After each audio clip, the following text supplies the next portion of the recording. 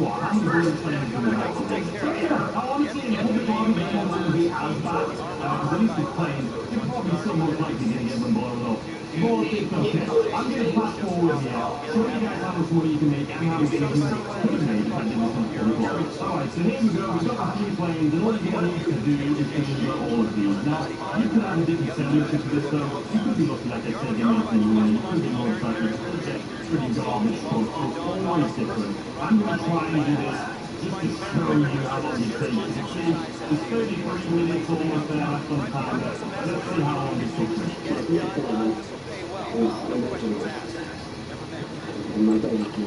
25 minutes, Rockstar! 25 bloody minutes! I do not care if this is 2 times pay. That is pathetic that you think that is worth it. I've just my mic's come off. I've turned into a bloody... Go in the water. I don't freaking care. I don't care. My mic's come off this stupid boot.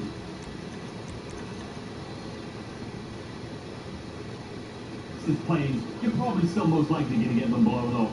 But it's okay. I'm going to fast forward here, show you guys how much money you can make and how much you could have made if I did this in a public lobby. Alright, so here we go. We've got the 3 planes, and all you're going to need to do is deliver all of these. Now, you could have a different sale mission for this, though. You could be lucky, like I say, getting 18-wheeler. You could get motorcycles. You could get pretty garbage trucks. It's always different. I'm going to try and do this just to show you how long it takes. You can see there's 33 minutes almost there left on the timer. Let's see how long it took me. My disappointment is immeasurable. And my gratitude. 25 minutes, Rockstar! 25 bloody minutes! I do not care if this is 2 times pay. That is pathetic that you think that is worth it. I've just my mic's come off. I've turned into a bloody... Go in the water. I don't freaking care. I don't care. My mic's come off this stupid boot. Listen, okay? Rockstar. 25 minutes for that took for $300,000. I understand that this is supposed to be something that you do with friends. But even if I did it with friends, I wouldn't bloody do it, because the pay is still not worth it. So here I am, bopping up and down in the middle of the stupid ocean. Let's get, like, these are, I'm never doing it again. I'm never. 310,000. Now listen guys, if we did that in a public lobby, you'd get 465,000. Why you would do that in a public lobby, I have no idea. I hate the incentives so much. I know they're not so friendly, so to the friends, even with friends, it is not bloody worth it. And do we have any cars? It's been over an hour since I started this video. So that makes me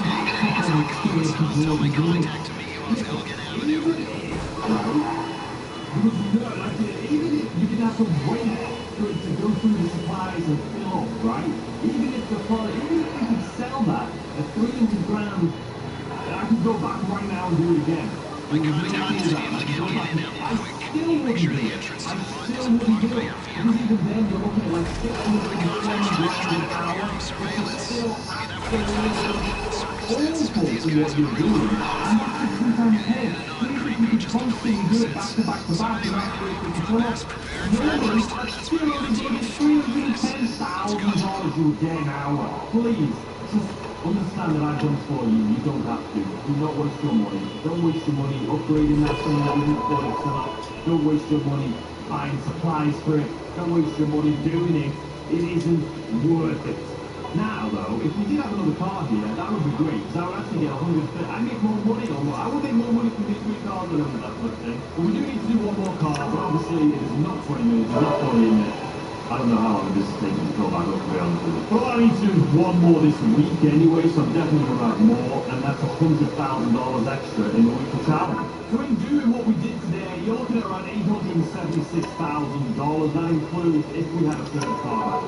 That includes the weekly challenge as well. So the cars, the weekly challenge, the 310k we made from that, from the document forgery office, from the Madrazo hits, all of that today, like I say, 876 grand. So You can make millions of dollars this week. It just depends if you are absolutely bloody insane. But anyway, I hope you guys enjoyed the video.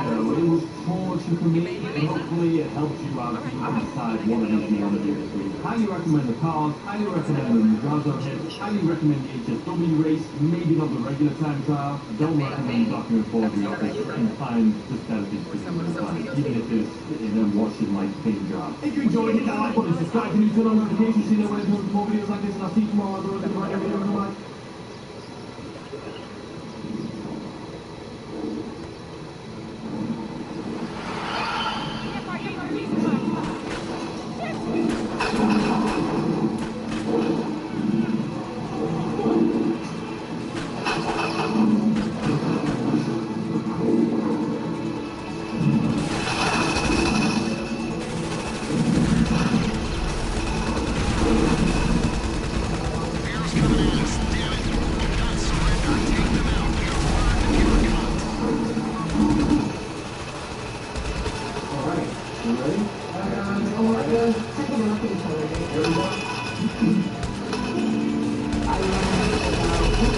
For a body of work, I've been focusing on particular things. I wanted to work on something that's a little more purposeful.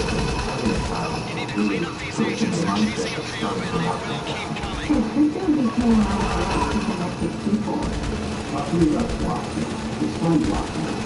I actually didn't know much about crypto. And I started to do what is crypto, how it all works. It's simply just a public ledger of value. You can interact directly on the blockchain, exchange items of value more easily. Less fees, more transparency, there's sustainable, It's fun. It's having flexibility and showing effort and secure, and I think crypto makes us feel that way. Blockchain gives you a new unit. Crypto is the future. This technology really can be used for good. You got something that Looks like you're secure here, but I've heard that before. Drop the codes at HQ and look out for tails.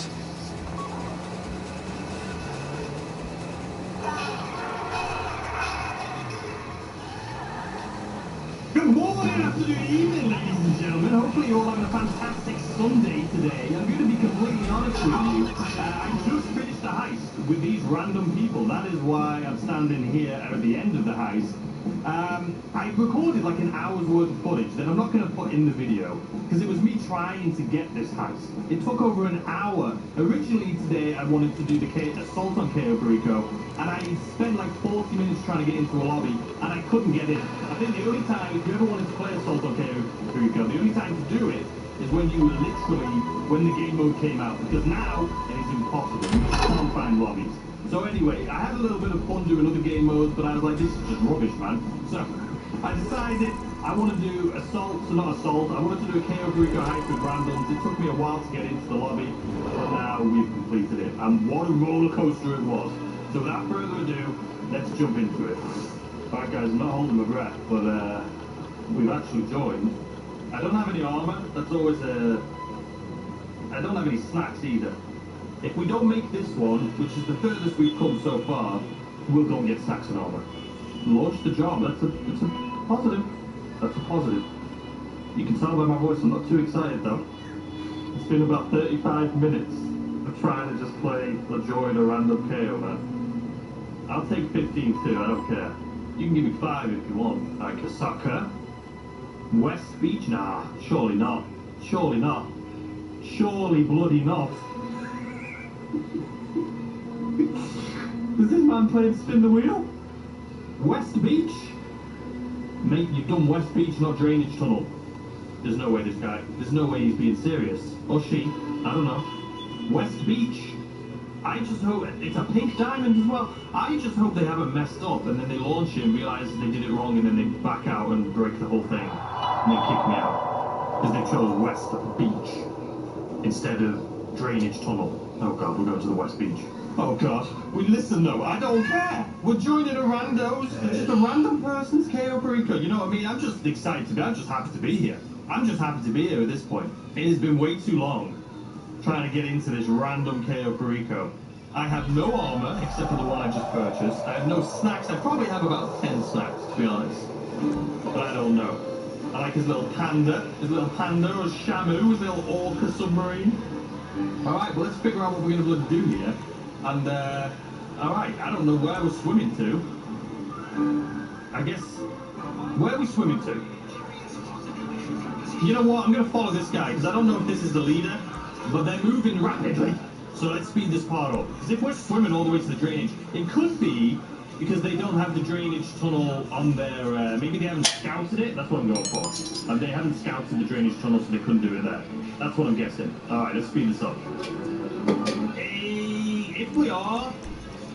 We're going in the drainage tunnel, but they're going the wrong way. Or are they going to the main dock? Because we have a long way to go if we want to swim around to the drainage, and the way we're heading isn't to the drainage.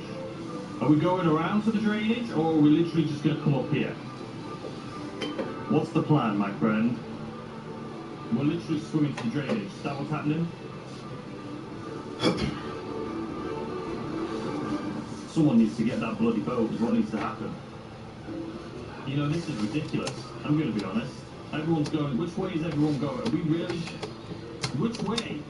Listen. This is ridiculous. This is... as someone that does the PS4 Broadcast very often, I am very confused right now. This guy's swimming around trying to catch a boat. I'm just going to the main dock. I'm going to the main dock. We probably should have just swam to the drainage tunnel, but I don't even know if this guy's got the bloody coin torch. So we'll go to the main dock. I see a grappling hook. There's no way in hell here. That's his plan, right? A grappling hook? There's no way. You can't get up there, my friend. You gotta go straight. No, you can't get up there. Go straight. Oh my days. Listen, I'm not sure what's happening, but we're going for it. This guy may trigger all the alarms. This is the thing we're doing with randoms. If we just get a bunch of alarms triggered here, do we have silencers? We do have silencers. That's kind of good news, I guess. I assume we're not looting here. I assume we're not doing any looting. Oh, we've got disguises. Okay, let's put our gun away. I didn't realize we got a disguise on the go. My guy has scouted the entire island. This is good. This is good. This is a great start. This is a great start. Me next. Me next. Alright, we've got a disguise. And I've actually never seen this disguise before, if I'm being honest. So this is kind of...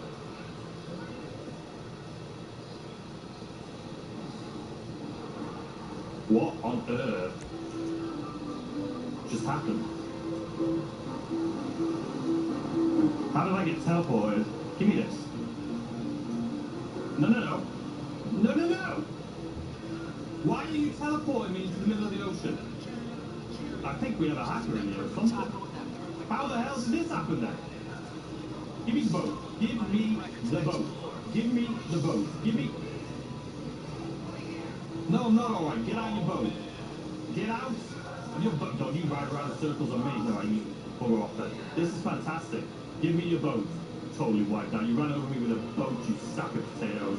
Is he coming back? You know what? I'm going to get on this rock and shoot this guy. Alright, someone else got it. Perfect. Thank you. Whoever shot him. I don't know how you shot him because you're in the water, but it's fine. He literally just died. Who shot him? I don't know who shot him. Let me go and get my guy here. He's gone. My guy's gone. Oh, he's right there. Is he? I don't know what's happening. Alright, let's continue.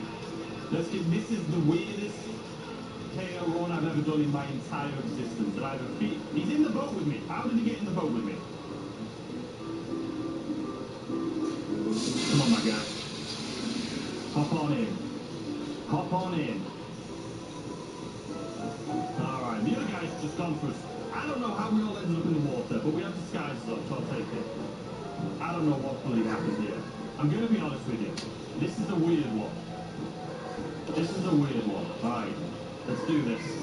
Here's the thing. If it was like an actual hacker, you know what I mean? What would be the point? What would be the point of teleporting us this far, but not just teleporting us into it? Is this guy doing it? Is he just doing a really bad job at it? Okay, I'm going to speed this up because I don't know what's happening. 3 of us are disguised, 1 of us a dozen, and our disguises are all pretty different.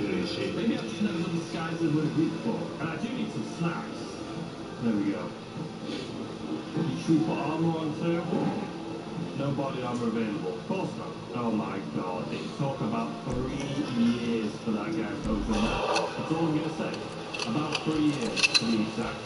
I don't know what loot we're getting. I don't know. I'm assuming we're getting gold for the side leader. I'm assuming that's what's happening. Wait till the leader. Well, the leader's swimming around like a bloody sea.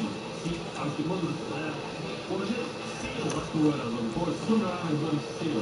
Maybe it's the first time. I'm not hating. I don't know how I ended up in the water. But anyway. There we go. Alright. Here we come. Most of us have disguises, except for him. So hopefully he doesn't, you know. I'm going to go straight to the leader, I think. That's my plan here. I'm literally going straight for it. I don't know what these guys are going to do, but I'm going straight for it. I'm going to wait for this little fella to turn around. You guys already know.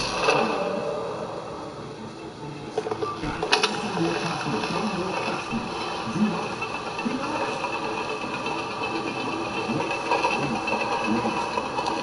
Wait.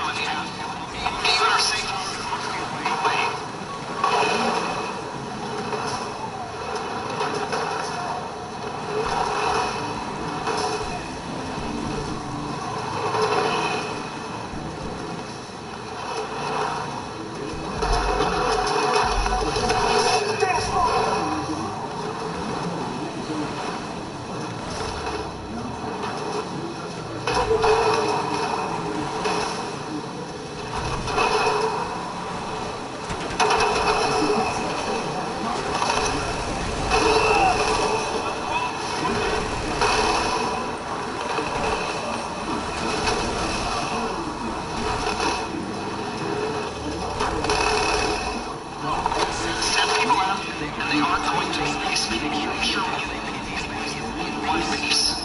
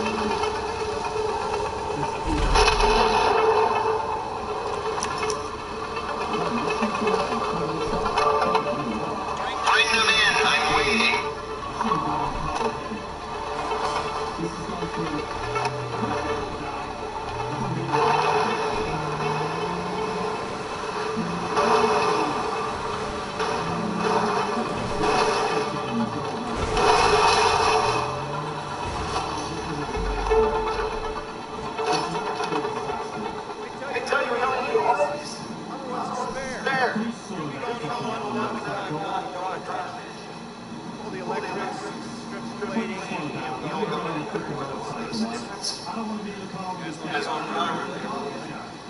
Ah, this is Right, now get going. motorcycle. I could have been in the submarine by now. Why couldn't we have jumped up? No. It's fine.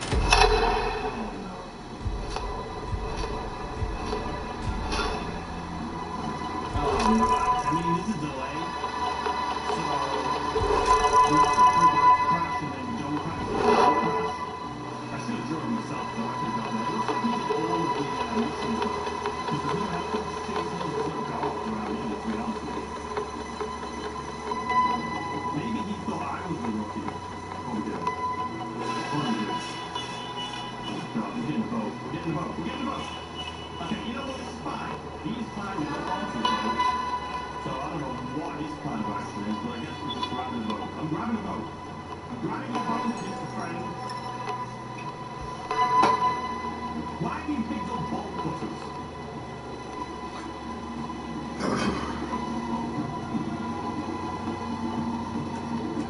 I'm trying to honk at him. I'm going. I'm going. I literally don't have a choice. I was going to wait for him. I was going to wait. But he just got his squad. So I don't know what to do. So leave him behind. Why are you taking out the air defenses? Oh, you're going into the Saka?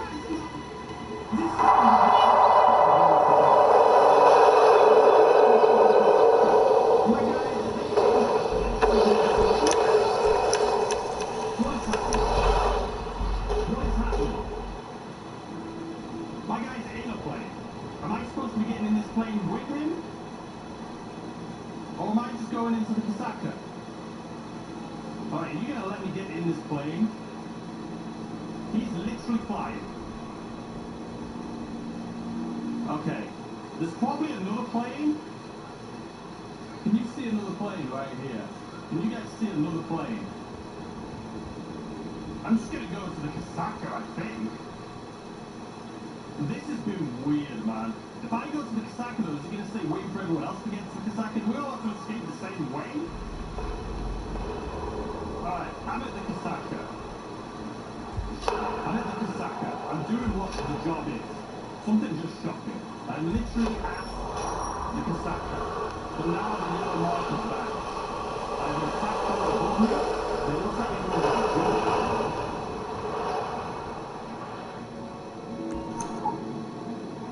There's a couple of attack boats above us. This is weird. We're all here.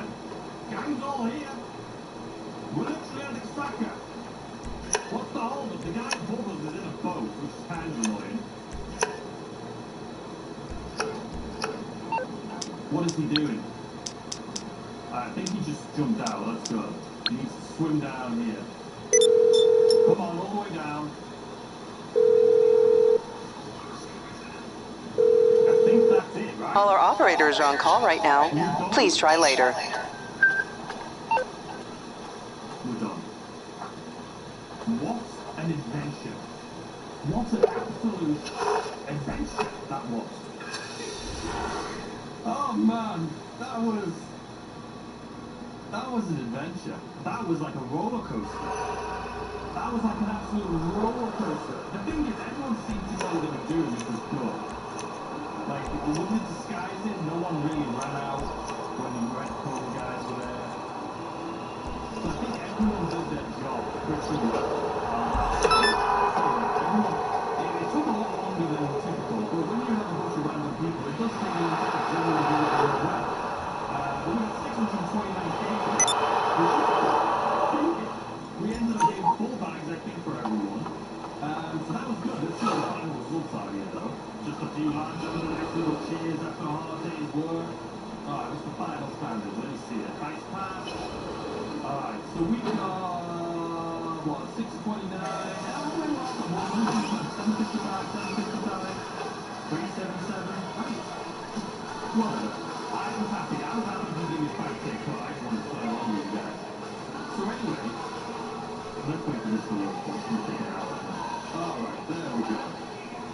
Alright guys, anyway, that took me a long time to get here, but we've done it. We've completed the Chaos Rico heist with randoms in was actually a lot of fun. It was a roller coaster ride, I'll tell you that much. But I hope you guys had a fantastic Sunday, or are having a fantastic Sunday. And I will see you guys, as always, tomorrow with a brand new video. Goodbye!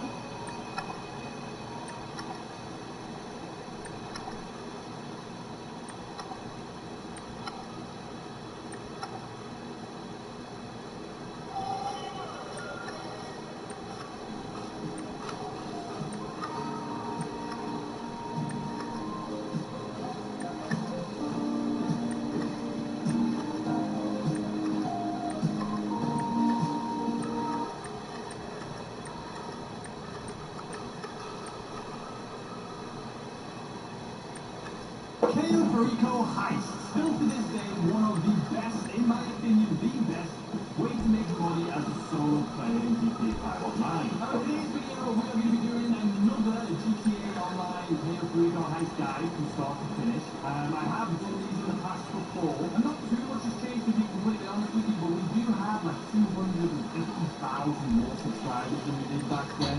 I still have so many people asking me to do guides. I don't think they've seen that video, so I thought it would be nice just to do a refresher, see what's new, if anything. Maybe this video is going to be a little different than the last one. But either way, I think doing updated guides and things is good to do, at least once a year. As long as I'm not doing it like 2 months, but once a year, I think we're good. So we're going to be going over everything here today, so let's just jump straight into it. Alright guys, so let's go over everything, like I say, from start to finish, everything we need to talk about when it comes to the Perico Heist. And we'll be talking as if this is for a beginner, or if somebody, if you've played it multiple times and you're still struggling, I'm going to walk you through everything. So watch the entire video so you don't miss anything, so you know all my tips and tricks. And I promise you, if you follow what I do on this, it'll be the easiest thing you can possibly do. So first and foremost, what you need to do to own, or to complete the Perico Heist, is you are going to have to own a Kasaka. You see it right here, and it is $2.2 million to purchase, but you're going to make that money back just for doing like 2 of these heists. Now, you may be thinking, okay, well, it's going to cost even more to fully upgrade this thing. You don't need to upgrade it. I still have the basic colour. I even still have the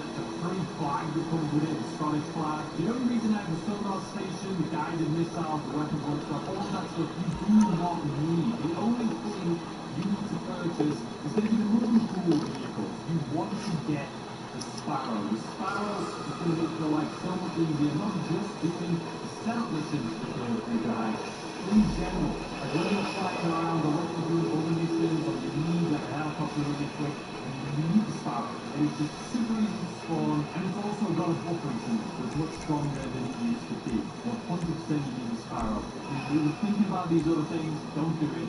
Not worth it. Wait until you've made millions before you buy any of these. Now once you've purchased it, obviously you can go to your spawn location right here and then just go straight to your Kasaka. Let's go ahead, find new session. This is send us for Kasaka. Alright, so here we are in Kasaka. A couple things you need to know, because it is good to always have them stocked up. As soon as you turn around right here from your bed, you have this section right here. You have the kitchen. And you can obviously right here, it can be free. You can resupply all of your snacks, which is obviously a good thing when you're doing setup missions or anything like that. You want to make sure you can re-help. Then from here, you're going to run straight inside around this corner, and there's going to be a staircase which is going to take you straight upstairs. And this is where your planning board is going to be. Now you have 2 options. You can do it in regular mode or hard mode. And you're probably thinking, okay, how do I do hard mode? Well, to do hard mode, you have to complete it right away once Parvel calls you, once you've already completed it. So for example, let's say I've just completed this heist, there's this cooldown before you can do it again. As soon as Parvel calls you, says, hey, you know, we're ready to do it again. If you do it at that moment, I think you have like an hour or 2, if you do it right then, it'll launch in hard mode. But the majority of the time, as you guys know, I only do it in normal mode. So that's what we're going to be doing here today. So this is your Kasaka anyway, and this is your planning board. So obviously for me, what I'm going to do is, first of all, as you can see on the top left, you have to register as a boss, so CEO, MC Club President, and now you can get into it. So this used to be, I think it was $25,000. It's recently gone up to $100,000, which does kind of suck, but you will make that money back, obviously. But they've also nerfed like how much money you make. But the reason, and I want to let you guys know, the reason I still think this is the best way to make money as a solo player in this game is it's so easy. Like you can complete this from start to finish in like 40 minutes. And that includes all the setup and the heist and getting the elite challenge. Now there is obviously a cooldown on doing this heist, and it's a 3-hour cooldown. But what you need to realize is most people, including myself, I'm not constantly doing this throughout the day, right? Because it is, like I say, it's a 45-minute, let's say, on average for me, to complete this from start to finish. I'm not going to be doing multiple of these back to back, like 45 minutes and then another 40. So for me, a 3-hour cooldown is perfect. So anyway, you're going to confirm that you've spent your 100k. There we go, 100k down, and now we're at this street. So what do we need to do here? So if it's your very first time doing this heist, you are going to want to scope out the island more detailed than you typically would. And what I mean by that is if we look here at escape points, these are the markers. So if you see these, I can't use my mouse. If you see the white triangle, those are the escape points. So if I click on this, you can see the airstrip, the main dock, the north dock, and the Saka. So you need to go and take pictures of these places when you scope out the island. Just drive around, take a picture, send it to Parval, and that'll unlock this for you to be able to choose it as an option when you are selecting how you're doing the heist. Same thing for the compound entry point, and obviously same thing for the infiltration point. You're going to take some pictures of these, and you'll be able to, do any of these. Now, the halo jump, you can only do the halo jump if you are using the Alchemist as your vehicle. And I'll explain all of these a little bit later on. Then you've got the West Beach, Main Dock, North Dock, South Dock, Drop, and Drainage.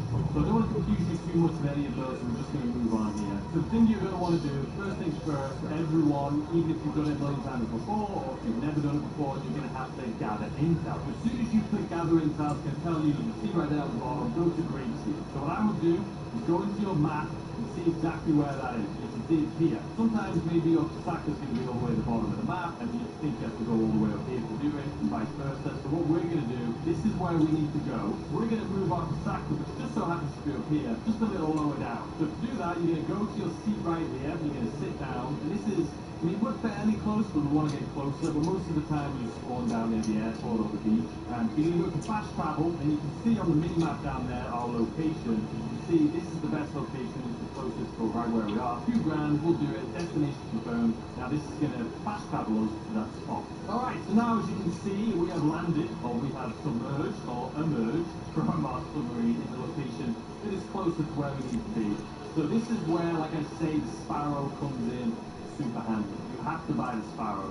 And if you don't have enough money to get it right away, do a few heists, maybe do something else as well, make some money. And I have loads of guys on my channel making money on other things as well. But make sure you get the Sparrow. You can see it's going to be right back here. You can customize it from in here, just like if you're in one of your auto shops. You press right on the D-pad, you can see it says right there, modify the aircraft. And to modify the aircraft, you can put the home missile on top. I would definitely recommend that. But anyway, mine's already upgraded, as you can see. And this is one of the best vehicles for the home and missiles too, in my opinion. You can unlimited spam them. There's not like a cooldown like there is for like the, what do you call it? The buzzers. The buzzers, you shoot 2 rockets, then you have to wait a few seconds and shoot 2. This is pain in the butt. Anyway, so we've come up from here, you can see on our mini-map, we're really close to it. So I'm actually going to speed this part up, because you don't need me to tell you how to fight. Okay. So here we are coming up to the Like I said, exactly. I want you to choose this next task. We are going to borrow something of the Navy. Not sure why. The thing is, plane is funny. Both the boats have in the ocean. Borrowing something covered. You are going to bring the plane here. We're going to unload and sell the plane to customers. After that, you need to here, helicopter, here, and we should be good to go. Alright? Great, good. Oh.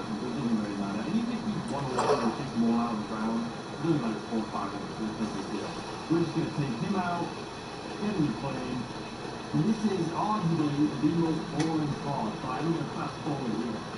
Just because there's no tricks that I can tell you how to speed this up, it just is what it is. You can see flight to Puerto Rico. So all of the missions to get the Vellum, like we've just picked up right here, they're all going to be on the north side of the map, and then it's just a time trick. The game just wants to waste your time. You're going to have to fly to the southern part of the map. So there's no skills here, there's no tips or tricks for you, you just have to fly it. So let's do this part off. Always need to. Alright, so now you can see we have a close to the southern part of the map where the yellow marker is. So this is going to just automatically bring you to this cutscene. It's going to be used flying buy it in food if you're food, but look at that, absolutely not. Okay, so for this, you're not going to have any guns on you, you're not going to have anything like that, you're not going to be fighting anyone. The whole point of this is to scout the island to get your primary loot and secondary loot if you're being able to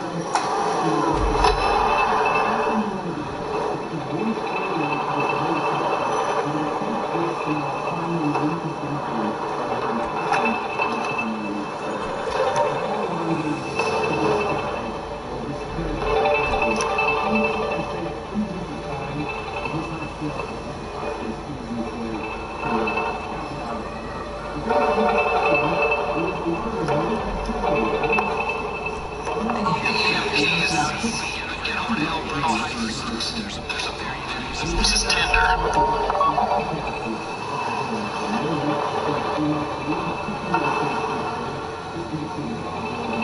Enjoy this moment of calm before the storm. Recording. But, voice news conference.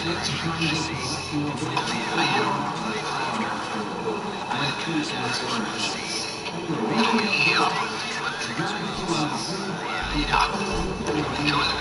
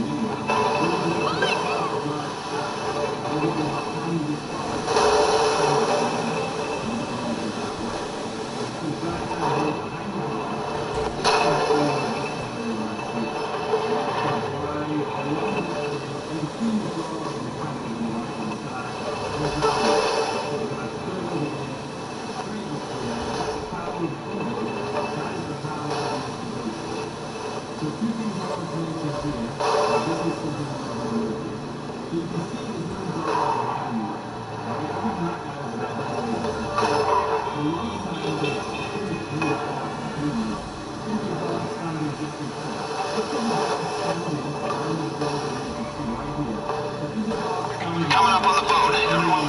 Ready?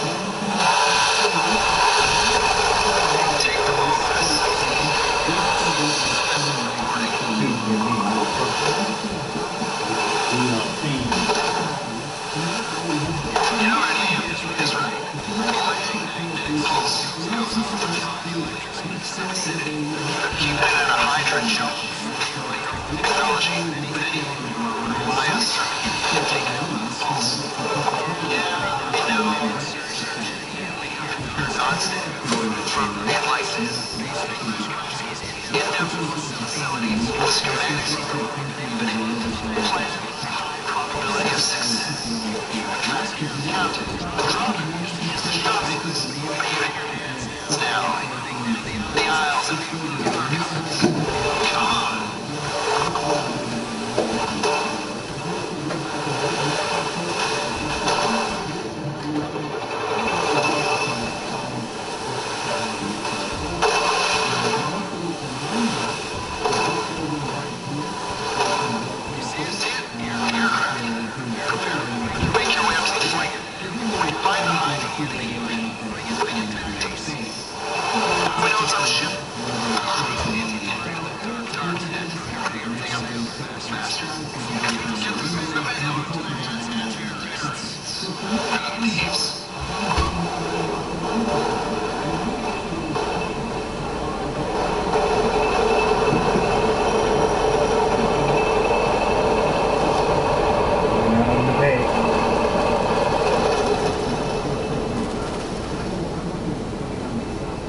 몇 번에 유실은 얘기야.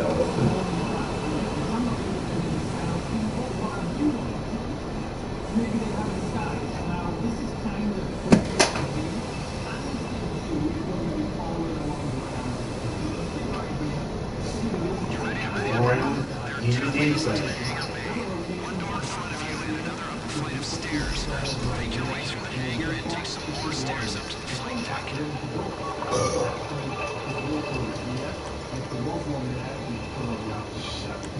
Now, this vehicle is a great one to have. Which machine?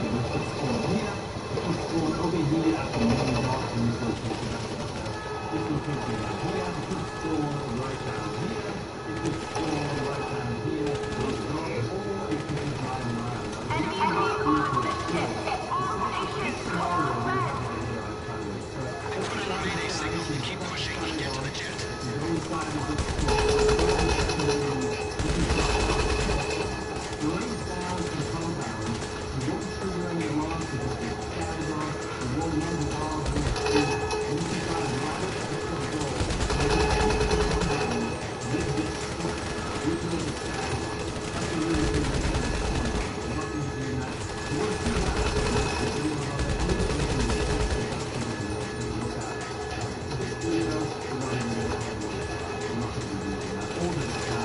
There's a supply room over in Hangar Bay if you need to stock up.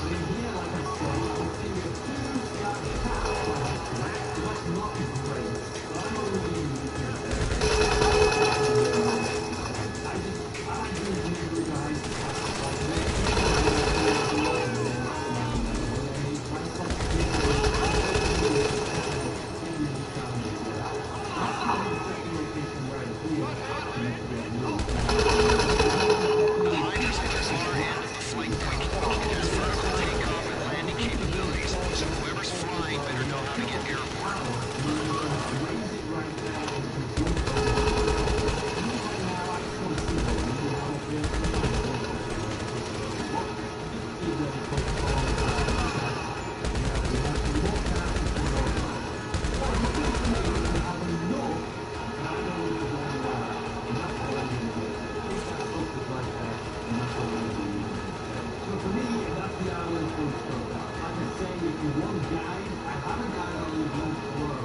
One of you is flying glider, and the rest is making sure it gets there.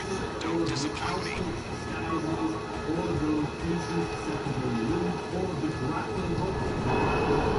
They've got the try.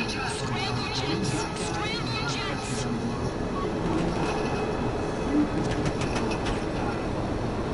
Sam Kiddo 6 inbound.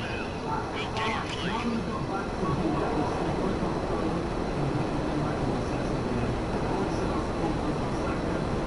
Down those jets before they down you. I am not pulling the EMP out of your wreckage.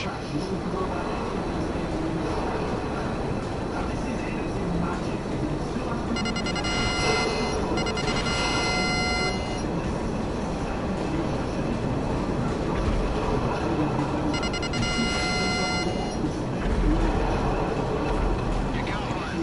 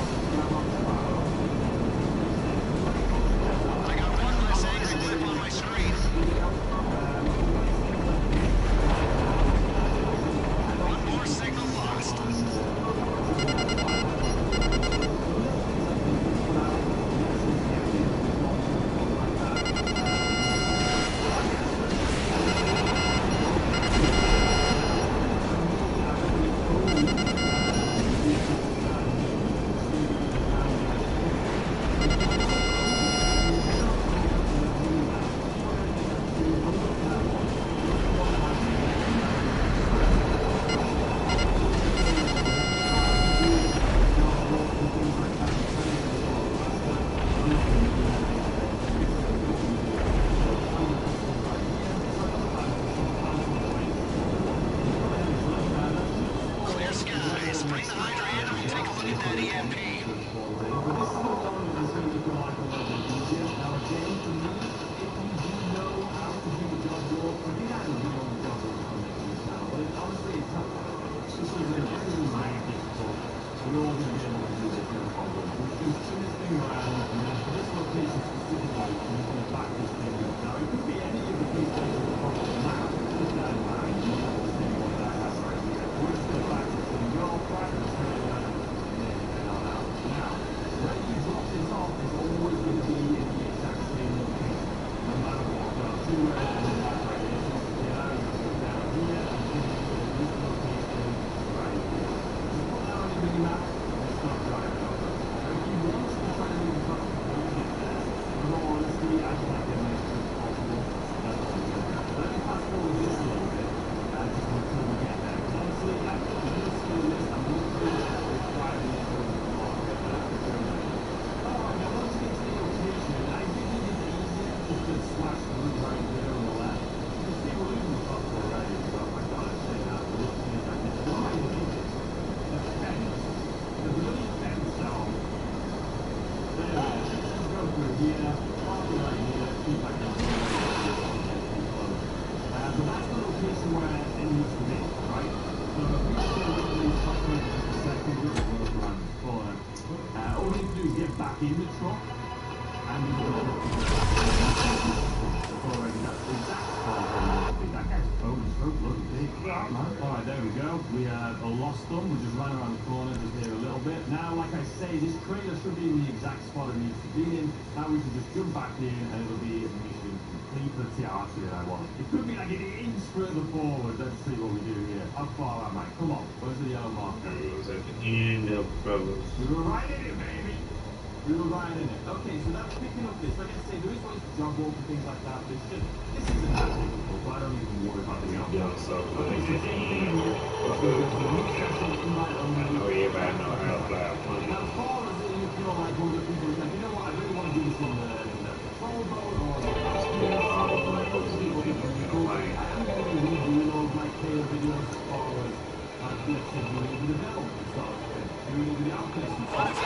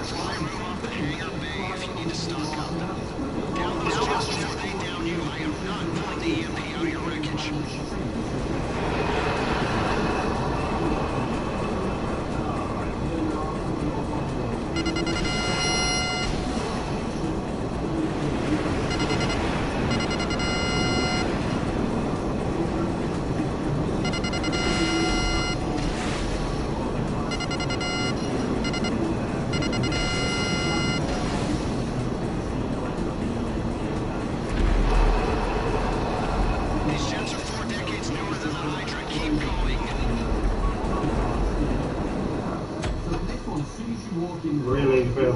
Forward, pull out your phone and take a picture from here. You can see the boards right there, and that's it. Now you can send it. You don't need to walk over there. Now all you need to do is turn around and walk Come on out. there, we doing so damn good the first time. Why y'all slack? You ain't gonna leave. I know that. So get back in the chopper, and I think for this one, it's probably going to be under the bridge. But again, it could be in different locations for you. So let's speed this up until we get to the marker. Alright, so here we are at this location. This is one of the easier ones, in my opinion. So we're just going to start shooting like this. Make sure we get everyone. There's going to be some cars coming. But for us, we're going to try and get in here before the cars come. And they have booked the Sparrow recently. So I need some plane lessons. Okay, here's the cars. So we just need to come down, get low enough, just like that we picked up what we need to pick up. And then up and out of that. You don't even need to get out of this thing, fly on over, dig down, grab it, and you're out. Now we just need to head back to the Kasaka. Again, super simple, super easy. I think that will almost go back to the chopper. And just like that, we're back in. And when you approach the chopper, the submarine, you can just fly low enough, make sure you don't hit it. You don't need to stop and like start going down. You can literally just be going full speed. And as long as you go over it, you can just tap right on your D-pad or whatever is stored inside on the keyboard, and it'll just lock you in. And there we go. You may have noticed, wait, how is this mission not complete? Now this is one of the most annoying mechanics they have in the game, so I just wanted to mention it in case you happen to see it too. The sea needs to go to Rock Hill. We've got the package already, we've taken out the people, but because we didn't go into that yellow marker, it's not letting us complete it. So if you are not as stupid as me, just make sure you touch that yellow blue marker before you do it. I'll show you. Let's speed up when we get there. Or until we get there, I should say. Alright, so listen, they have so many different like types of markers in this game. Like some of them, which is what this needs to do, is when you place it, then it opens up instead of timing it, right? And this is one of the ones where it says you have to like physically push it. So you can see the yellow marker on my mini map there. Can't see a mark on the floor. But you literally start to get right there. There we go. And now high step is done. Because we've already taken it back to the chopper, or back to the stacker. Usually it takes delivered to the stacker. We've already delivered it. So there you go. Carbon cutlet and deliver. Let's move on to the next one. That looks weird. So from here though, we can just go find a new section and right on there. Alright, so we're back. Let's go back to a quick. I think this thing is slower. So once again, let's see where we are in location. We know what that's fine. I feel like 90 second ever positive. But I mean, right back in the chopper. Let's go. Guess what? We're going to do a little more. Alright, so once again, let's learn that fly. And we need to learn that fly. That's not doing me. That's what's this. We're just going to be heading over to this yellow marker. So I'm going to speed this up here again. Let's do it. Alright, here we are at the location. I always land on. See how that's like a little dirty, cracked surface down here beneath us? I think it's just the safest bet because there's only a lamppost around here. But I always just land right there. And then as far as the cameras on this one, don't even worry about it. I'm going to pull out my TAC SMG. You guys know I love this thing. Grab the armor. I don't. Who cares? I'm just going to go and shoot everyone. I feel like even if you take everyone out or take out the cameras, it's not going to make much of a difference. Excuse me, sir. I appreciate it if you didn't do that. Now the last guy here, sometimes it's hot to say about it. I didn't have a chocolate, but it's careful. Anyway, okay. So now we're still waiting until this computer here. Until the dialogue goes through, so okay, there we go, we'll go to the laptop. And this is one of those easier ones. We're just going to go P, A, N.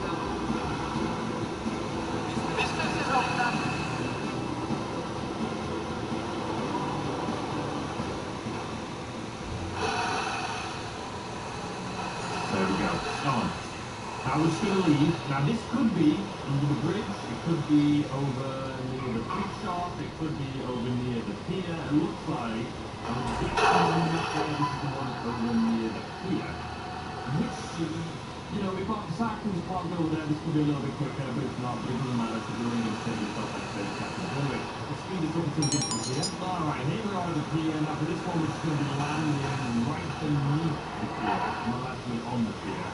Going to be right here.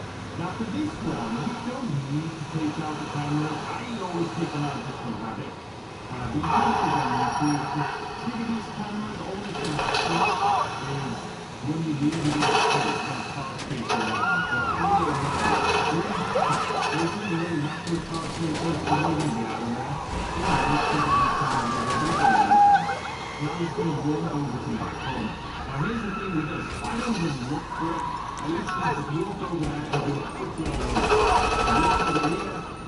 go this way, and then just go this way.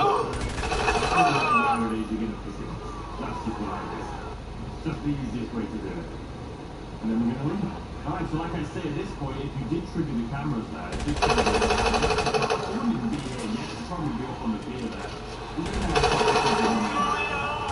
so don't worry about it. This is to get through the I just do it like habit, but you don't need to. Alright, now we're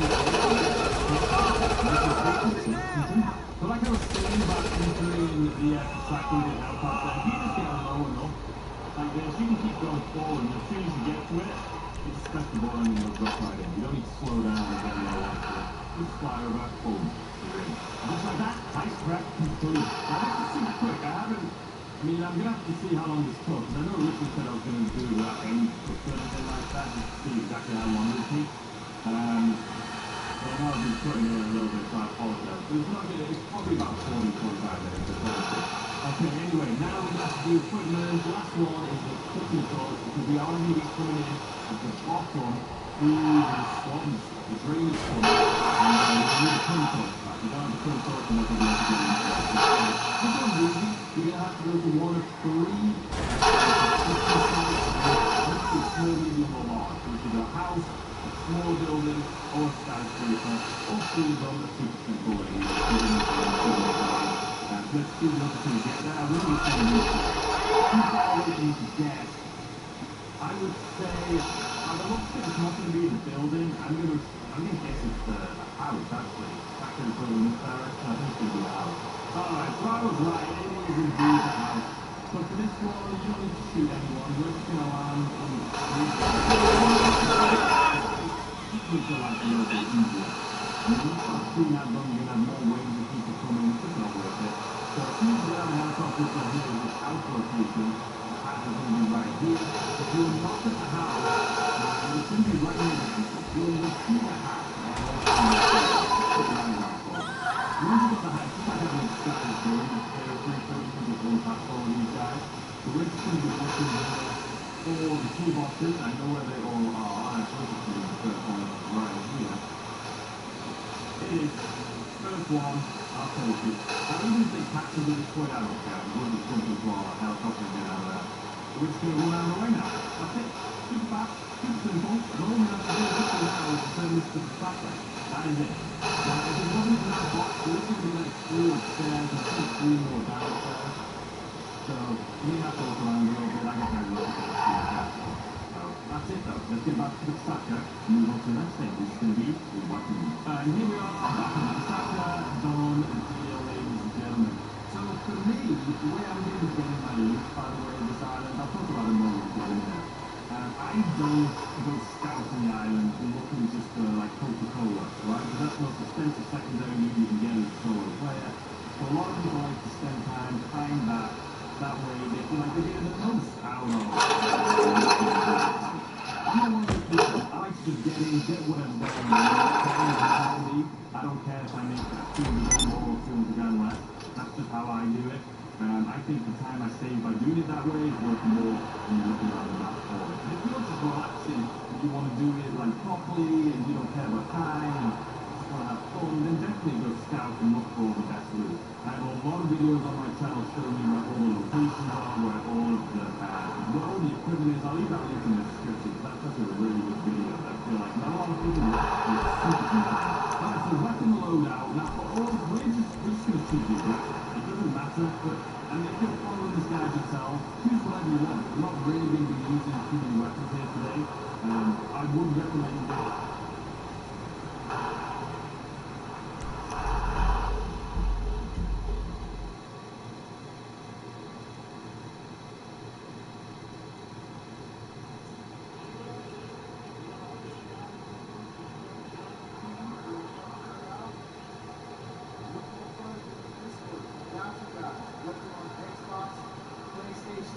PC, it doesn't matter. We got different sectors of the Discord that can help assist you.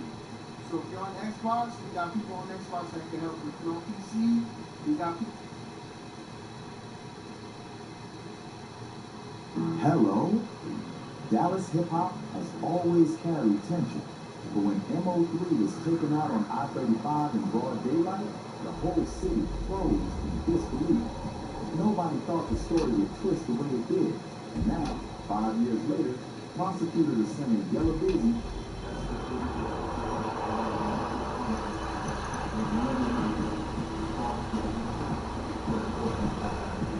pulled out $100,000 in cash right after the situation went down, with bank cameras catching every move.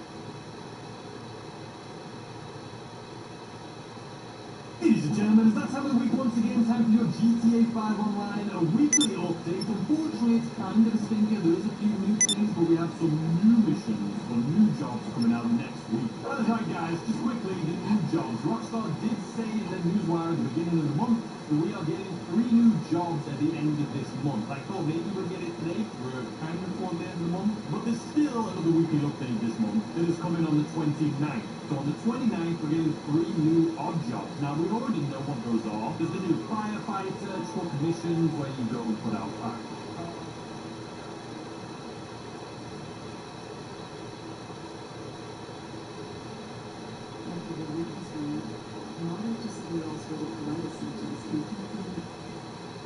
There's a new paper delivery route where you drive a motorcycle around delivering newspapers. And there's a new forklift job where you're a warehouse technician and you've got to put certain products onto a conveyor belt and you'll get paid for that. We'll have a more detailed video on that. If you want some information on it, I'll leave a link in the description down below. Like a drift feed video I did that went over it, showed you how much money you can make. But we'll do the actual videos on that next week when it comes out. But anyway, let's jump into the rest of the weekly update. But first of all, like I said, we've got a new livery. This is called the Mosh Mosh livery, and it's available to Karen Evron RS. If you log in tomorrow, you'll be able to get this at any of your auto shops. And let's talk about the 3 times. So 3 times GTA money and RP on the Madrazo hits and the Community Combat series. So nothing crazy, but not too bad. As far as 2 times, she had 2 times GTA money and RP on the document forgery cell missions. So obviously boosting this, she'll get a pretty decent amount of money. We'll have a video on it tomorrow showing you exactly how much money you can make. It is a cell mission, which is good, but it's the document forgery, which is arguably one of the worst. And then also featured series Transform Races. Also you get 2 times GTA money and LS Army Rep on the Auto Shop client jobs, and that's 4 times if you have GTA Plus. Then as far as the weekly challenge this week, complete 3 Auto Shop client jobs and you'll receive $100,000. I missed out a W on the end there, or probably missed out a 0 on the end there. But this one's not too bad. This is fairly easy to do, and it's paid 2 times pay. So this one's not bad. As far as your FIB priority file, that's going to be the black box. Now let's move on to discounts.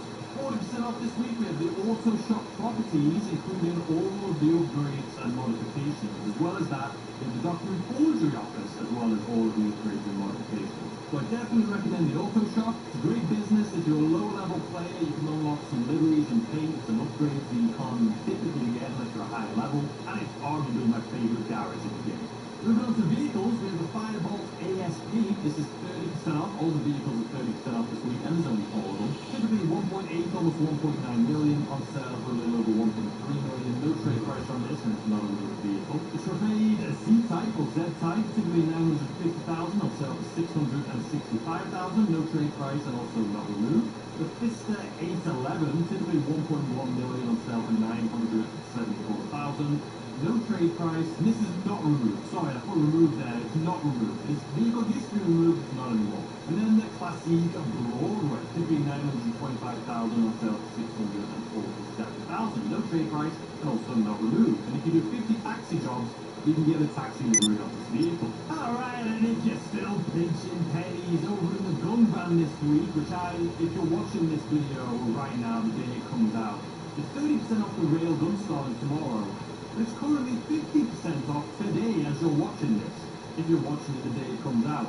If you don't own the Railgun, go to the gun van right now and get it 50% off. If you forget, you can still pick it up tomorrow for 30% off. Then if you have GTA Plus, you'll get 40% off. The battle rifle. I'm going to try a little spinning the wheel this week. Your lucky podium vehicle is the Batman FMJ. And then over in the LS Carney, we have the Pegassi Tempesta. And this is a super easy car to win. All you need to do is place top 5 in the LS Carney Series once, and you'll get this car for free.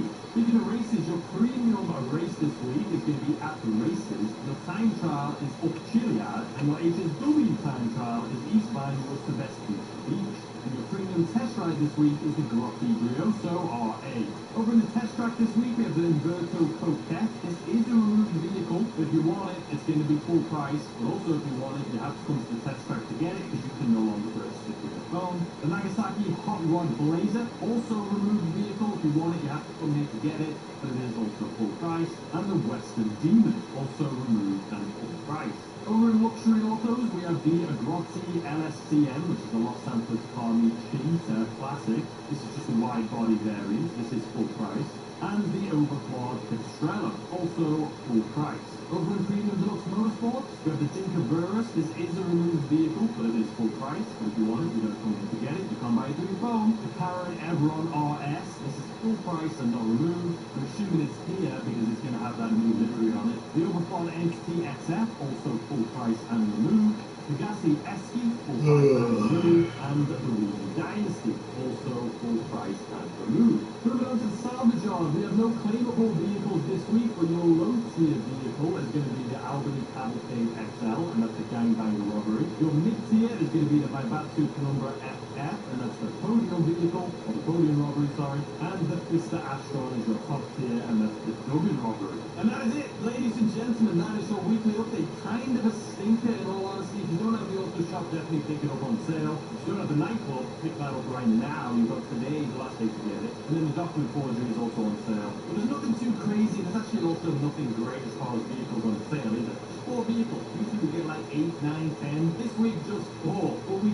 do have those new game modes coming out. Or not the game modes, that new gameplay. Some new odd jobs that we can do. That will be something fun, but obviously it's not going to be some ways to make tons of money. It's just going to be odd jobs, right? But anyway, I hope you guys enjoy the rest of your day. Thank you to everyone that tunes into the stream. If you want to see the weekly update info, like 2 hours before these videos, I stream at 11 a.m. Pacific Standard Time every Wednesday. I hope you enjoy the rest of your day, and I'll see you tomorrow, as always, in the rest of the video. Goodbye!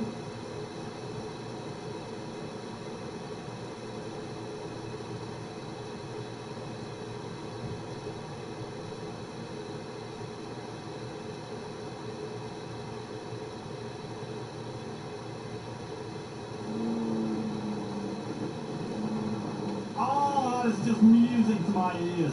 So here is our 10-car garage at our penthouse, and it is empty, as you guys can see. I did a video recently going over all of my cars, the garage tour. The link in the description down below. And I had this, and I said to you guys, what should I put in it? And as you can see by the title of the thumbnail, we are going to be doing my top 10 favorite HSW cars. I'm going to be walking through all of them from 10, 9, 8, 7, 6, 5, 4, 3, all the way until number 1, and I'm going to be telling you how much each of them costs. Now keep in mind, everyone may have a different top 10. It depends what you like, whether it's you're going for speed, whether you're going for how fast it is around the track, or like me, if it's just how you feel about the car and how you like driving them. I'll be giving you all the information of why they're in my top 10 throughout this video. Let's jump into it. Right, so we're going to be starting off with my number 10 spot. I've owned this car before. Right now I only have the Sentinel, but on this account I don't have HSW. Really, I have a couple cars, but because this is my PC account, HSW only came to the game not too long ago, this year. So I wanted to get them all here for your faces. But some of them I'm going to have to buy because I don't have them on this account, and some of them will be taking some of my cars I already own and converting into HSW. Don't worry, each of them I'm going to tell you exactly how much each individual car costs, just in case you want to purchase it yourself. So first of all, we have to buy this one and fully upgrade it. So let's do it. 60 grand, easy work. Now here she is, ladies and gentlemen. I love the Sentinel, you guys know. It is in my top 10, my favourite Southern San Andreas cars. You can get the Sentinel off the street. This is the XS, and I love it. So what we're going to have to do is take this beauty to the LS car meet. So let's fast forward till we get there. That is where you need to go if you want to upgrade. operator, W. Now, I do want to say, driving this car stock, you may be thinking, how is this in your top 10? Like I say, my top 10 is going to be very personal. It's just cars that make me feel good. I love this car. It's an OG car, GT5. I love the look of it. We're going to see how this thing drives as soon as we're done with it. Alright, here we are, ladies and gentlemen. I'm going to show you a before and after. Now, if you want to see any of the cars that I make here today, like an in-depth review of them, let me know in the comment section down below, and I'll do an individual one for that specific car, just in case there's one of them that you're like, oh my god, I love this car, I want to copy the build. Let me know in the comment section, and I'll be sure to do so. So anyway, here she is before, ladies and gentlemen. I'm going to take it for a spin once it's fully upgraded to show you how much it costs for the entire build. So here she is before. Hey there everybody, welcome to the channel. It's a new year in Grand Theft Auto Online, and I'm your host, Bulo Rama. And I figured since it just became 2026, how about I talk about the 10 best vehicles to purchase in GTA Online. Well, you have some new vehicles making today's video. For example, right behind me is the Vapid FMJ Mark V. This car was literally released in the latest DLC, but it is such an incredible car that it had to make today's video. So when it comes to this list, we're going to be talking about the fastest cars, the most armored, and the best for missions, anything like that. If you do enjoy this type of content, you want to see more like it in the future, make sure to smash that subscribe button down below. And with all that being said, let's get straight into it. Starting off, as I said, with the FMJ Mark V.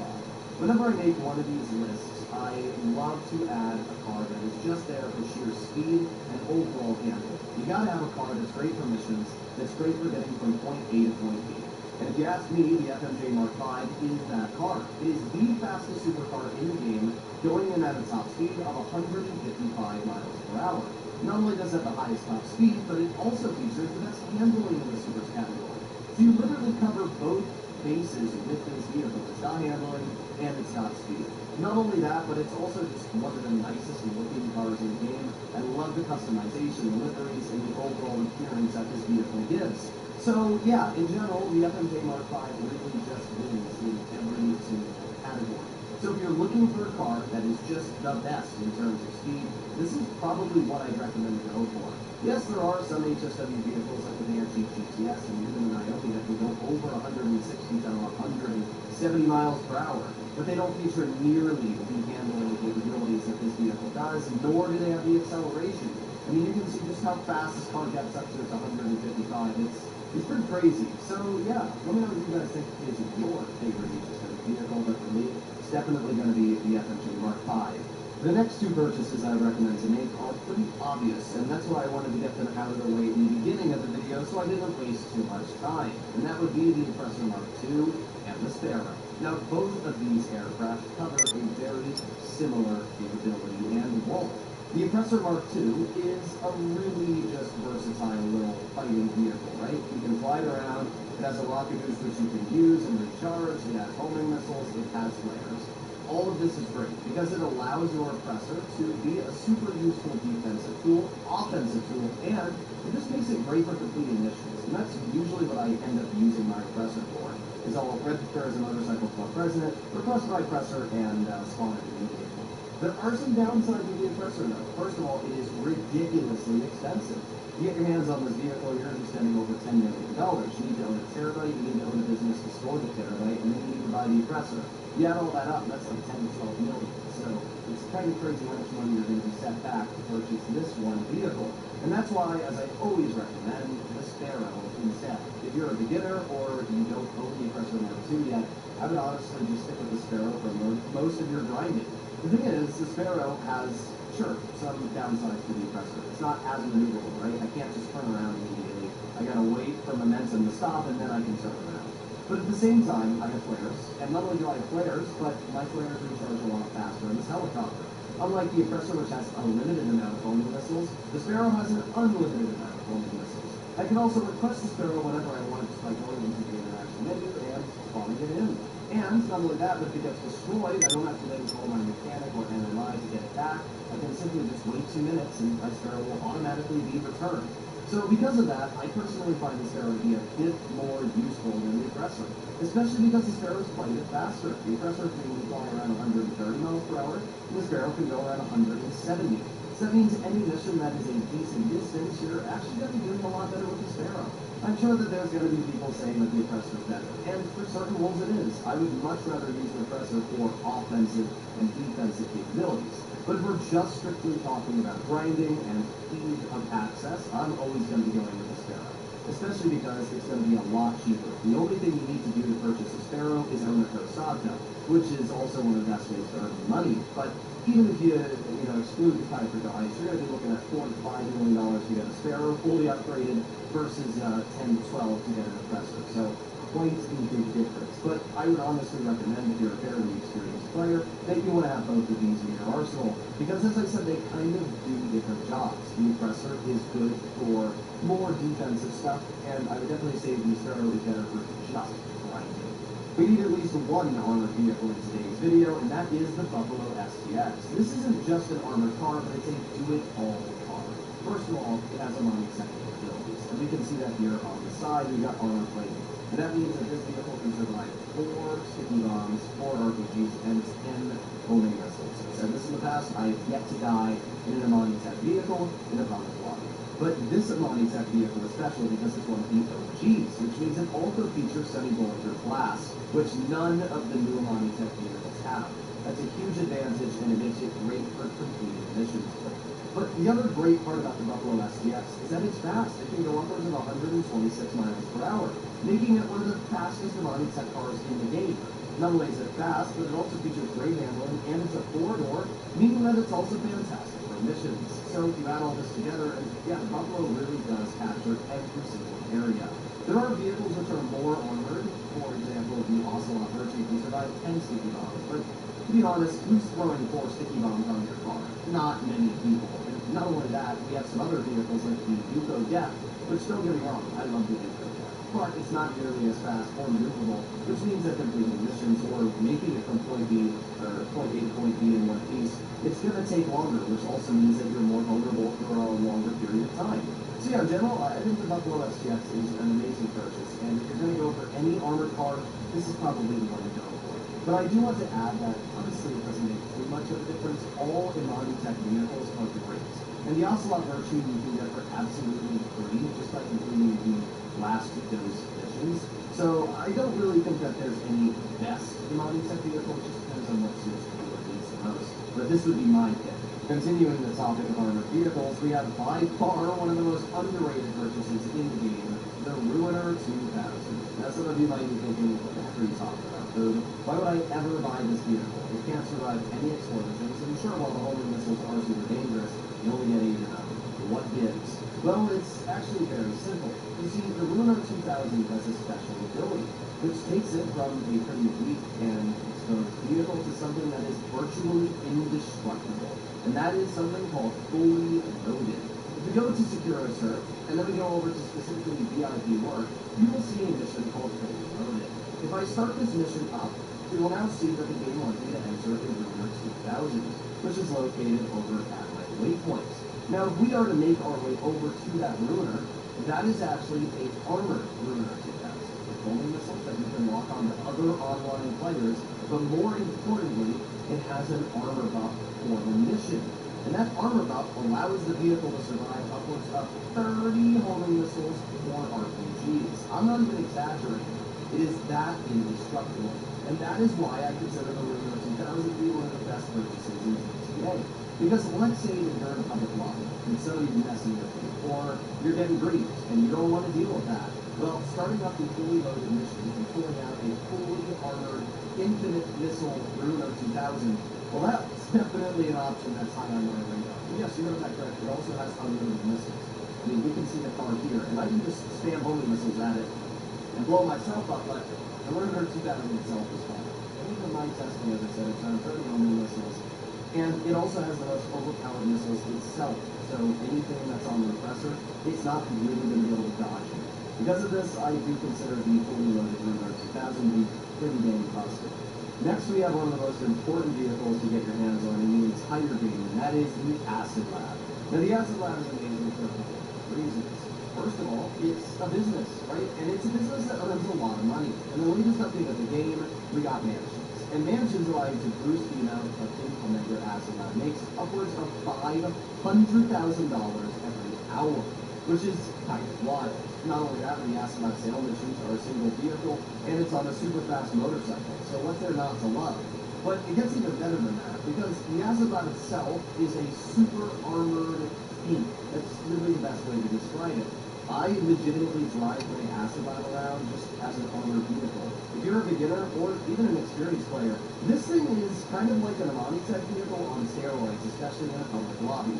First of all, the plow on the front, it actually means business. And you can see that here. Like, vehicles just get absolutely pushed out of my way when they're in front of me, which is super nice because a lot of vehicles in the game have plows like the Battlefield or Custom that don't actually work. But this is a big old semi-truck in front of me, and I can very easily push the semi-truck out of my way without even breaking a single sweat. So that's the first thing I love about this vehicle. But more importantly, the Asimov can survive upwards of 50 homing missiles and sticky bombs before being destroyed. And if that's not enough, there's no windows on the back, so you cannot kill the person driving the vehicle unless you shoot in the front. And as you can see, it has semi-bulletproof glass all over the front, meaning that you're still going to have to hit around 20 to 30 rounds before taking the driver out.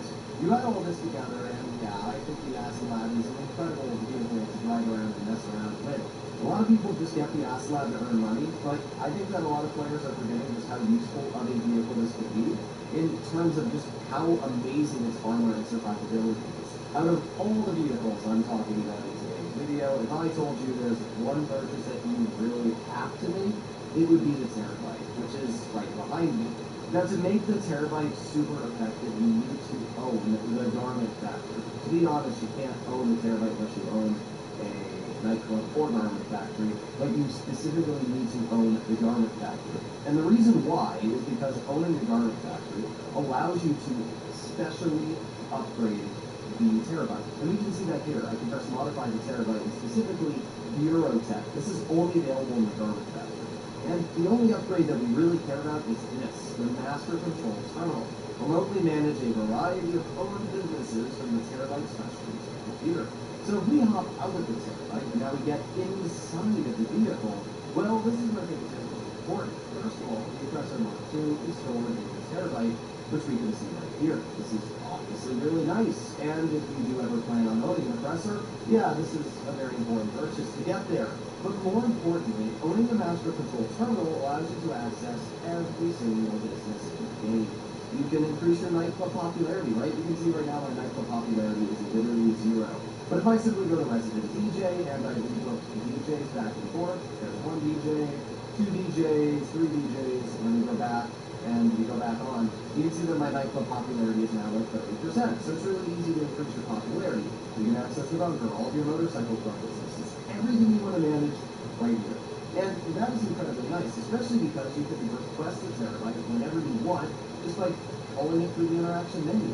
It's an armored vehicle, surviving as well upwards of 50 homing missiles, so really the Terabyte is super, super important. But as I said, the major reason why the Terabyte is such a useful upgrade is because it allows you to access all of your businesses, and you can request it whenever you want. It almost makes the arcade a completely useless purchase. But hey, let me know in the comments what you guys think about the Terabyte. If you're watching this channel and you're anything like me, you probably like to grind a lot. And if you do like to grind money and find yourself completing the Dr. Dre VIP contract, missions when they're on double or triple money, whatever it is, this vehicle, the Vigilante, is by far the most important purchase that you can make. And the simple reason why is because the Vigilante is the only missile-firing vehicle that has homing capabilities that you are able to use in missions. Rockstar, when they released the Toreador, did originally allow it to use in missions and have homing missile capabilities. Unfortunately, the Toreador was nerfed, and it is now only able to use its capabilities in free roam lobby. But the Vigilante is still the original king. And what that means is that you can use this in the Dr. Dre VIP contract, all the setups. You can literally rain hell from above with the homing missiles. And these are really dangerous homing missiles. They never miss. So it's really fun to use the Vigilante when completing missions. It's also very heavy, as we can see. Able to push cars out of its way without really taking too much effort. And this is also super nice for missions because Sometimes NPCs try to drive into you and shoot you in the face, but with this car, that's not really a problem. NPC drives into you and, yeah, you push them out of the way without any issues at all. So, yeah, the Vigilante's use case is very short missions, but I seriously do think that this is one of the best vehicles because of how useful it is when you put the missions. So, if you don't own it, definitely pick it up. Well, we just talked about the Toreador, and that is what is up next in this video. A lot of people try to tell me that the Oppressor Mark II is the best PvP vehicle in the game. Personally, I disagree. I think the Toreador is better, for a couple reasons. First of all, the Toreador has unlimited homing missiles. I can just sit here and hold the fire button all day, and I'll just keep spamming homing missiles. It's pretty hard to deal with a vehicle which just has an unlimited supply of missiles, and can just keep on firing at them instantly when you get a lock. Second of all, the Toreador is fast. It's got great top speed upwards of 150 miles per hour due to the speed boost. It can go underwater if you're ever in a pinch, and most importantly, it has great handling. I'm actually always shocked at just how well the Toreador handles. But if that's all not enough, it's also the fact that this vehicle can survive explosions. You see, the Toreador can survive 6 to 7 homing missiles. Please don't make jokes in the comments. I said this special number. But yes, the Toreador can survive a very large number of explosions before being taken out. But what that means is that you can use this against oppressors, you can use this against other armored vehicles, never run out of homing missiles, take a decent beating, and in return, dish out a lot of damage. So because of that, I think the Vigilante is a great mission vehicle, and I think the Toreador is a great vehicle when you're going to be doing 3-row lobbies. I think that it's kind of like a Monitech HSW, you know, everything combined. It really is great. So let me know in the comments what you guys think, but I would definitely recommend you get your hands on the Toreador. And that brings us to the last vehicle to talk about in today's video, the Mammoth Avenger. I always like to throw in some sort of flying vehicle. Obviously, I did have the Sparrow and the Oppressor, but I mean an actual aircraft. And one that's very fast, has the ability to fly like a plane and dogfight. And that is what I consider the Avenger to be. Now, some of you might say, well, I'd much rather dogfight in an F-160 Raiju, or, you know, a Rogue. But honestly, I think that's wrong. I think that the Avenger is way more dangerous than any of those aircraft. Why? Well, first of all, the Avenger is the tankiest aircraft in the game. It's able to survive upwards of 30 homing missiles. That means that if you are in an F-160 Raiju and you want to take the Avenger out, you're literally going to have to sit there and spam the explosive machine gun for a solid 10 to 20 seconds before you take this thing out. And not to mention, the Avenger now features homing missiles, which is really scary. These homing missiles now make this a threat to enemies in the sky, and that is the big difference. In the past, the Avenger never had defensive capabilities, apart from having friends that were on the machine gun seats. But as a solo player, it kind of made the Avenger kind of useless. But now that you have the homing missiles available, it means that you can now fend for yourself. If there's people in the sky, you can fire these homing missiles and shoot at them. You also have a machine gun, which is also very dangerous. And when you can add that into the fact that the Avenger can basically never be destroyed, I mean, look at this. I'm going to fly my Avenger full speed into this hole in front of me. It's just going to stop. It's not going to blow up. It's not even going to get damaged. It's literally just going to stop. Then I can put it back in the VTOL mode and take it back off. Try that with any other aircraft. You will die immediately. But because the Avenger is more of a, tank than an actual aircraft, it can survive that. There's a couple of other things that I also love about the Avenger. First of all, you can request your personal vehicle while this is out, because the Avenger is not considered a personal aircraft. It is considered a special vehicle at the likes of the Aston Lab or the Terabyte. So you can have an Oppressor out and an Avenger at the same time. Hell, you can put your Oppressor in the back of the Avenger and take it out when you're being shot at mid-flight, kill whatever it is, and then hop back into your Avenger. It's kind of crazy.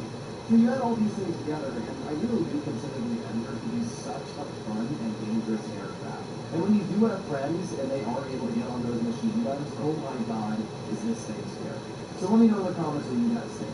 Hopefully you enjoyed today's video, and if you want to see more like this in the future, make sure to smash it. I'll see you all in the next one. Bye-bye. Mercy is now playing in theaters. You're charged with the murder of your wife. I didn't hurt her. Prove it. Getting children. Every camera, cell phone, and database is at your disposal. That's the chemistry. Someone's in our basement. You don't want to lie. You must move from one piece of the puzzle to the next. Bring it back. Possible. You better do it. And try to solve the mystery in IMAX. You call this movie? Mercy, PG-13 now playing.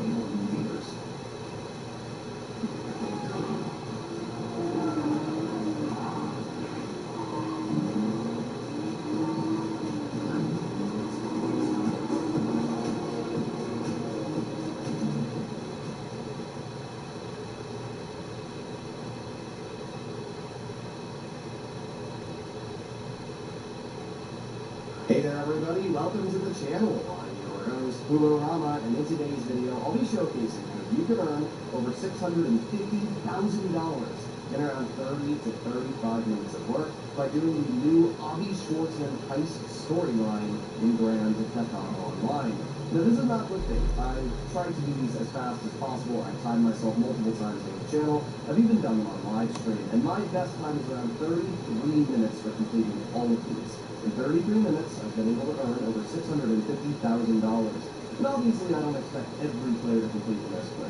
But the point being, you can definitely complete these pretty fast, close to half an hour, and in return, you're making over $650,000 when you add all the payments from the mission paired with the finale and the elite challenge. That's a lot of money, especially for something that's completely free. Every single player gets access to on day one, and you don't need to own any businesses to participate in. This is a great way to earn money. And even if you're not a beginner, you're a fairly experienced player, I would still highly recommend messing around with these missions because of how much money they can pay you. So with all that being said, we are going to make our way over to the golden thing of the map. Now, the first time you complete these missions, you will not be able to drive over to a set location. You'll actually have the locations pinged to you on your phone via text message. But once you've made your way through your first playthrough, you just have to go to the location that finds apps, and you'll be able to answer the payphone. The nice thing is, once you've also played it through the first attempt, you will also not have to deal with Aubrey yapping to you. As you're going to see, obviously I'll try yapping to you, and it's going to allow me to skip the cutscene just by pressing the A button on my Xbox remote, which is pretty dang nice. So you can see he's trying to yap, and at the top of the screen, please skip the cutscene. So there you go. Now, I would recommend to use a fast start for these missions, because you don't really need to deal with shootouts. There's a lot of missions where obviously having an armored car is great, especially the Mackenzie Field Hangar heist using something like the Coquette V5 when it had its bulletproof glitch was great, because you had to deal with a lot of enemies and cars shooting at you. But in these missions, they're more beginner-friendly, more akin to the Pluckendale farm rate, so because of that, you don't really need to worry too much about getting shot at in your car. So I would just choose something fast. Whatever the fastest car you have is. I'm using the Trojan Yuga Island, I pronounce this thing. I really don't. Also, just on a side note, if my tongue or lips look blue and you think I've got like some sort of disease, it's simply because of the fact I had some nerve stem clusters today, which are absolutely good for that. I had some nerve stem clusters, so because of that, I might look like I've got some disease. Oh, missed this guy. There you go. Kill him. Now notice, even though these guards shoot at you, they don't actually alert any of the other guards for some reason, so you don't actually have to worry about alerting any of the guards. It's kind of weird, but yeah, it's definitely a thing. Same on this last guard here. And then we got one more around this corner. Should we just walk up to? Oh, almost missed it. There you go. Shoot him in the face.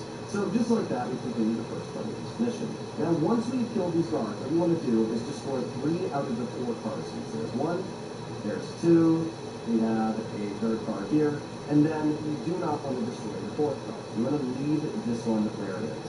We're going to hop into the no-way test pod, and after doing this, we are going to leave the no-way depot with this car.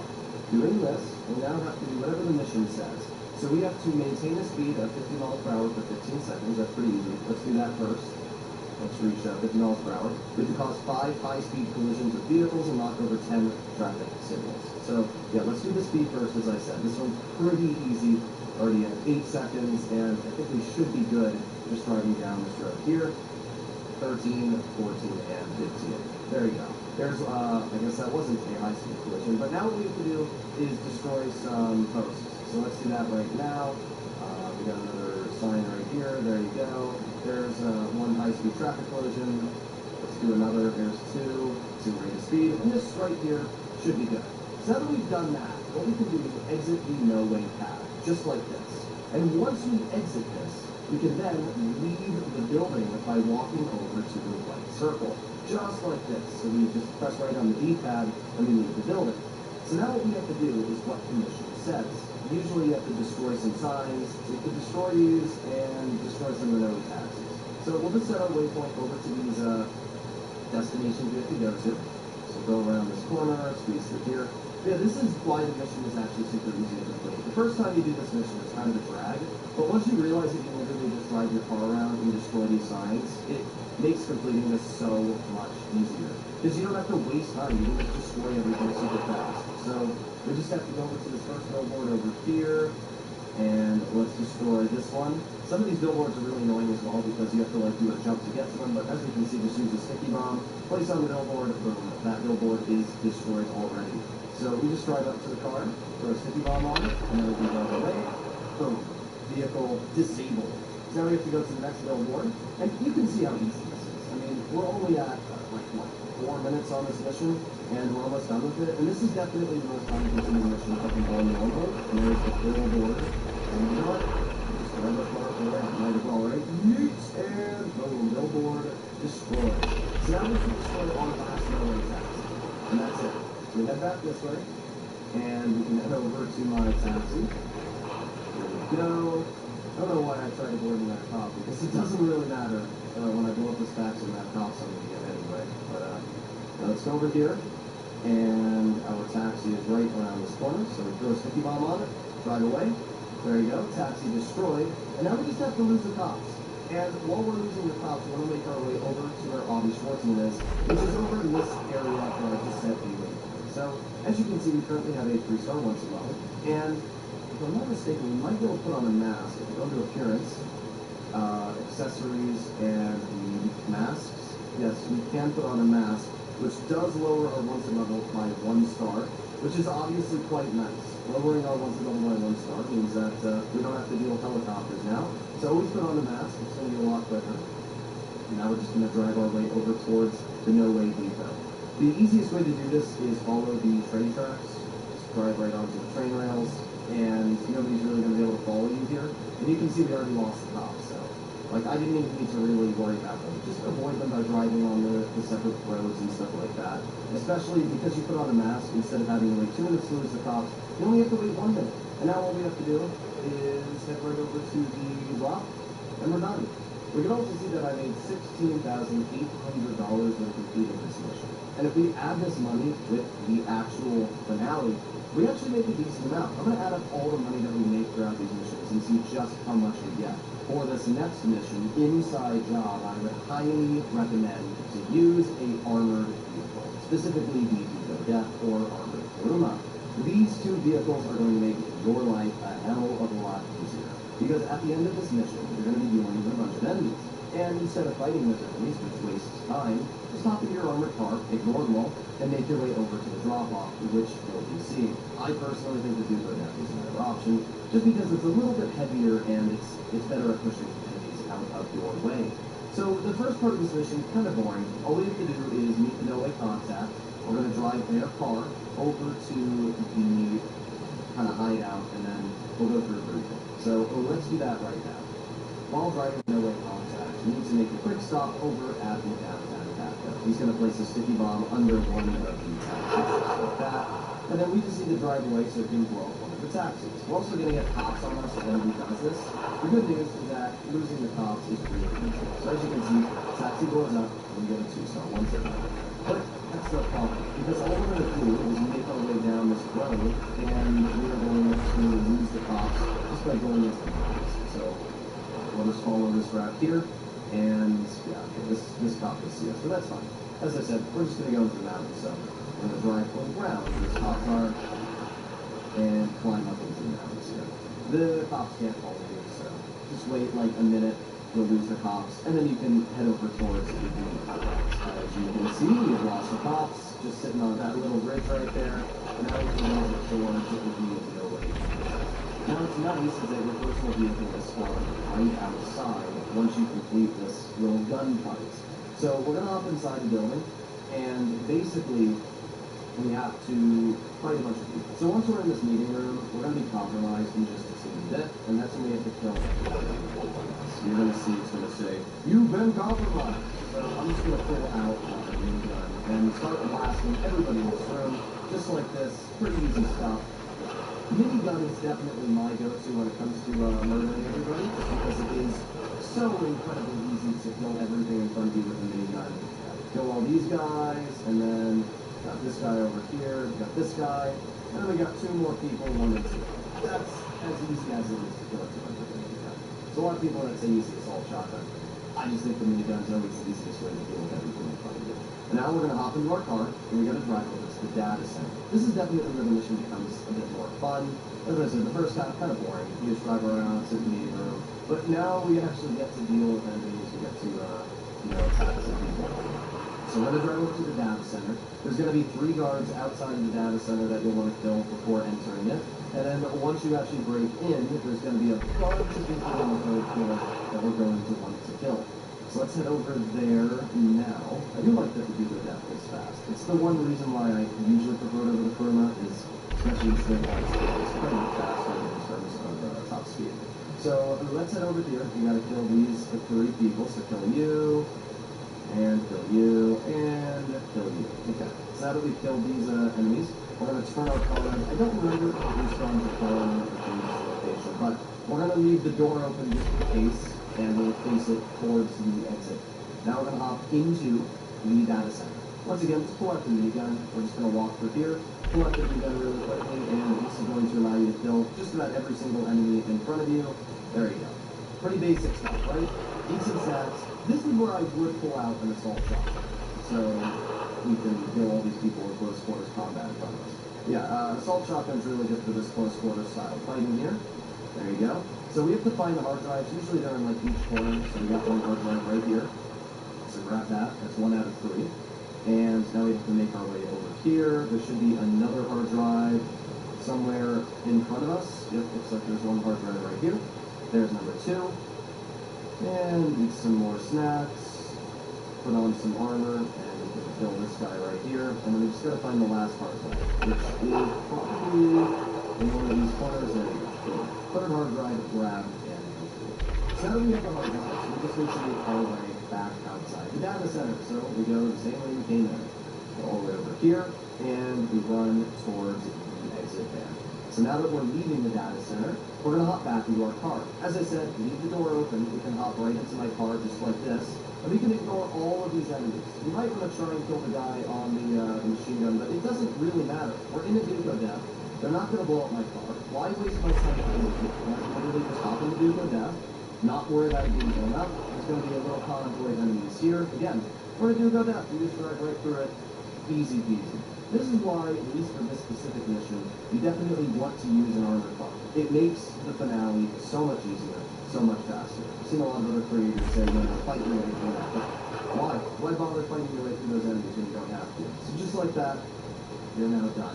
Now we have tunnel vision, another pretty basic mission to be totally honest, and this is actually my favorite bunch.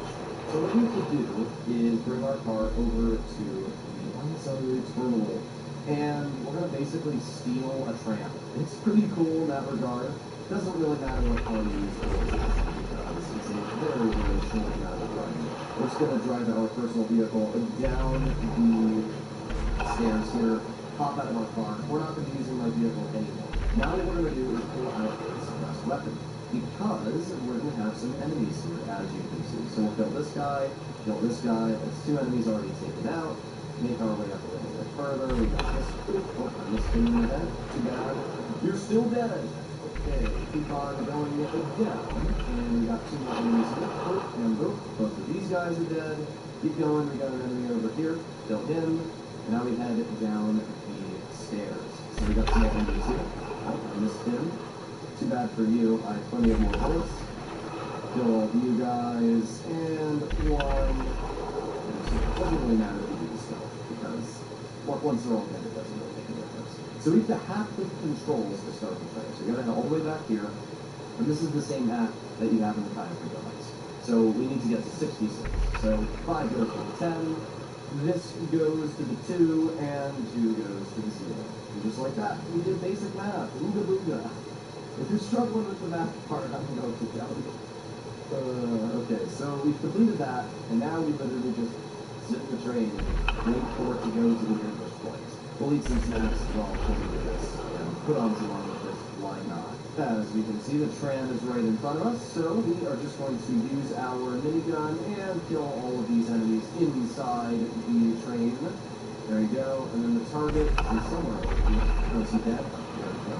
So we just gotta grab the briefcase now, pop inside, give me the briefcase, and now that we have the briefcase, we have to leave the train, And now we want to go over to Avi's dead drop. So, kill all these guys here really quickly. There you go. Kill all. Actually, no, why am I even bothering with this AR? Like it's me and all these. The minigun is just so OP. Oh no! Anyway, so now that we're here, there's going to be some motorcycles inside of these. So we're going to open the crate really quickly. We are going to hop on the motorcycle. Now that we are on the motorcycle, all I'd recommend to do is go to health and ammo. I just watched that guy driving the wall and just eat some snacks. That's really all you gotta do. Eat some snacks. It's no easier than that. So we just keep going down the I don't know, the tram is this? We just keep going down here, eat some more snacks whenever we take damage.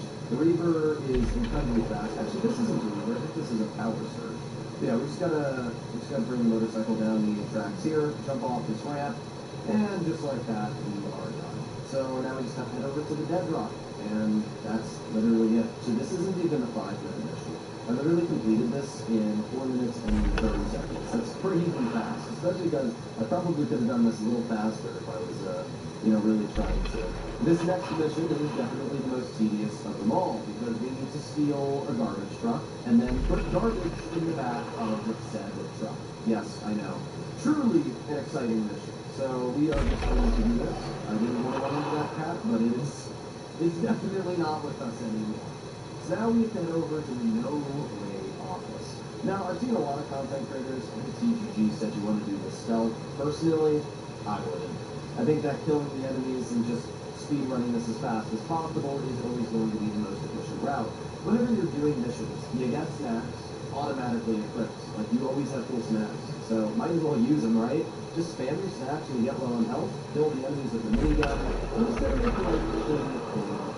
Now, if you want to do it stealth, you can. You just have to go over towards the electrical box and disable it, wait for the guards to walk away, and then you can steal the trash bags. But personally, it's too much effort for me to care. I'd rather just kill all the enemies and make my way through. So this first drop-off is going to be right in front of us here. We're going to roll through this first corner, just like so, and we are already there. So now we're just going to drive around the corner and head into the No Way office. So honk the horn. They're going to open the gate for me, and now that the gate is open, we're going to head directly over towards the garbage bag. So we're going to be smart about this. We're going to turn our vehicle around really quickly before we attack them. That way we don't really have to worry too much. And we're going to park the vehicle at this angle. That way it's also going to act as cover. Then we are simply going to shoot this guy in the face, and we're going to grab this first garbage bag, and then we're going to run over to the back of the truck and throw it in. Then we are going to grab the second garbage bag here and pick it up. And we're going to walk over to the truck again and throw it in. Then we're going to hop back into the garbage truck itself, have some ammo, snacks, eat some snacks, and leave. I think you can understand why fighting the enemies is a lot easier than trying to do the stealth. Because why waste my time trying to fight enemies when I can literally just do this? Now we're just going to pull out a sticky bomb. If this vehicle tries chasing me, we will blow it up now. There you go. We got one more vehicle after us, and blow that one up. And there you go. That is both vehicles destroyed, so we don't have to worry about anybody chasing us. And then we head over to the next No Way office. That's it. This is why sometimes fighting enemies is definitely a better option. If you're not good at the game and you really struggle, I didn't even kill anybody. All you have to do is eat snacks, grab the garbage bags, and throw them in the back of the truck, and move on to the next location. And this is why sometimes ignoring enemies is definitely the easiest way to go. And it saves you a lot of time, waiting for the guards to walk away, and then grabbing the truck and trying to be all stealthy. You're literally wasting, I've done it, I've tried it, you're probably wasting about 3 to 4 minutes of time doing that. And that adds up. If you end up doing this heist 10 times, that's 40 minutes of time you've lost, instead of just doing the route that I'm doing here, which is super aggressive. So we're going to rinse and repeat. We make our way over to the next No Way office, and we are going to head right over here. So let's do that now. Let's head over, let's honk the horn, and they are going to open the gate for me. And we're literally going to repeat the same maneuver we did before. So we're going to turn the garbage truck around really quickly. That way, when we grab the document bags, we can just throw them right in the back and then drag the garbage truck out. And we're going to park the garbage truck right where we're going to bring the document bags, which is right here. So now we are simply going to run down this corner, and we are going to flaunt this guy's face really quickly. There you go. And now we're just going to head down here. We are going to plonk this guy in the face really quickly. And now we are going to grab the first document bag and head right over towards the garbage truck. And we're going to throw this document bag into the bag. Then we head back down, eat some snacks, put on, actually we don't have any armor left, but that's fine, for full health anyway. Grab the second bag, run over here, go to the back of the garbage truck, throw it in, eat some more snacks really quickly, hop into the garbage truck, help with ammo, snacks, and we rinse and repeat. We have a enemy car in front of us, so we just, we need to do that. Just drive around the enemies and blow up the car really quickly. And we can also, actually we don't even need to blow up this truck, but I will just for fun. Okay, so we have to make our way over to the garage. I'm going to turn my garbage truck around just like this and reverse it right here. Okay, I don't know why the game is bugging for me. I think it's because I parked the garbage truck in the way of the supervisor, so in the future, if you do this mission, don't park the garbage truck in front of the supervisor. But we are going to plonk him in the head, and then we need to walk over to the keypad. I already disabled the cameras as well, so you don't have to worry about any of these guards getting mad at me. You can do it stealth, or you can obviously aggro everybody. It doesn't really matter what you do, whether you want to do it stealth or not. But we're just going to kill this guard over here, and we've got the first no-way contact, or document. So we grab that document, and then the second document is in this room over here. So all we need to do is plonk this guy in the face, and then the document should be right on the desk. Grab that, and we don't need to kill any of these other enemies. So you don't actually have to really alert anybody here. You don't have to kill anybody. We just head back over to this elevator and we leave. This is why for at least the last location, I do recommend trying to do it stealth. It's really easy to disable the cameras, and then still nobody's mad at us here. So I can just enter our garbage truck, and we leave. That's really as simple as it is. So now what we have to do is chase after the FID van.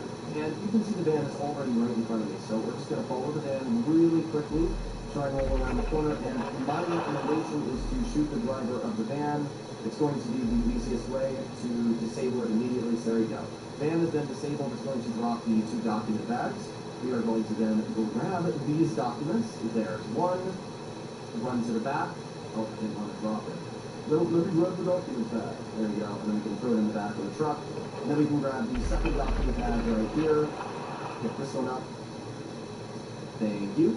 And we can head back over to the garbage truck and throw this one in as well. And that's it. Document bags have been grabbed. So we go back to the ammo, snacks, and we eat some more snacks. So now all we have to do is use the cops and bring the garbage truck over to the dead prop.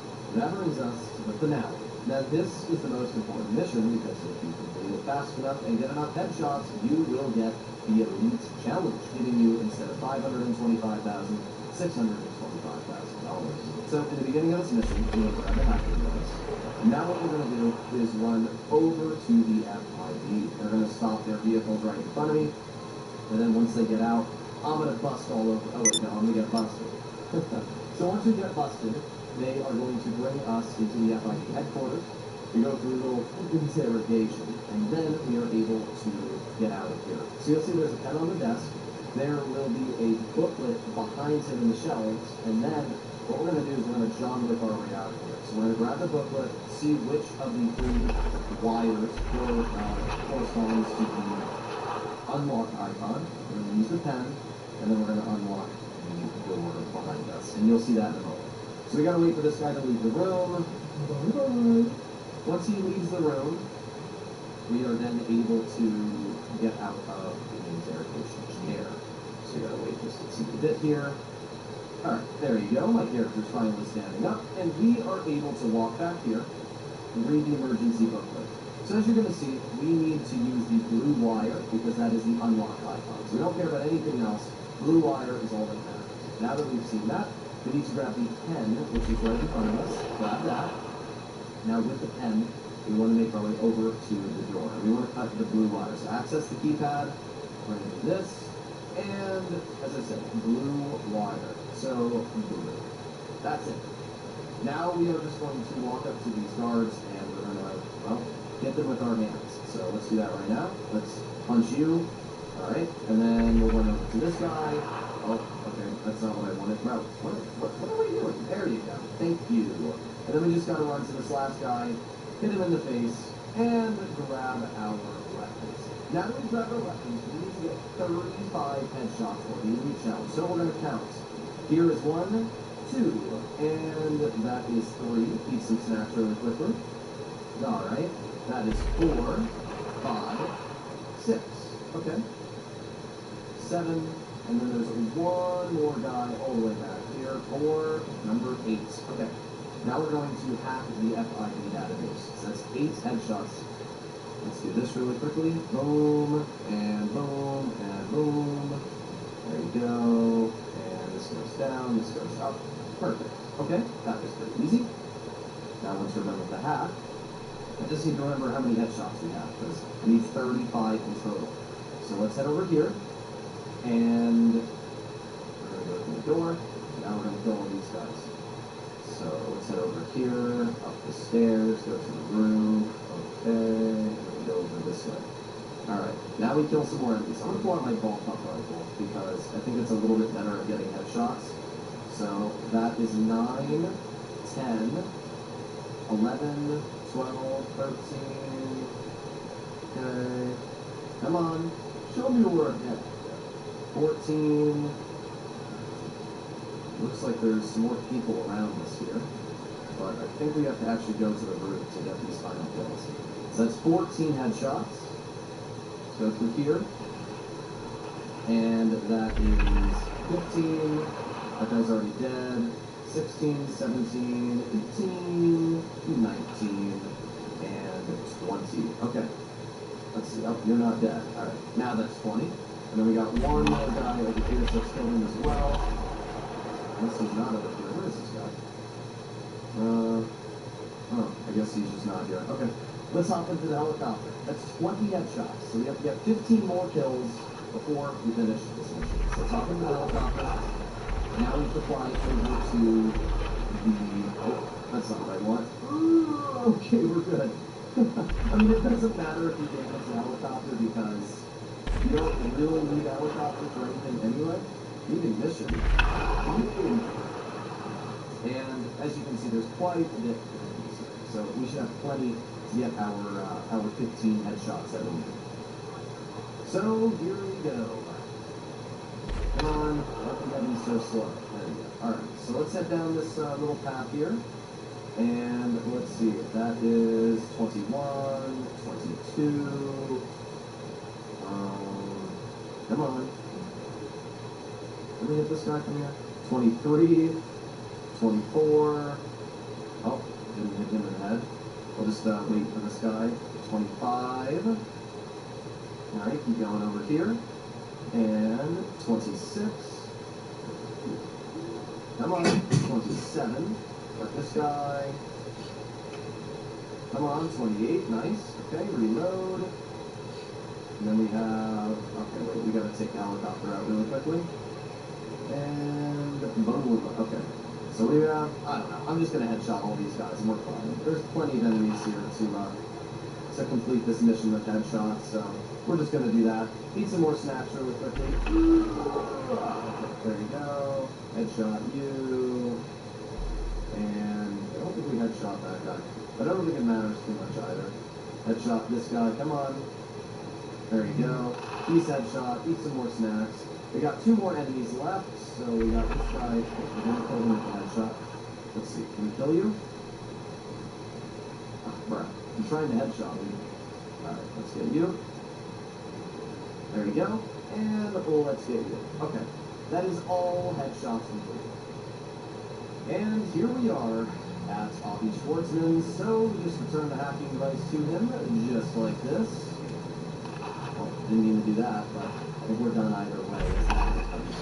So there you have it. That is the entirety of Star Trek. You can skip this cutscene, which is really nice. We learned to make our app. And we should have completed the Elite Challenge. I'm pretty sure we got enough headshots. There's your 525,000. We completed this in 9 minutes. A little bit longer than I wanted, but still. Nobody got wasted. No hacks were failed. And let's see those 35 headshots. 34. Are you kidding me? Okay, well, either way. You need to get one more headshot than you did, and you would have made $625,000. I can't believe you missed one single headshot. Unfortunately for me, I only got 34 out of 35, but it doesn't matter too much because I have enough money. If you're trying to obviously complete the elite challenge, there's two different options that you have to make sure that you have 35 headshots. Option A is if you wait a little bit in the F9 building, when enemies will spawn, and you can kill those enemies. Option B is when you are escaping on Ski-Doo, there are police boats that will spawn, and you can headshot some of the police in the boats. Those are two very easy options. And, I mean, you saw, I basically killed everybody that was in front of me, and we were all 5-1. So if you just get, like, 2 or 3 extra kills out of your way, you'll definitely be able to still get the elite challenge and get those headshots. So it's really not too big of a problem. Either way, ladies and gentlemen, that is the entire storyline start to finish. In total, it took me about 34 minutes to do this today. I put a couple edits in the video, but really there weren't that many edits. And it shows you just how quick you can complete this. 34 to 35 minutes of time for $625,000 plus the $16,000 at the beginning, so more like $650,000. That's a lot of money for, a very short amount of time, especially because this is something that every player has access to on day one. So let me know in the comments what you guys think. But yeah, this is great money. I think that this is just as good as the Dr. Graveyard contract, the Cayo Perico heist, or the Mackenzie Hanger heist. And some of you might say, what do you mean you're not making nearly as much? But if you do the math hourly, $650K for 35 minutes of time, that's over $1 million an hour for the amount of time I put in. So this is actually quite lucrative. Hope you enjoyed the video. See you in the next one. Bye-bye.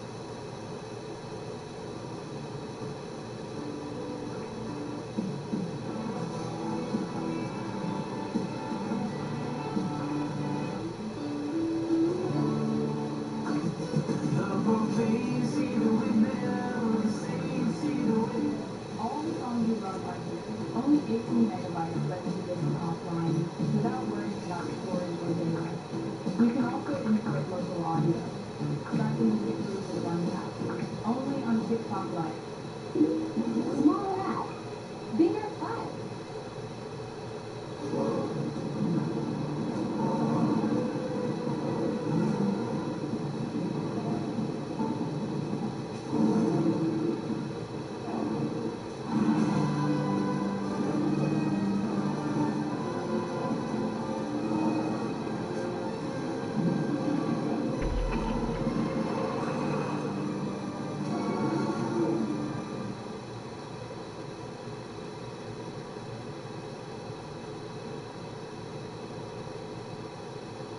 Hey there everybody, welcome to the channel. I'm your host, Rama. In this day's video, we're going to be talking about one of the most underrated and best ways to earn money in Grand Theft Auto Online.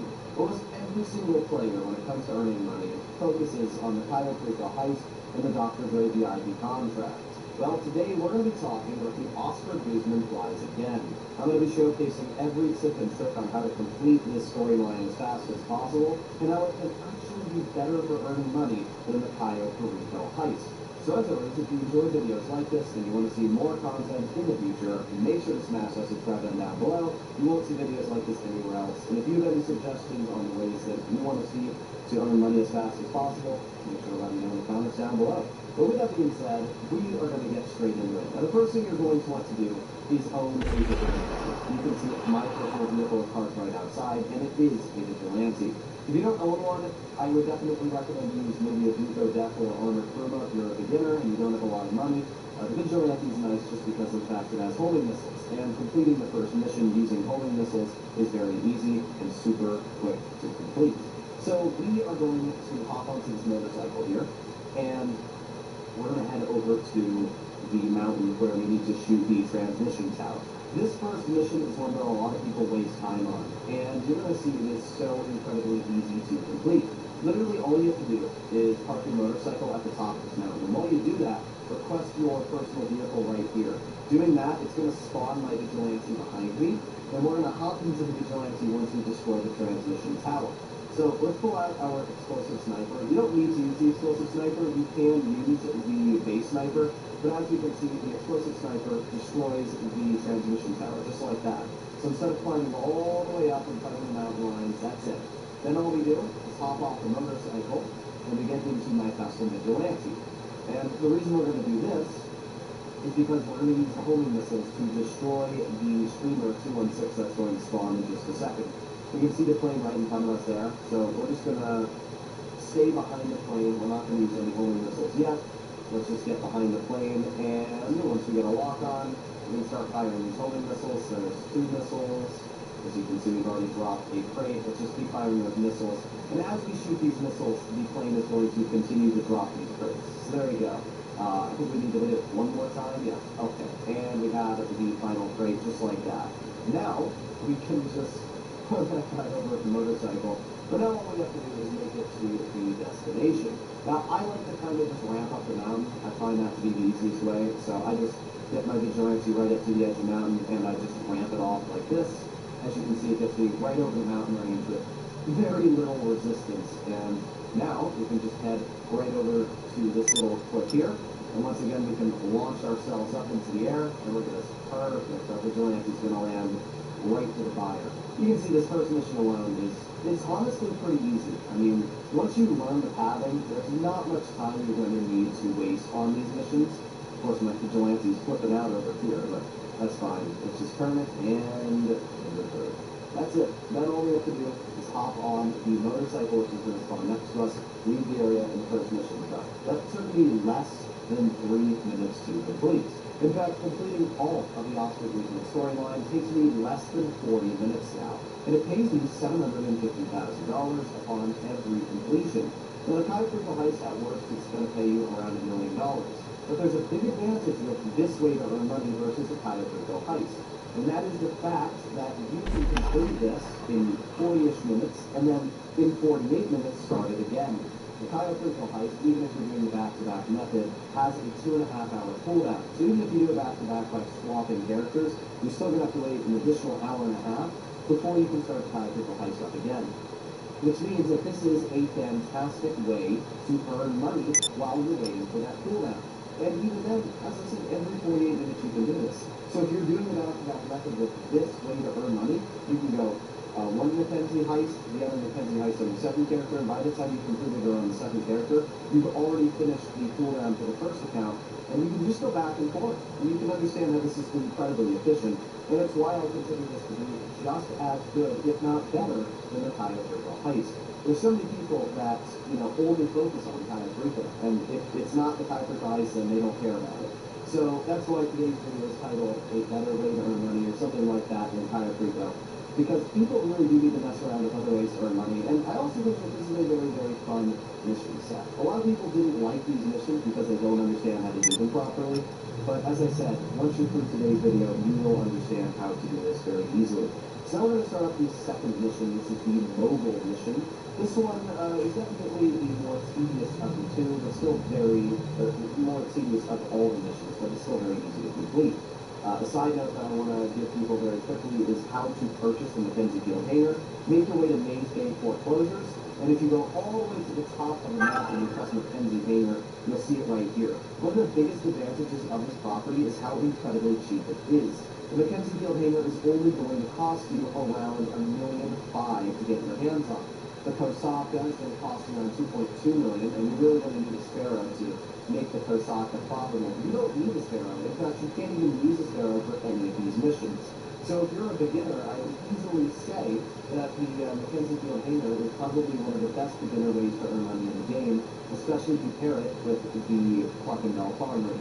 So for this mission, do not use a personal vehicle. It is much faster to use the plane and simply fly right over to Banner Canyon. Once you get over the canyon, all you need to do is jump out of the plane, and then it's very easy. We're just simply going to parachute right down to the black mogul. You can do the silver one, but I find the black mogul to be just a little bit easier. So we're just going to land our parachute right on the mogul. Nobody should see me until we get right onto the wing, and then we just hop. Oh, that's not what I wanted. My character's being a little goofy right now. There we go. We just hop into the front seat, and then what we're going to do is go to Health and Ammo, and we're going to collect snacks. Just in case we take any damage, I have my snacks, so that way we don't really have to worry. We only lost a 2 with Armado, so it really doesn't make too much of a difference. Once we are in the air, we are going to fly back over to the Mackenzie Field hangar. And the reason why is because there's going to be 3 planes that chase us. In fact, you can see these 3 planes are appearing behind me. Now, you can technically try to shoot down the planes, but I think it's a waste of time, simply because of the fact that sometimes the planes bug out and they fly all over the place, so it's a lot easier just to fly back. Also, you have flares, so literally just every time you hear a homing missile, just press the flares. It'll distract them. You don't need to worry at all. As you can see, no issues whatsoever. So yeah, there's really not much you're going to have to worry about there. Something else a lot of people don't know, and this is something that will help you throughout these missions, the higher you fly a plane, the faster it flies. If you're over 1,000 feet, your plane will fly faster than if you're below 1,000 feet. So try to keep your plane a decent distance above the sky. It's why I'm pretty high up right now, as you can see. It's going to make me fly just a little bit faster. Once you make your way into the white circle, as you can see on my mini-map, Oscar Vision is going to start shooting down your planes. So all you need to do is slow down your plane a bit so that the pilots also slow down, and then just stay in the circle, just like I'm doing here. As long as you stay in the circle, those planes will slowly get shot down. So you can see that there's the second one being shot down. Now we can put on full throttle and we can leave. You'll see that the missile there is going to hit that final plane. They are all taken out. We don't really have to deal with that anymore. Now that the planes are taken out, we need to fly towards these red dots on the map, and we need to destroy them. These red dots, you're going to have to use your bombs for. So if I hold right on the D-pad, because I'm on the console, it's going to lower my bomb there. And then all we do is fly full speed over these locations, drop the bomb a couple seconds ahead right now, and as you can see, this bomb is going to perfectly land on the shed and destroy it. There's one little area that's out of the way, which is this one over here, but in general, dropping the bombs are super duper easy. They should not require much effort. Just be a little careful of the helicopter, because the helicopters can sometimes crash into, or I've had it sometimes where I would drop bombs and the helicopters will fly directly below the bombs, and then it will end up blowing the plane up as well. So it is something to keep in mind. Be a little bit cautious when dealing with the helicopters. You can fly higher, as I said, gain some more speed, like I'm a bit higher now, but the thing about flying higher is you have to remember that you have to drop the bombs a lot earlier, like I'm doing here, that way they still hit. So the higher you are in the air, the harder it is to land those bombs properly. The lower you are, the slower you're going to fly, something that you have to keep in mind. But in general, bombing these facilities are very, very easy to do, as you can see. Once we make it to this last bombing location, we have to make it back over to the hangar, and we're completely done. That's it. We don't need to grab the second plane. It does give you a little bit of extra money when you complete the finale, but there's really no point. It's kind of just a waste of time. So let's bring our plane back, and we'll be done.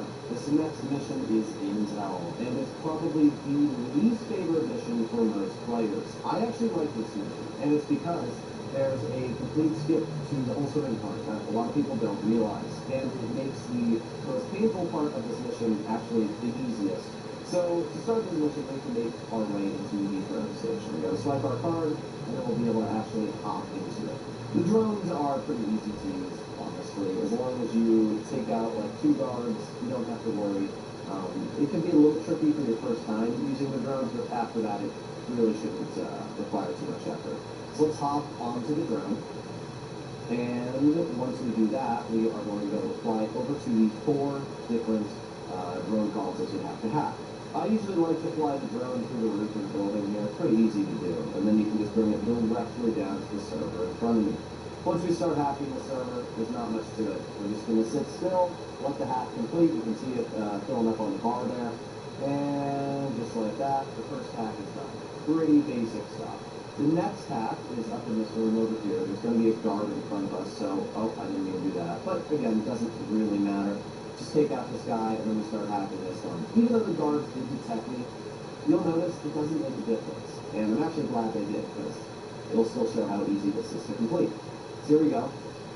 Second hack is done. Now we're going to fly down through this little doorway here, and we're going to cut through this area, and we're going to take out this guard right here in front of us. There you go. That guy is hooked. And then we're just going to start hacking this area. So as you can see, 1 guard is all we have to kill. Start the next hack. Nobody's shooting me. There's no bullets being fired. So here we go. Third hack is complete. And then we just got 1 more hack. which we have to cut through this area over here to get to. I was like to blow this little thing out. I can't believe you're saving me.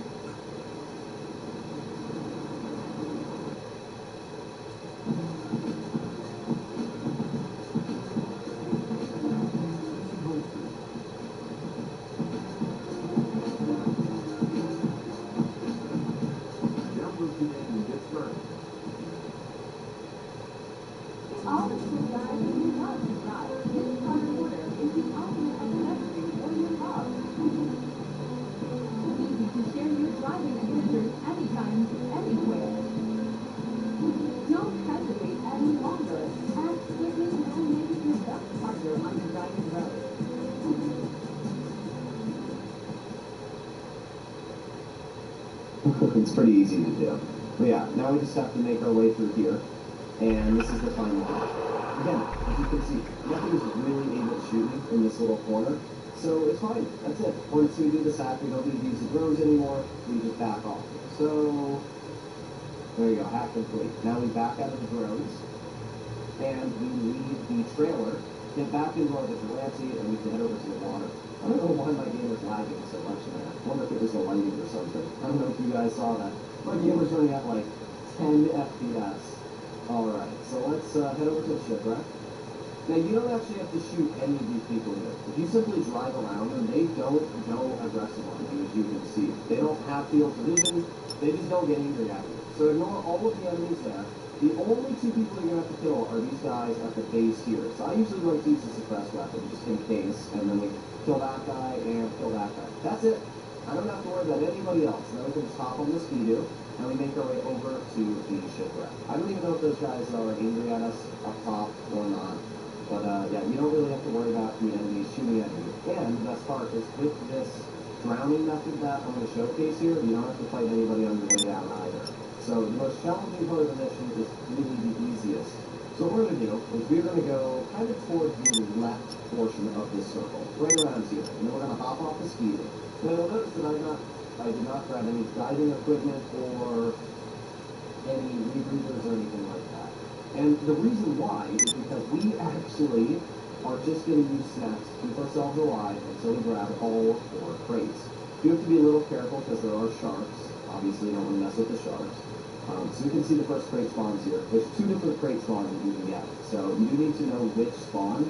But if you always go to the left area, if you don't see the crate here, then you'll notice the other spawn. So let's grab this first crate right here. There you go. And after we grab this crate, we can see the next one right in front of us in this little patch of seaweed. We're going to start taking damage now, which is fine. As I said, we have snaps. So if I just pull out my weapon wheel, press up on the D-pad a couple times, boom, we're back to full health. So we're going to grab this crate here, and there you go. And then we have 1 final crate to grab. Need a couple more snacks. This final crate should spawn in front of me over here. I always forget exactly where this final crate spawns, but okay, it's not in this area right here, so then that means it's in this crate. Yep, there it is. Eat some more snacks. So here's what's going to happen. I'm going to stop eating snacks now. And you're going to see my health is just going to continuously drain and drain and drain. We're just going to grab this crate before we drown. That's it. Now that we've grabbed those 4 crates, I don't touch a thing and let my character die. The game is going to drop the 4 crates, and it's going to put me to the mission failed screen. And you probably can think to yourself, why would you do that? Why would you just fail this mission? Now you got to redo that whole diving bit. That's the best part. Once you've grabbed those 4 crates, you don't have to do anything. You don't have to swim back to the surface. You don't have to climb up the stairs. The game's going to respawn you with your personal vehicle right at the top area here. And as you'll notice, the crates are right here. So we grab all 4 of the crates, hop into my personal vehicle, and that's it. There's no enemies here. Nothing spawns. It is just that easy to take advantage of this. As you can see, there is like a Jeep that spawns here. These guys don't even get angry at you. They just drive right past you. So in general, yeah, it's pretty easy to use that glitch there and kind of just easily pass this mission. The swimming part is not a challenge at all. At least in my opinion, the most challenging mission of all of them is the Iron Wheel setup, which is what we are currently doing. I would recommend to swap out your vigilante for the Armored Burma. That way you don't have to really worry about taking any damage. And then what you want to do is head right over to this structure right here. And the reason why is because we are going to plant the jammer. So we have to wait for the It'll pop up, plant the jammer, hop back into our car. If you use a vehicle like the Duco Definitely or the Puma, you don't really have to do it. I mean, you're not going to take any damage from the enemies, and in general, it's pretty easy. But if you're not using an armored vehicle, then yeah, it can be pretty easy to get blasted and die. So we've already placed 2 jammers, and we have to go to the other 2 jammers, place those. That's really as challenging as this mission gets. Apart from that, we have to blow a couple cars up. Yeah, that's about it. So eat some snacks, we're going to plant the jammer really quickly, here we go. Eat some more snacks, and hop back into our car. I don't really even care about killing the enemies. That one was a little sus, I won't lie. My health was a bit lower than I wanted it to be. But in general, it's not too much of a worry. Here we are heading over to the final jammer, which is right here. So let's bring our car out, let's eat some more snacks, put on some armor, and place that here. There you go. Now that we've placed the jammer, we're going to hop back into our armored Puma, and we're going to bring it over to what I consider to be the safest area in this mission location. And that is all the way behind this little light hill. This is where I like to go. Once I'm in this area, I pull out my explosive sniper and I destroy the helicopters. There's 1 shot, there's 2 shots, there's 3 and 4. Reload my explosive sniper, take that guy out. We've got this Jeep right here, take that out. Oh, we're a little low on health.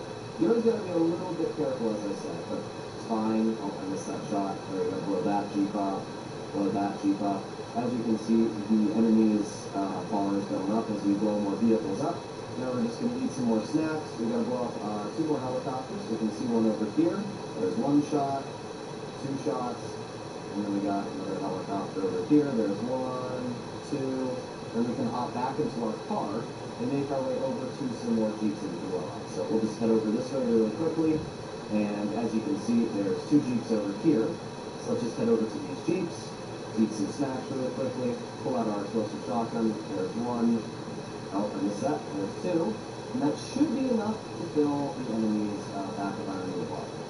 Let's see, just a little more. Okay, I guess we have to destroy 1 more helicopter, which takes like 1 second. There's 1, there's 2. That should do it. Should put that bar up to max. There you have it. Then you just have to activate the jammers and hop into the Iron Mule. It's pretty basic. Now, once you get into the Iron Mule, you have the ability to take an insurgent if you kill the driver. So we can see the insurgent here is parked right in front of us. All we need to do is fly above the insurgent, and if we, oh, I missed it. There we go. That should be pretty lined up. Flop it. There we go. We saw the insurgent move. Now it is ours. Once you grab the insurgent, there's really not much else. We're just going to fly back over to the Mackenzie field. I think you only get like maybe 15,000 extra if you do pick up the insurgent, but it's a nice little extra chunk of cash. If you end up doing this 10 times over a week or something, that's an additional $150,000 you've earned for that 5 seconds of effort. So I would recommend to grab the insurgents if push comes to shove. And yeah, that's it. Now we just bring this back over to the Mackenzie Field hangar, and we are done with yet again another mission. So even though this one can be a bit challenging, in general, it's still not that bad. And even if you die, the nice thing is it respawns you right where you were at whatever stage you were completing. This next setup is probably the easiest of all of them. The game wants us to parachute over to an Iron Mule. That's exactly what we're going to do. So you just got to wait for Oscar to fly the plane over towards the city, and then once the game fast travels you over to the city, jump out as soon as the game lets you, and you can just parachute all the way over to the Iron Mule, just like I did. Just be a little careful, you don't want to die and have to restart. So now we can just pop our parachute off, hop into the Iron Mule. So what we're doing with the Iron Mule is we have to go and pick up crates. Specifically 1 crate and bring it over to the cargo ship. That's it. Nothing else. We don't have to grab the ammo, we don't have to grab anything. All we need is the, I think it's the green crates. So we're going to head over there. Now you do have a tap on this vehicle if you need to use it, but not really sure why you need it. There's no missiles or anything, so you are completely fine. So if we head over to the ship in front of us, you're going to see there's like a green crate. And it's going to have an ammo icon on the map. That is the only crate we care about. In fact, I already see it. It's right in front of us. So let's go for that green one. Let's slow down our helicopter a bit. We already have the lookout, so you can see the crate right here.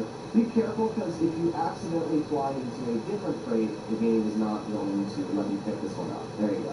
Yeah, sometimes you'll pick up a random crate and you'll like drop it into the ocean. But there you go. Crate, grab, now we bring it over to the drop-off. That's the whole mission.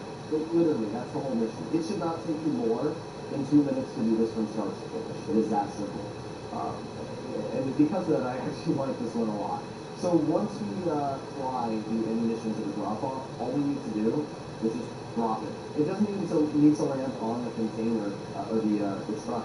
It literally just needs to land inside the circle, and it's that simple. So that's what we're going to do here, is fly a little bit further. Now, once you complete this mission, the game's going to actually spawn you right at the arena. My recommendation, have your spawn location set to the Mackenzie Field hangar. That way you can just fast travel right over there as soon as you complete this mission. I'll actually show that as well. So let's just slow down our helicopter and drop the crate just like this, and that's it. Crate delivered, they pull out our phone, confirm, done. Yeah, that's only 2 minutes and 20 seconds from when I started recording. Like, that's just, it's so ridiculously easy. And it definitely makes up for the amount of time the last mission took to complete. So there you go. Titan 250B ammunition secured. You don't need any of the other upgrades. The armor is useless, the weapon crate is useless, the mobile upgrades are also useless. You don't need any of them. So now that we've done that, we are simply going to spawn here, and I'm going to pull out my pause menu, go to online, find new session, and invite only. And because my spawn location is set to Mackenzie Field hangar, it's going to spawn me there immediately. It's not going to take any time. It's way faster to do this route. So you're going to see I'm going to stay in cloud for about maybe 5-10 seconds. And there you go. Look at that.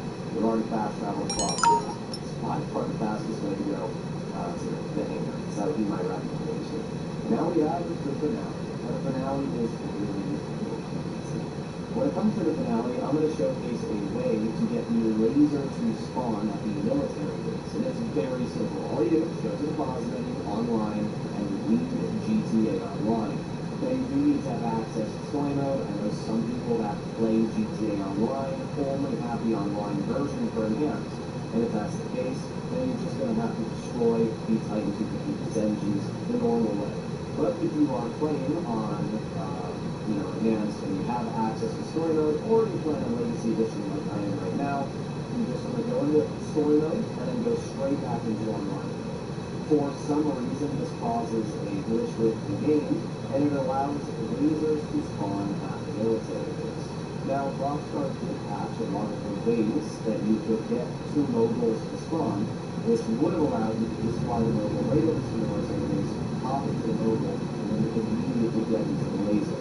But I'm still going to showcase a very easy way to get to the military base. So again, I'm going to be using the Vigilante. If you do own a HSW vehicle, it is also very fast, but as I said, I'm not going to right now, so I don't have an HSW vehicle. So here we go. We are going to start this up. Obviously, we're going to go off pod mode, and it's going to launch a session. And we are going to run right over my Vigilante. We're not going to get in Oscar's plane. We're just going to run as fast as we can over to our Vigilante. For the first couple of seconds, the game isn't going to allow you to run, which is kind of weird. I don't know why, but now the game's allowing you to run. So here we go. Let's hop into my car. Once we get into Vigilante, we're going to set the spawn for the location we're heading to, which is the military base. There you go. Character's going to start the car, and off we go. Alright, let's head over this way. So I'm really going to drive as fast as I can here. We're going to try not to crash the Vigilante, of course, but yeah, we're going to drive as fast as humanly possible.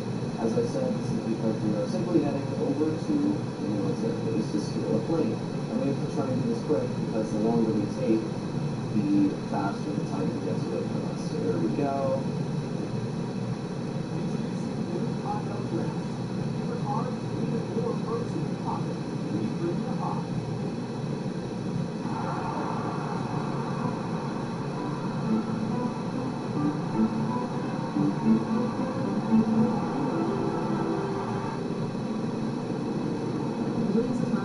With the story of the end. It's switched back. That's because his wipers need replacing. Then he went to AutoZone. Where a friendly AutoZone guides him to the right wipers and makes sure everything is working smoothly.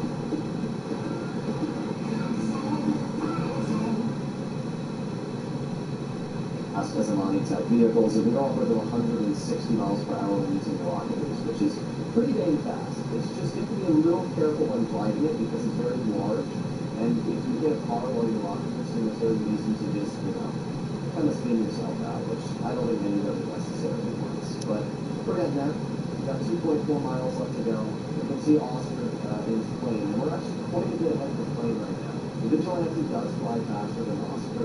Not fly, the Vigilante drives faster than Oscar flies that plane. So you can actually beat Oscar to the location we're going here, which is pretty dang nice. Let's give ourselves another rocket boost and pick up some speed here, and another rocket boost.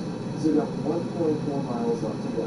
And again, if you're using like the Niobe, you can actually go faster than the Vigilante. So there are definitely faster choices, which is always very nice.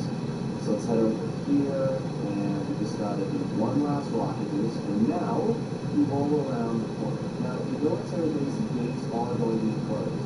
So the easiest way to get into the military base is to take this little road here, and then drive up this cliff, and then once you're up this cliff, my recommendation is to just drive right through and launch yourself into the cliff. It's very easy, as you can see, to do that. It really shouldn't require all too much effort. Now, we just need to make our way into the base. So here we go. Let's roll through here, and there we have it. And we should see that, I didn't do that. We should see that there should be lasers that spawn right here. There you go. Alright, so now we just park our car right here, and we can intercept the Titan 2. So you'll see the Titan right now is just making its way into the rapid lane. And we are just getting into the laser. Of course, our character takes his sweet time. Let's pull out that explosive machine gun. Here we go. And I should mention that the laser is going to have increased durability, which is pretty dang sweet. So we don't have to worry about that either. But yeah, that's it. So now we just destroyed the Titan. You can see I got there pretty quick as well. So it's not like this took me a while. Now that we are in the laser, we just need to get over the mountain and start destroying the plane. So here we go. See the Titan already. We can also possibly destroy some of the helicopters and stuff, but I don't really think it's necessary. We just need to get over to the Titan. I actually could have picked a better route there, but here we go. And come on, start hitting it. Oh, there you go. We got a couple hits already. Let me put it into discount mode, and oh yeah, look at that damage that we are ripping into the Titan. And did we get it? Oh, almost. Do you see how fast we destroyed the Titan though? It's definitely quicker than it normally is to destroy. I think we can all agree on that. It is not even possible to destroy the Titan this quick normally. And if I had done it a teeny bit better, we probably could have destroyed it before we even got here. There you go. Titan's already destroyed. That's it. That was way faster than normal. In fact, we destroyed it so fast that, as we can see, the game is going to spawn it here. Now what we're going to do is we're going to kill ourselves. You might ask, why did you destroy this thing? The reason why is because when we do this, the game is going to respawn me with my Vigilante right outside of where the Titan is. You're going to see that. So we restart, instead of having to land my plane and do whatever, it's going to spawn me right here. My Vigilante is going to be right next to me. The insurgents here too, if we need it. So let's hop inside the Vigilante. What you want to do is you want to pull out the homing missiles and instantly kill all of the people that spawn me. So as you can see, I've already got my homing missiles out. We're going to swing around here. There you go. We already got a lock on someone. Oh, that didn't kill him, but that's fine. We got a bunch of homing missiles for all these people. There you go. So let that one loop around. Oh, that one missed. That's fine. There you go. One more shot. Nope. These ones do not want to hit, but we'll get him. There you go. Now we turn our car around. Let that die. Anybody else? I know we got some people over here. Oh, almost killed ourselves, but there you go. Kill that guy, and we got plenty of homing missiles for you, dude. There you go. And everybody's dead. Pretty easy stuff. Now, we just have some armor if we need it. Let me walk up to the engine now. Start repairing the engine. Okay, here we go. B-A-Y-E-A, Y-A-Y-A-Y, A-Y-A-Y-A, Y-A-Y-A-X, Y-A-B-X-B, A-X-B-X-A, X-B. Oh, wait, I mispressed there. B-X-Y-X-B, X-Y-X-B-X. There you go. Nobody really shot me, as you can see. I could have taken my time if I wanted to. And now we're going to hop back into Vigilante. And the reason why is we're going to kill some more people. So you can see that there's a guy that spawned right over here. So let's just back our car up a little bit. Use that missile to kill that guy. We got some people over by the Jeep over here. So let's fire a missile at you, fire a missile at you. We got one guy behind us, which we can also fire a homing missile into. And that's basically everyone. Oh, we can get one more homing missile into this guy. There you go. Every single enemy is now dead this spawn. Literally, every single enemy. So now we just wait for the Iron Mule to drop the crate. We're going to eat some snacks, have some armor, and now, once that crate is dropped, we really don't have to worry about any enemies for the most part. There we go, that person's dead. You're going to drop the crate, you're just going to recover it up. There you go. I was wondering what was taking so long. Here we are. Crate gets dropped.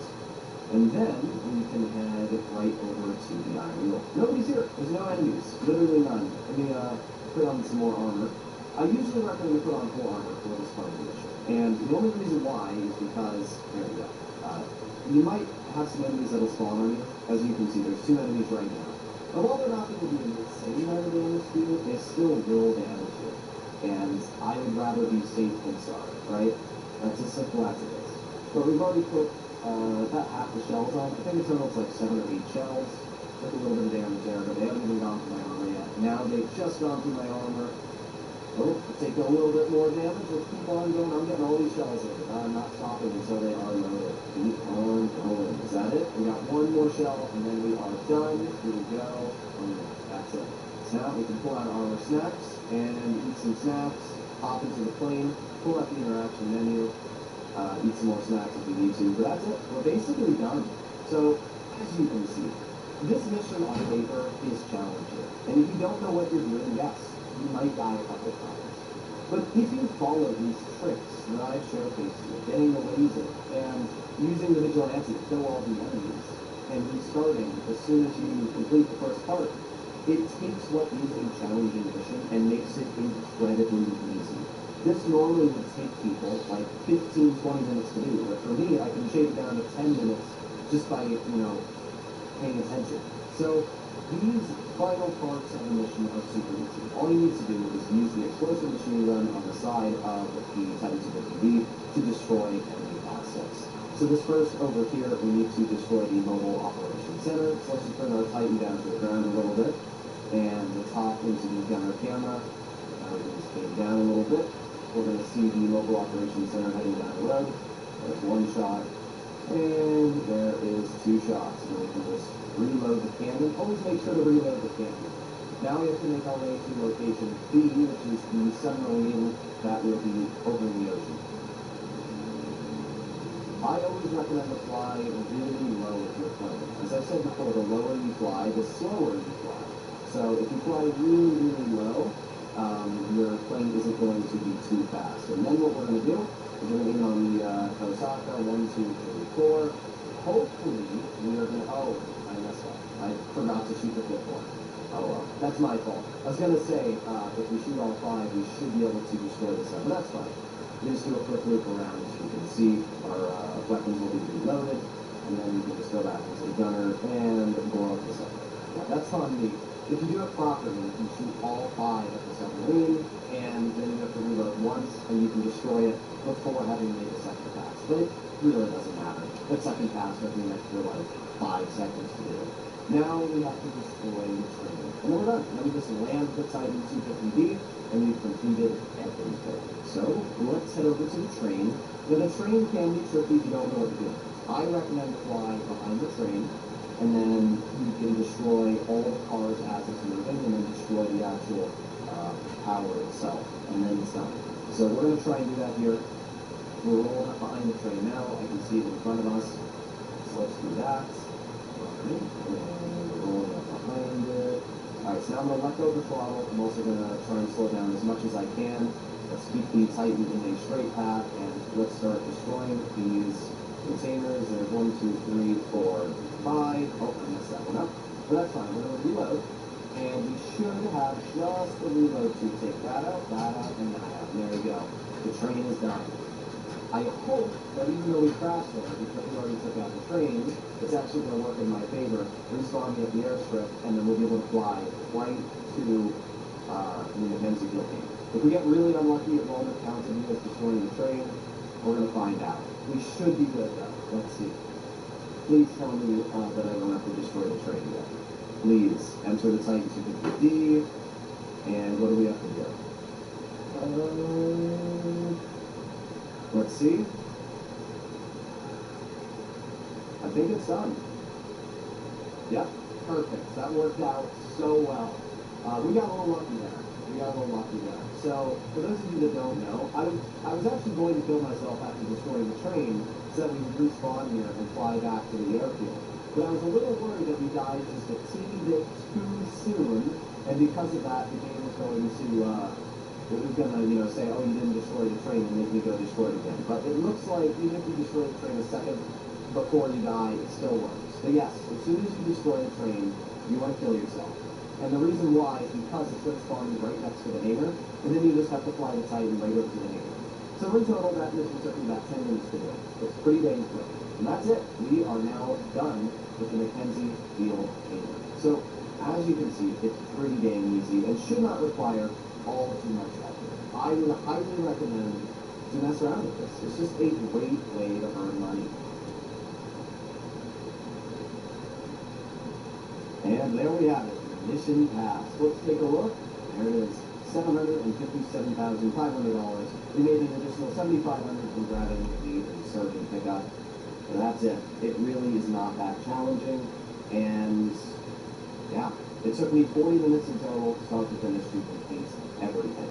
So I don't think that's that bad.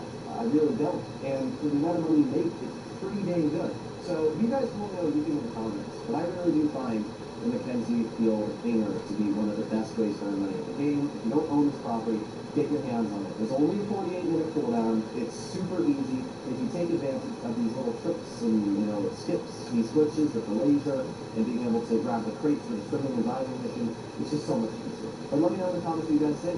I'll see you in the next one. Bye-bye.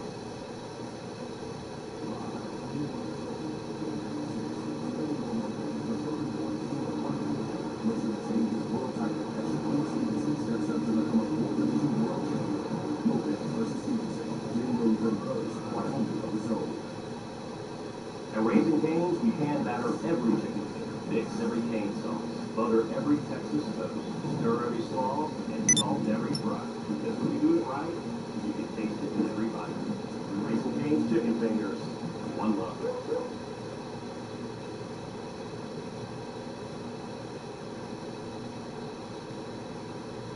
Hey there everybody, welcome to the channel. I'm your host, Rama, and in today's video I'll be showcasing how you can earn more money hourly than the Kyle Burrito heist participating with the Mackenzie Field hangar.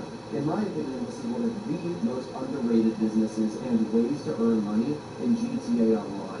A lot of players try to say, oh, it's not very good because the missions take a while and they're not easy, but I disagree. In today's video, I'll be breaking into all of these tips and tricks on how to complete this heist as fast as possible. And trust me, by the time you're done watching today's video, I think you'll understand just how easy the Mackenzie hangar heist is. It's a heck of a lot easier than something like the Kyle Burrito heist. And not only that, you're earning over $750,000 for around 35 to 40 minutes of work, making this one of the highest earning businesses in the entire game. And the best part about it is it's also one of the cheapest properties to get invested in. First of all, the purchase itself is only $1.5 million. There's no upgrades, and even if you're a beginner, you don't really need to own any special vehicles to participate in this, which is amazing. So it's a great property for a beginner or an experienced player. There's really only one vehicle I would recommend to own, and that is the Vigilante if you want to save as much time as possible. But yeah, with that being said, I'm going to break in everything you need to know today. And what normally might take you an hour, you're going to learn some tips and tricks which are going to shave literally 10 to 15 minutes off of your time completing this. If you do learn something new, please consider smashing that subscribe button down below. And as always, make sure you stay tuned. So with that being said, we're going to start up the first mission. And this first mission is actually one that obviously you can save a lot of time on. Normally this mission is a real stinker for a couple reasons. The major reason is because of the fact the game wants you to climb all the way up a mountain to destroy a tower. However, you don't actually need to do that. In fact, it's a lot easier if you just use a sniper, especially if you have the explosive sniper, but you don't need the explosive sniper. You can also just use the normal heavy sniper and destroy the tower. So what you're going to see here is the game is going to spawn you a motorcycle. And you're going to take this motorcycle and drive it over to the coordinates the game pings to you. And what you want to do is have your vigilante able to be requested through the interaction menu. Then, when you're over towards the transmission tower, you're going to go to manage vehicles and you're going to request your vigilante. Doing this, the game is going to spawn it on this road right next to you. So you're going to see that in just a moment. There we go. The vigilante is now on the road. So what we're going to do is we're going to hop out of my bike and then we're going to pull out my sniper really quickly. So as I said, normally the game wants you to climb all the way up this mountain with your motorcycle. But we don't need to do that. See this tower right here? If we simply aim my explosive sniper at the joints of this tower, just like that, we have destroyed the transmission tower. That alone has legitimately saved us like maybe 3 to 5 minutes of time. And now what we're going to do is we're going to hop into my vigilante, which we've requested. And doing this, we can literally just wait in the vigilante on the highway for the Streamer 216 spawn. Doing this, we can then fire the automatic locking homing missiles at the Streamer, so we can fire one homing missile right there. We can wait for the plane to turn around, and now once we get a lock, we can start spamming homing missiles. So I'll just spam these homing missiles really quickly. There you go. Keep on firing those homing missiles, roll around here, and there's one more homing missile. 1, 2. We've got the third crate and the fourth crate. Just like that, we have completed this entire mission. Do you see how fast we just completed this mission? Normally this would take you, 5 to 8 minutes to complete. But we have been able to complete this so fast, just by using the vigilante and a sniper instead of climbing up the tower there, that it has literally shaved so much time off. If you complete the missions, wherever the game spawns you, my recommendation is to set your spawn location to the Mackenzie Field hangar and simply load into a new lobby. Doing this is going to be much faster than driving any vehicle you have back to the hangar. It's going to spawn you inside of the building, it only takes a couple seconds, and it's then going to allow you to instantly start the next mission, which obviously saves even more time. Especially with some of these missions, which I'll showcase in a little bit.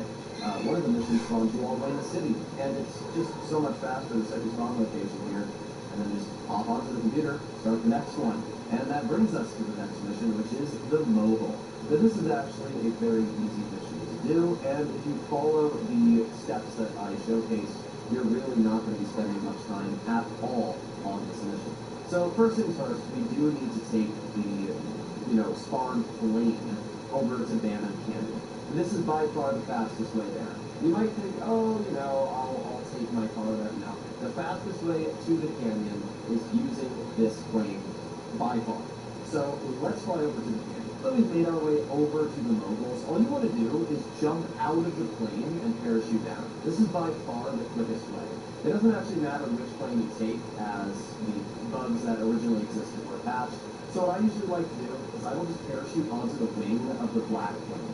This skips all the fighting, and then once you're on the wing, I didn't mean to do that, but once you're on the wing of this plane, you can just hop into the door, and then just simply go, I don't know what my character's doing. My character's being very dumb, but just go to help with ammo and eat some snacks. You're never going to be in a situation where you're worried about dying here. These missions fully replenish your snacks for you, and as I said, just hop into the plane, pull out your snacks, and leave. Sure, the plane might take a little bit of damage. Mine took maybe 10% of its health away, but it doesn't matter, because all we need to do now is fly our plane back to the Mackenzie Field hangar. When we get over to the hangar, the game is going to then shoot the planes out of the sky that are after it. There's no point to try and shoot these planes down. If you're playing with a friend, sure.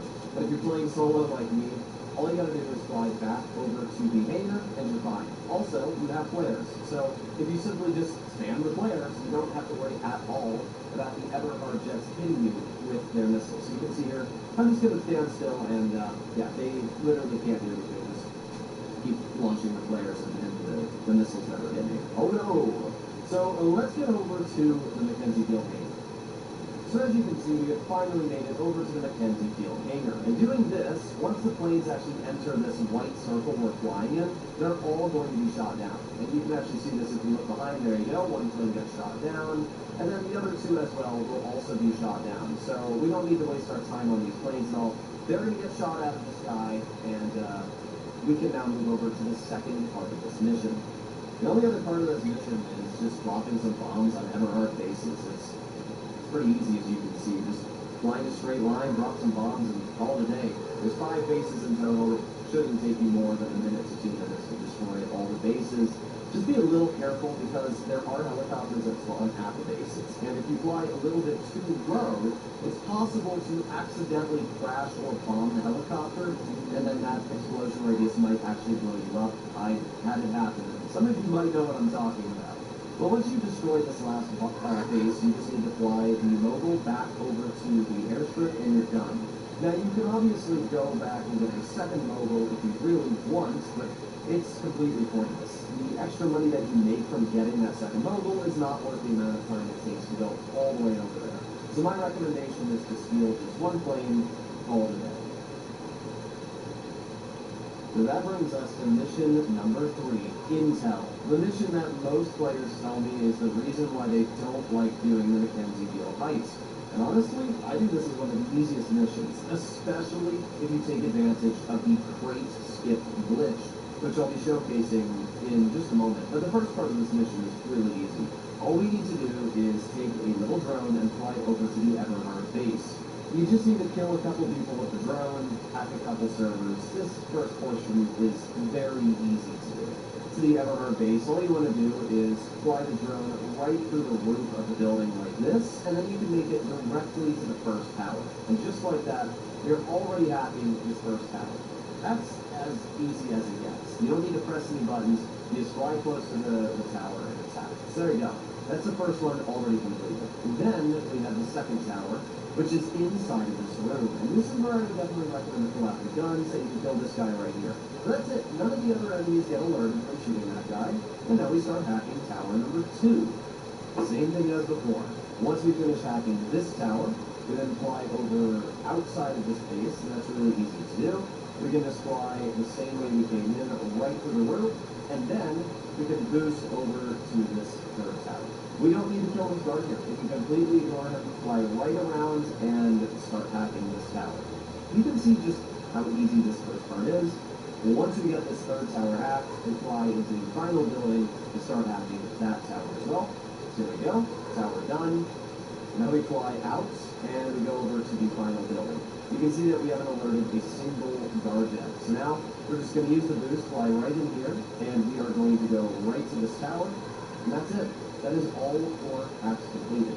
Once we complete these tower hacks, we then have to go over to a little shore area, and the game wants us to dive and grab some crates. And this is the part of the mission that most players hate. But with the crate skip glitch that I'm about to showcase, it makes it a whole lot more bearable. And you'll see why. The shipwreck, ignore all of the enemies that are here. None of them are actually going to aggro on you unless you start shooting at them. So just do what I'm going to do, drive around them just like this, drive through the fence, and then you can bring your car right down to the rocks. Then you can pull out a suppressed weapon, and you can kill these 2 guards here at the bottom. So there goes 1 guard, and there goes 2 guards. We can ignore all of the guards above us, and we're just going to hop right onto the ski. And we're going to bring this out to the shipwreck. Now, the shipwreck has 2 different spawn locations of the crates. And depending on which spawn location you get, you'll obviously have to swim to 2 different areas. But honestly, they're pretty easy and reliable to know which of the 2 it is. I usually like to start over towards the left side of the shipwreck, this area. And then I'm just going to jump off the ski. And you'll notice that I don't have any diving equipment. I'm not even going to use any rebreathers. I'm just going to swim all the way down to the bottom of this little ravine here. And we should see the first crate pinged in front of us pretty soon here. And there you go. We already have the first crate, exactly where I thought it'd be in this far corner. And you'll notice that right now I don't have any rebreathers. I don't have anything to stop me from drowning. But here's the real big secret. You'll notice that I have snacks. All I need to do is eat snacks while I'm swimming to these locations. And I'm not going to drown because of this. The snacks completely keep me healthy, so I don't need to worry about drowning while I'm grabbing these crates. I can swim to each of the locations. We can see the next crate is right in front of me here, so we're going to grab this crate right now. This is crate number 2. There you go. Boom. And then we have the third crate, which is in this container over here. And then we just have to get the 4th crate, which I think I actually swam past. I may have missed that one. But we can see third crate right there. I just need to get the fourth and final crate, which is usually located near the boat. So let me go grab that as well really quickly. And there you go. It is located right next to the boat. So once I grab all four of these crates, I'm literally going to let my character die. And this might sound foolish to you, but that is actually the strat. You can see the game says, deliver the cargo to the Mackenzie Field Hangar. Normally, you'd have to swim all the way to the surface, and then you'd have to walk up, fight a bunch of enemies, and then after doing all of that, you can drive your crates back. But what I'm going to do is I'm simply going to die. And because I'm playing this on normal mode, I don't know why it's a normal mode, but that's fine. I'll just blow myself up again really quickly. Let me see if I can kill myself with a sticky bomb. Here we go. There you go. So once you die, the game's obviously going to fail the mission. All you need to do is restart the mission by pressing either RT on your remote or whatever the restart button is on your PC. And the game is going to spawn you outside of the ocean. Your personal vehicle spawns right next to you, and all of the crates right on this table. All you need to do is walk into the crates. Boom, we have all of them. We don't have to fight any enemies. Hop into my car, and you can leave your location. Now, if you have 2 team lives, like I did in this one, all you have to do is when you spawn back on the Ski-Doo, blow yourself up with a sticky bomb. It's pretty easy. You can even do it while in the ocean. And now we're just going to drive my crates back over to the Mackenzie Field Hangar, and we're done with this mission. This is normally a, 15-minute mission. And I think this is the major reason why a lot of people consider this to be a bad way to earn money. They think that these missions suck and that they take forever. But honestly, all I need to do is die, grab the crates, drown, and that's it. Now I just drive back. I don't have to spend much time at all. So what normally takes 15 minutes, I'm able to do in around 6 minutes. So that's it. Personally, I actually think that the Iron Mule mission, which is what we are currently doing, is the hardest of the bunch. And the reason why is because this mission, you have to kill a bunch of enemies, you have to make sure that you're not dying, and then you have to steal a helicopter and bring it back over to the Mackenzie Field Hangar. It is honestly a pretty easy mission once you know how to do it, but I can imagine for a beginner, especially doing this on hard mode, it can be a little challenging. Now my recommendation is to use an armored vehicle. It's honestly going to be just as good as something like Vigilante.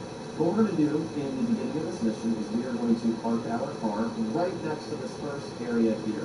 And the reason why is because we have to plant a stake in the ground. So we're going to put the jammer right in the ground, and then we're going to hop back into my Vigilante, and we're going to place the second jammer.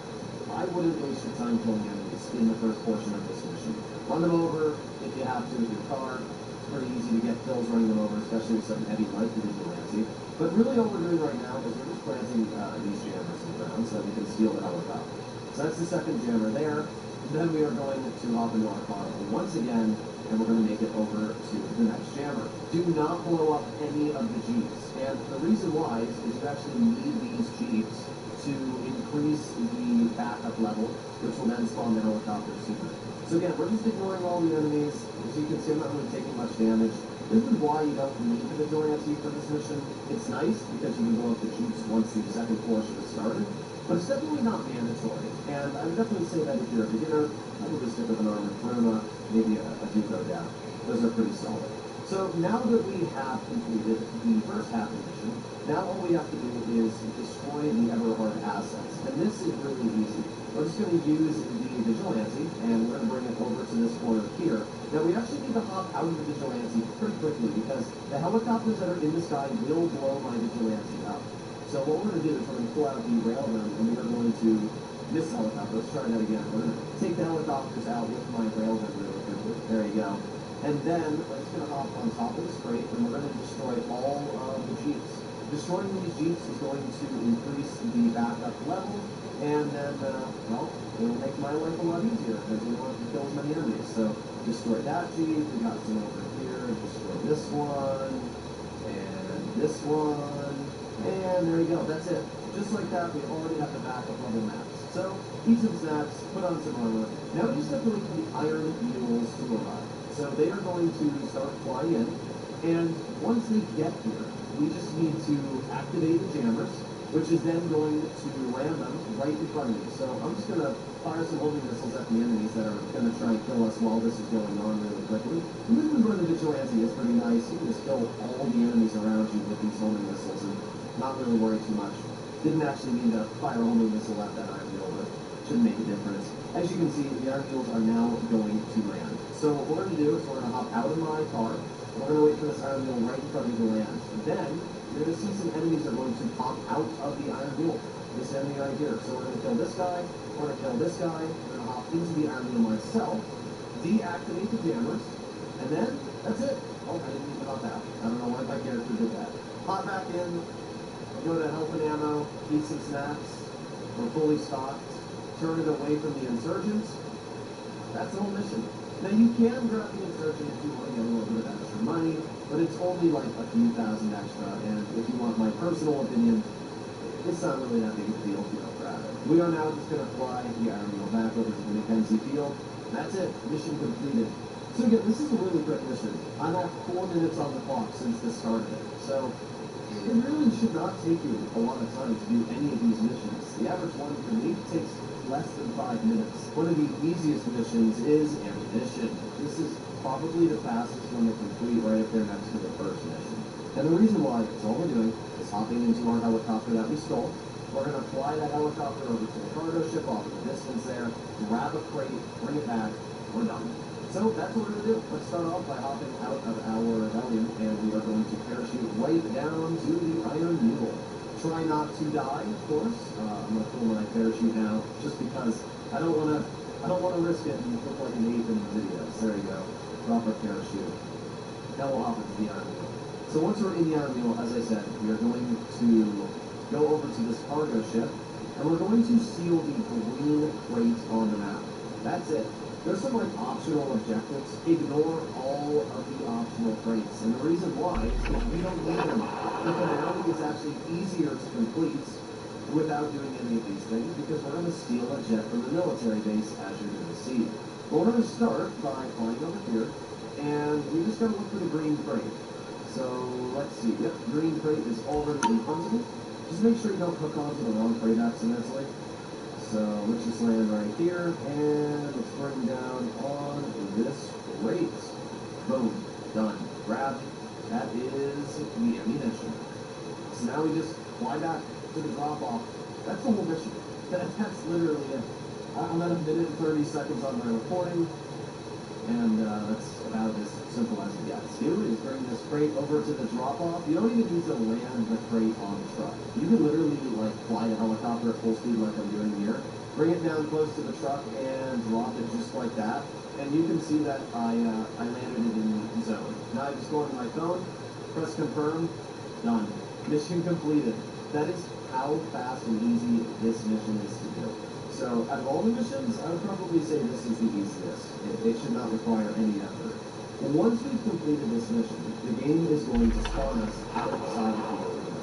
And this is why setting your spawn location to the Mackenzie Field hangar is very, very important. Because who wants to spend like multiple minutes going all the way back to the hangar when you can literally just go to the pause menu, online, find your session, invite home. Doing this, the game is just going to fast travel you right back to the Mackenzie hangar, and I'm ready to start the finale. So yeah, it's really not that challenging to take advantage of the fast traveling in this game. What kind of sucks is there used to be a glitch in the game which allows you to spawn a laser from the military base to complete this mission even faster. However, after a little bit of testing, it seems like that no longer works because I've tried it a couple times and I haven't gotten the lasers at all this far. But this isn't too big of a deal. It's only going to save you like a minute or 2 minutes of time if you're using the laser versus just the massive machine gun on your mobile. So what we're going to do is once we get over to the Titan DVD, we're just going to start blasting. So we're almost at the portion where the pyros spawn in, and this is where you got to be a little careful. So you're going to see that there's a pyro right off to the right of me. All you want to do is destroy that pyro really quickly, and you can see why. That pyro literally crashes into you, I swear. It's like Rockstar coded that plane to ruin your run. Even if you do destroy the pyro, if it still taps your plane, for some reason it still causes the mission to fail, even when you destroy the Titan 250 and your plane has full health. It's really weird. I'm not really sure what causes the glitch, but it is something that happens. So, as we can see, the Titan does not have much health left. All we need to do is shoot it just a teeny bit more here, and it will be completely taken out, and that is it, done. So that took me a total 3 minutes and 20 seconds. Not too long at all from the time of getting in the plane. So now what we're going to do is we're going to hop out of the mobile and we're going to kill ourselves. I know, this sounds really stupid, right? But the reason we're going to kill ourselves is because when we spawn back in, the game is going to ignore all of this. It's going to spawn us right back in with our vigilante next to us, and we're going to be able to kill the enemies. Now, I accidentally started this mission on normal mode, so I didn't blow myself up with a grenade in the beginning of this. But it doesn't make a difference, right? You should always be doing this mission on hard mode because you're going to make an extra 250,000. So here we are, and you can see that my vigilante is spawned right next to me. And instead of having to wait for the mobile to land and parachute out or whatever, we can just immediately hop into my vigilante and start firing homing missiles at all the enemies that spawn, right? So you can fire homing missiles at all these enemies just like this, move up a little bit, and fire a homing missile at this guy. That's it. All the enemies are dead. Now what we can do is we can quickly run over to the damaged engine, and we can put in the code to fix it. So here we go, AYXBA, YXBAY, XBAXA, XAXYX, YXYXY, XBXYX, AXYAX. There you go. That was pretty quick. That was pretty easy. And then we can just hop back into my vigilante really quickly. And when these enemies are spawning in, we can just drive my vigilante over to this corner, just like this. We can spin it around, and we can lock on to the helicopter really quickly, destroy that. We can lock on to all the enemies that are spawning in around us, and hopefully these homing missiles should be able to take all of them out. There you go. Kill you, kill that guy. Oh, move up a little bit so we can take out that car. And we got, what, a couple more left? So we'll fire a homing missile at them. Doesn't even matter. Usually just want to try and kill all the enemies before the Iron Needle drops the crate. And once the crate is dropped, we're going to ignore all of those guys that were shooting on us because they're going to be on the other side of the plane. And we're just going to need some snacks, put on some armor, and we're going to start loading ammo into the Titan. All we have to do is, I think, get 8 shells, but it doesn't even matter. We've already killed most of the enemies with my vigilante.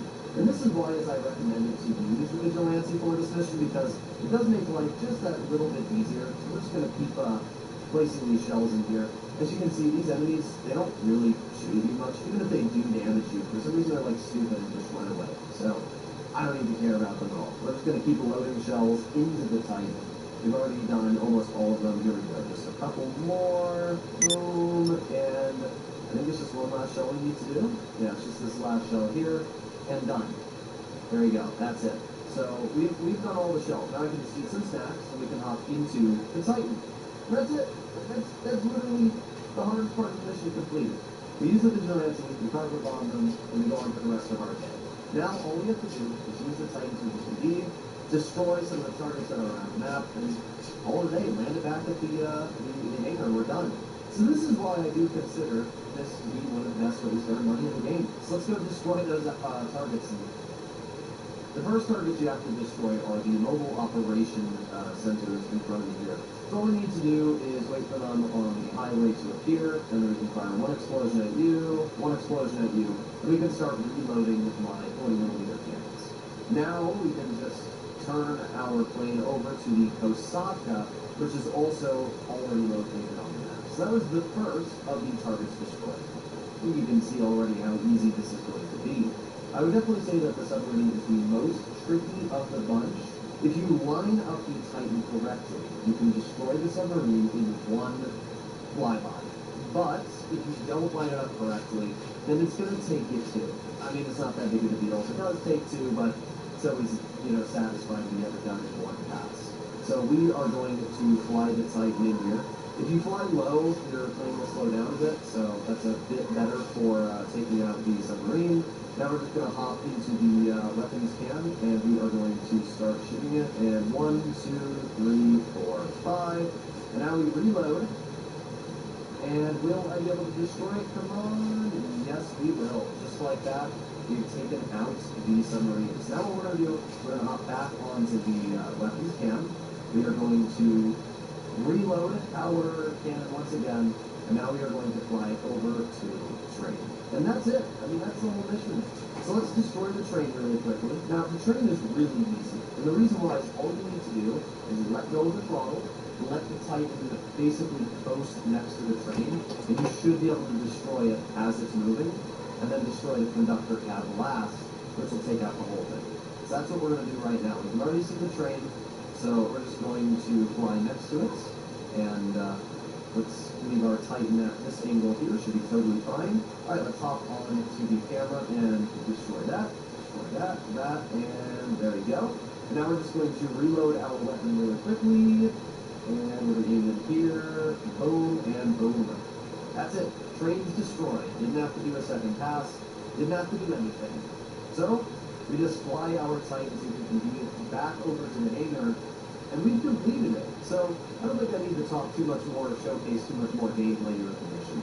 In total, it takes me about 30 to 35 minutes to complete the entirety of the Mackenzie Field Gamer heist, start to finish. That is $750,000 in 30-ish minutes. That's equivalent to almost 1.5 million an hour. That's not adding my passive businesses in the background or anything else. Now what's great is that unlike the Kayaprika heist, this heist only has a 40 to, I think it's a 60-minute cooldown. I don't remember if it's a 48-minute or 60-minute cooldown, but it's a very quick cooldown. So you don't need to spend much time at all waiting for the cooldown. Let me know in the comments what you guys think about the Mackenzie Field heist and how easy this is, whether this video helped you out or not, but hopefully you did. And if you do want to see more content like this in the future, please consider smashing that subscribe button down below. Either way, I will see you all in the next one. Bye-bye. Pollen allergens don't just float around outside. They're also inside your home. Introducing Clorox Pure Allergen Neutralizer, a daily air spray developed with allergists to neutralize allergens like pollen before they become allergies.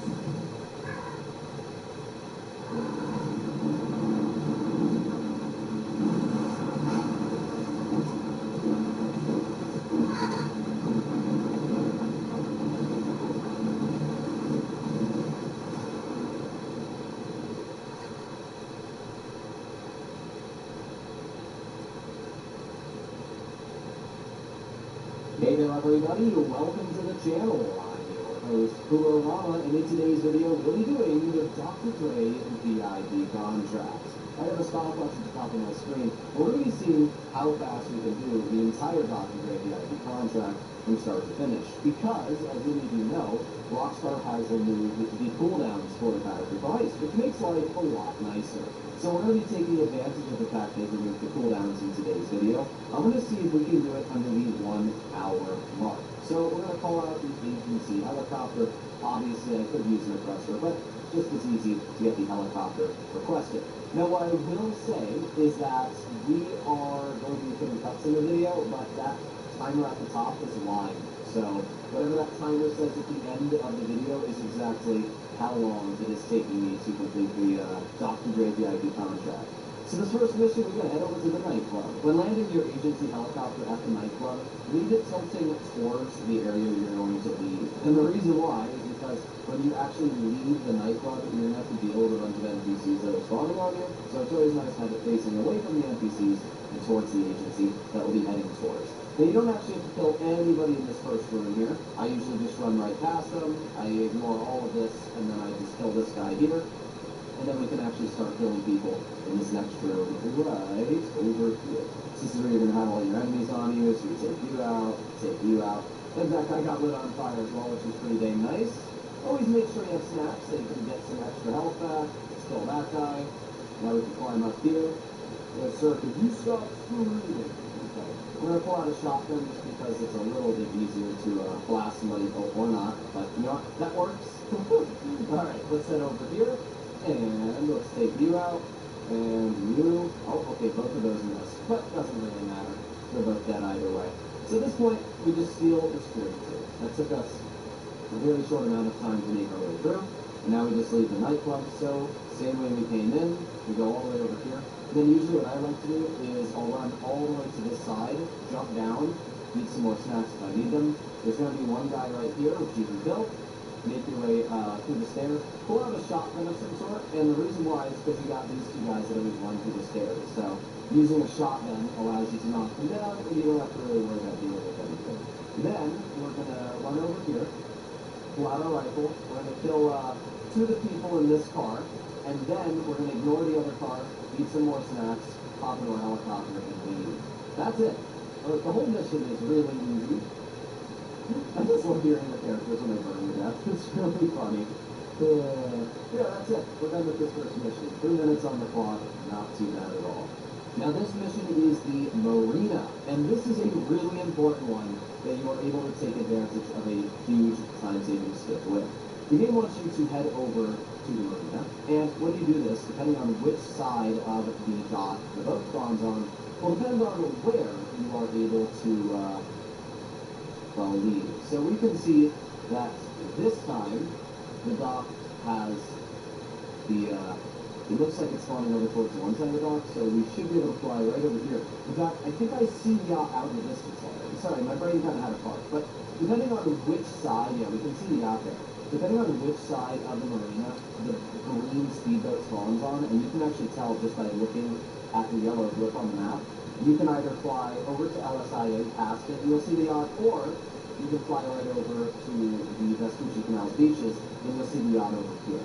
And it's obviously a really easy way to use and abuse. So we're going to jump out of the helicopter, and the reason why is because there are yacht air defenses, and if you don't, you might die. So it's usually better safe than sorry. So, oh, that's not what I wanted, but let's kill this guy really quickly. Hello, good stuff. There we go, he's dead. And let's get you. Let's get you. And then we can ignore all of that and head right in here. Hopping into the main deck, we're going to kill the one enemy that's right here, or not, or we're going to reload and then back out. So, sometimes this game goes. Alright, back inside, and then let's try to kill this guy this time. There you go. So what we're going to do is we're going to disable both the yacht locks and the air defenses. And the reason why is because this is going to allow us to steal the helicopter that is spawned on the yacht. So we're going to head over here, we're going to disable these defenses. That takes another couple seconds, and then after that, we just hop into the bottom floor and hopefully do it before the fire spreads and murders us. Okay, and okay, we actually got over there, over the fire. Oh my god, the entire deck of the boat is on fire. But we're gonna hop down here, we're gonna pull out our shotguns so we can hit these guys. There you go, knock that guy down. Let's head over here, let's take this guy out. There you go, and then we can hop inside of the bottom floor. So now that we've hopped in here, there's going to be some enemies that spawn. First area I always like to check is up here. So take that guy out, move up a little bit, and nothing's over here. We do have this guy, which we can clear, and then no. Okay, so we can see there's nothing on that table. We need to look for a little diamond. I don't know if it's a record or what it is, but we gotta look for that. It's going to be something right around this corner. So let's just we punch him in the face or something. There we go. I was like, what's the game doing here? Okay, so let's check this area. Nope, nothing in here. So we move into the next room. Okay, here we go. Take this guy out. There you go, easy. Then we hop in here. And is that it? Nope, I thought that was it for a second, but most definitely not it. Alright, let's take you out in this room. Nope, okay, so there's only one other room that could be in, so let's just eat some more snacks. It doesn't matter how many snacks you eat, by the way, because when you make your way to the next mission, it's always going to refill your snacks. Alright, so here we go. Take a picture of the evidence. We got really unlucky. It's in the last room, but it doesn't really matter. So while we're waiting for Manu to contact us, I'm going to pull out another shotgun. There you go. So we can take these guys out. There's going to be one here, and then there's going to be another guy that's right here.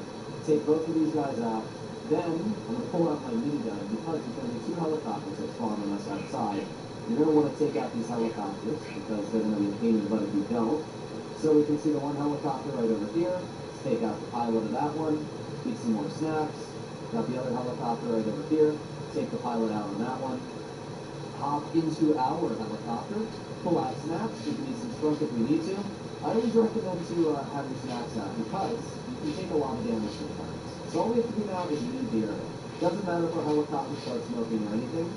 Once you leave the area, as soon as it's done, we're going to load into a new lobby. My spawn location is already set to the agency. So you're going to see that here in just a moment. We fly a little bit further away. Actually, we might not even need to change the spawn location because of how close we are, but I'm still going to do it. I think it's faster. You just go to find your session, invite only lobby.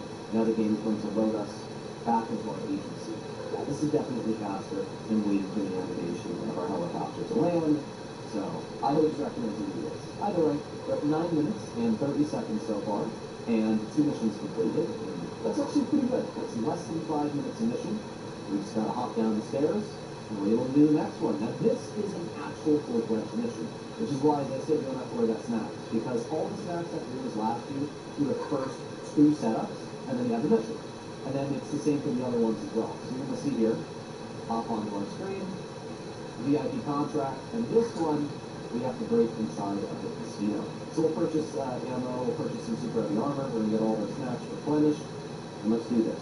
Now, hopefully, my vigilante is out. I don't know what car I last used in GTA, so it might not be the vigilante, which is a bit of a shame, but it's not so big of a deal. You don't need it, but it does make life a little bit faster. I'm not going to waste time on picking my outfit. So we are literally at 10 minutes starting this mission. Now, this is obviously going to take a little bit longer than the other two, because this is a full-fledged mission. You have to make your way into the casino, you have to steal a laptop, and then you have to leave the casino and I think head back to the agency. So it's still pretty simple, but it does require a little bit more effort. So let's see what car I have. There's the F. So you know what, at least it's HSW, so it's pretty fast, although it doesn't provide much protection. Now, I will have to turn off my game audio, just because of the fact that this part of the mission uses copyrighted music, so we'll put it down to 2%. There you go. And now we should be able to hear the audio. Yeah. It is one of the downsides of this mission is you can't mute the music. I know why they do it. It's because it's obviously like it's a partnership with Dr. Dre, blah, blah, blah. But it's annoying as being a content creator, you literally cannot do anything about it apart from turn your audio down to 0 because it's copyrighted music. So it's a bit of a bummer, but it doesn't really matter too much. Now, when we make our way over to the laptop, this will be our first cutscene skip. I don't even know why they gave us the ability to skip this cutscene, because it's literally like a 10-second cutscene. But hey, any seconds I can save, I will take advantage of. So if we hop all the way over here, we can see the promoter. And all we have to do is walk up to the laptop. Now, if I spam the A button, eventually it's going to let me skip the cutscene. At least it should. Yeah, there you go. Skip the cutscene. Again, I'm not even sure why it's like a cutscene skip, but it is. We're going to pull out the minigun because it just does such a good job murdering everything and everyone. So kill you. Oh, we got this guy running. What are you doing, good sir? What are we doing? Okay, no. Go away. While the minigun is great, the only downside is that sometimes people walk up to it, and it can make it a little bit hard to kill people, but it's fine. We have plenty of snaps, so it's not like I have to worry. Kill this guy. There we go. Now the minigun's going into its own. Great, we can just murder everything around us. Oh, we got one more. Kill that guy. Go back out the minigun, and let's leave the casino. So now we can go all the way down here, and there's going to be some enemies that spawn right over here. So we'll pull out the minigun, and anything that tries poking, they'll just die immediately, as you can see. There you go. That's everything here. Like, this is why the minigun is so overpowered. Plus, we just grabbed some snaps from that guy. Got, some more enemies over here. Shoot those guys. Anything that pokes over here dies as well. And, yeah, that's it. Oh, we got one guy. Come on. Show me your arm. There you go. He's dead. And let's access the elevator. And that's it. Now we're already able to make our way downstairs. We got somebody behind us. I don't care about this guy. We're just going to enter the elevator down. Okay, so now comes more fighting. We have to kill the promoter, and then after that, we have to make our way throughout the nightclub. So that's still pretty basic stuff. I usually just like to run down the stairs right here, and then we can put on our armor that we purchased. Here we go. Kill you, kill you, kill you. That's basically everyone. There's nobody over there. Kill this guy. Now we can ignore all of this. Run over here. Grab the backpack. And then we just head exactly back the way we came, underneath the stairwell. And yeah, we go back up here and we can take the elevator out. Boom. Okay, we can also turn up my audio at this point because obviously we don't have to deal with Dr. Dre's music anymore. So we hop outside the casino garage. Our car is going to spawn right across the road from us, so we just turn right over here. We can hop into our car. And done. Alright, let's turn our car around and leave. Yeah, this is an easy mission. In total, it took us 5 minutes. Like, that's not, oh my god. It's not a hard mission. 5 minutes for everything considered is very quick. And it shows why I love the minigun so much. We had a little bit of a sus moment there where the guy ran past us, but apart from that, we're completely fine. Completed! Well, that was pretty fast. 16 minutes for the first 3 missions done. Now we start the High Society League. And these 3 missions are definitely my favorite of the 3 different options we have. My least favorite is the next one we'll be doing, but we get to do the fun ones right now. First, we have to go over to the Pacific Bluffs Country Club. And what we have to do is make our way inside of the building. We have to kill, I think it's 3 security guards, hack their computer, and then we have to go find a limo. This mission can be a little time consuming just because of the fact it can be a little hard to find the limo. Every now and then my brain goes like, ooh, the limo, and I can't find it. But what we have to do right now is run all the way over here, just like so. I don't care if the cameras accept me. We're going to hop right over to the screen and we're going to hack it. So we have to find 5127, which I see right here, done. And then once we're inside, we're just going to pull out my minigun, shoot the door down, and kill all of these people. Just like this. There we go, there we go. What do we have? 2 guys left. I think they're all dead at this point. Yeah. Okay. So now we can hop on to the laptop. The laptop, you have to go to the brute force. So when it actually gets us on the screen here, my computer, external, brute force. And then we can go UPSTARTS. Done. Okay. Now while that's uploading, all we have to do is wait a teeny bit and blow ourselves up. The reason we can do this is because it's going to spawn us outside the building. And then we don't have to listen to Amani's yapping or anything like that. We can immediately search the area if we don't know.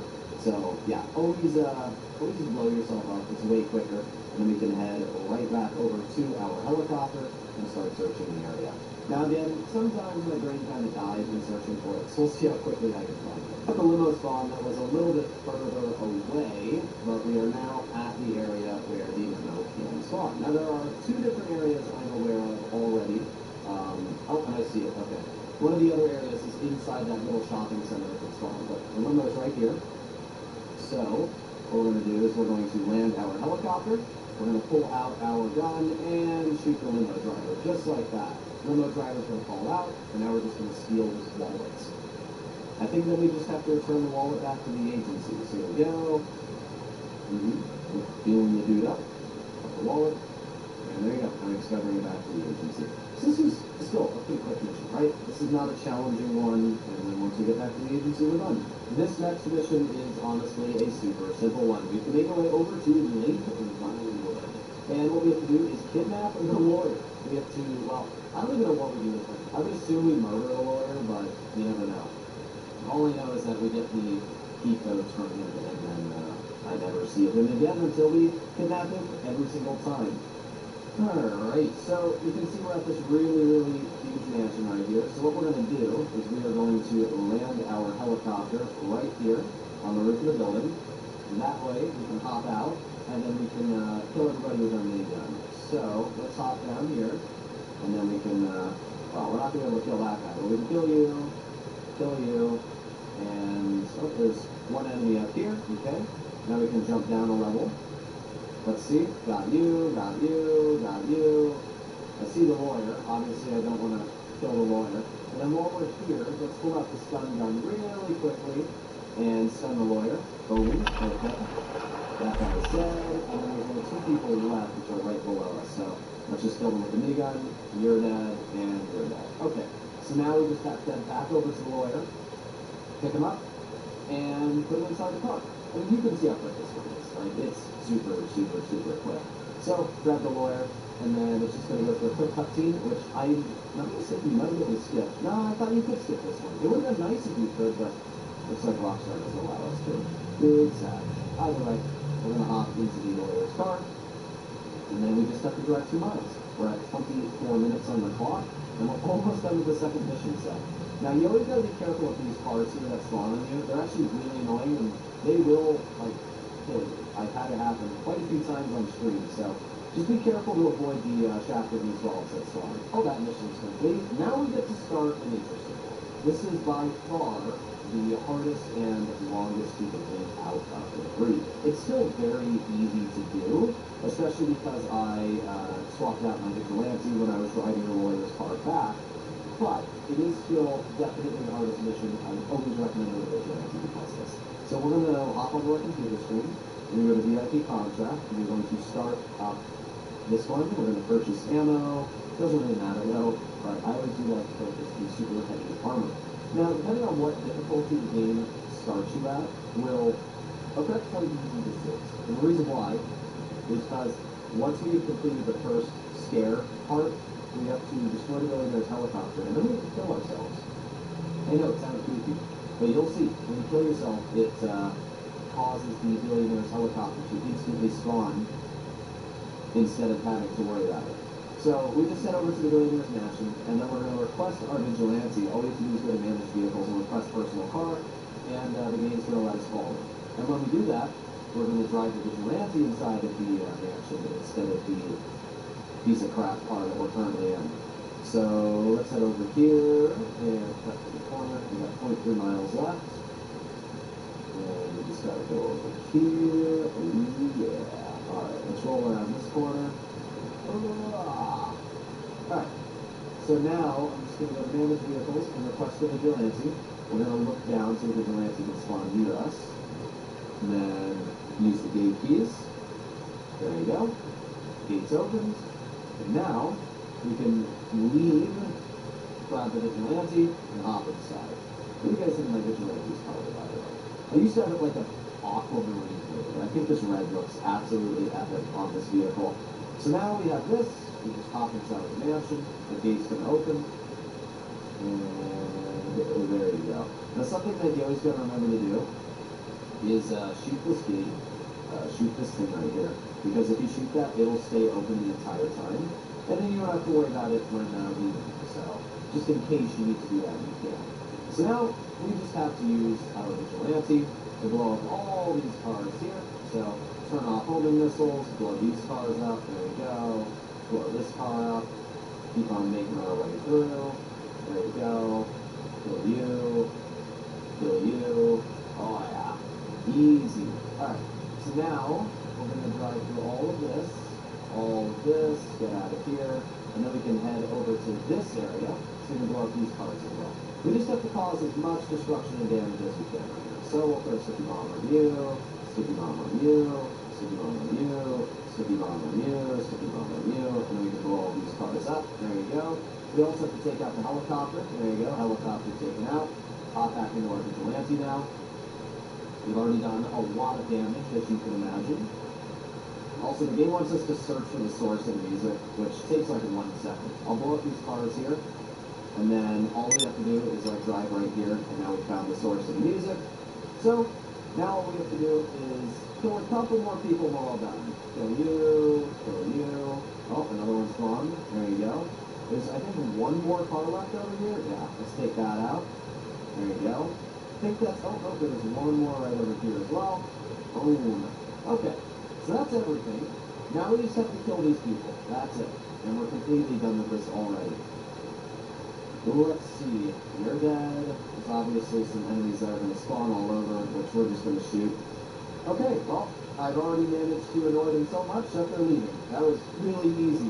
So we can skip this cutscene, and then all we have to do is hop back into our vigilante and use the homing missiles on the vigilante to take out the helicopter. So, we already have the homing missiles ready, and there's 1, there's 2, and there is 3. And that's it. Helicopter is already taken out. So now what we have to do is we have to kill ourselves 2 times. So you can see I have 2 lives. Well, I don't know if you can see it. There you go. Now you can see my life. I have 1 life left. So I'm going to respawn. I'm going to blow myself up again. Just like that. And then we're going to do it 1 more time. Here we go. If you have less lives, this is obviously easier. And the reason you're going to do this is normally the game wants you to follow the billionaire's helicopter all the way over to the beach. Then it's going to go through a cutscene, and then you have to go over there, and it's a pain. It is. I mean, everybody knows how much of a pain this is. However, if you just kill yourself, as soon as you destroy the billionaire's helicopter, it's going to fast travel you right over to the beach. Your vigilante, or whatever personal vehicle you have, is going to be right next to it. It's going to go through the quick cutscene. And then you are you're ready. That's it. So it's actually quite nice that you're able to do this. So here we go. Stop into our vigilante. And we just have to go over to the billionaire. So let's drive over here. I want a rocket boost, but I'm a little worried it's going to hit like this lip here and go into the ocean. So be a little careful. There you go. Hop out of our car. I guess we can just kick the door here. There you go. Grab his phone, and then we can hop back into our vehicle and go back to the agency. We're done. Pretty easy mission overall. There. While driving the Vigilante can be a bit troublesome. I flipped it like 3 times trying to drive back. It's just because of the fact the rockets are so insane on this vehicle. So maybe it's a bit of skill issue, I don't know. But I don't know. The Vigilante's always such a bomb. Either way, 35 minutes. We've done the second mission set now. So if it takes me realistically another 15 minutes or so to do the next mission set, we'll be at about, what, 15 minutes on the clock? Online, find new session. But yeah, if we're at about 15 minutes on the clock, that means we have 10 minutes to do the 2 finals.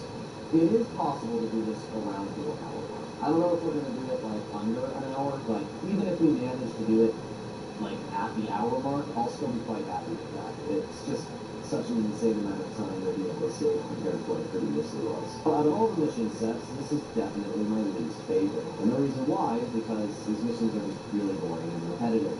This first one, what we have to do is drive to a certain area that is pinged on the map, kill a bunch of gangsters, steal a van, and then bring the van back over to our agency.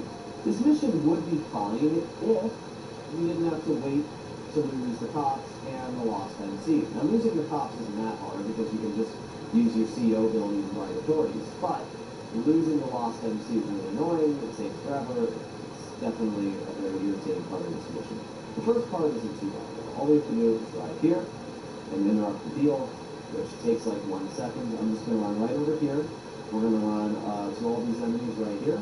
And dead. I mean, again, like, this gun is so darn overpowered. Okay, you're dead. And we only got a couple enemies left. There you go. Is that guy dead? Now he is. There's only 1 person left. I don't even know where he is. Oh, that's it. Yeah. That was the whole mission. So now, what we have to do is we have to escape the lost MC. And literally, it doesn't even matter if we fully escape them. They still just never go away. Like, you can knock all of them down. It doesn't make a difference. There's still a pain. Come on. There you go. Like, at this point, we basically already escaped them, right? They're gone. Nobody's on us. We're fighting the other dudes over there. But we will still have to deal with it. It's really, really annoying. Like, look at this. We're completely gone. Yeah, there you go. There's another group of them. Okay. Well, I'm going to let Vernon knock them off their bikes. Unless I can hit this one. There you go. Perfect. Okay, so what we're going to do is we are going to knock you off your bike. We're going to head over this way. We're going to head towards where the safe house usually spawns. See if any, that motorcycle's not even on us. Oh, now it is. And 1 year of driving later, we have finally made it to the drop-off. Yeah, this, I just hate this mission. I don't know why Rockstar has to make you escape. I choose no clinical enamel strength because there's clinical evidence to support that it does strengthen the enamel. I can't believe you're so new. The pay with cash up front was a problem because your allowance turned on. Give me 17 cents on Bitcoin.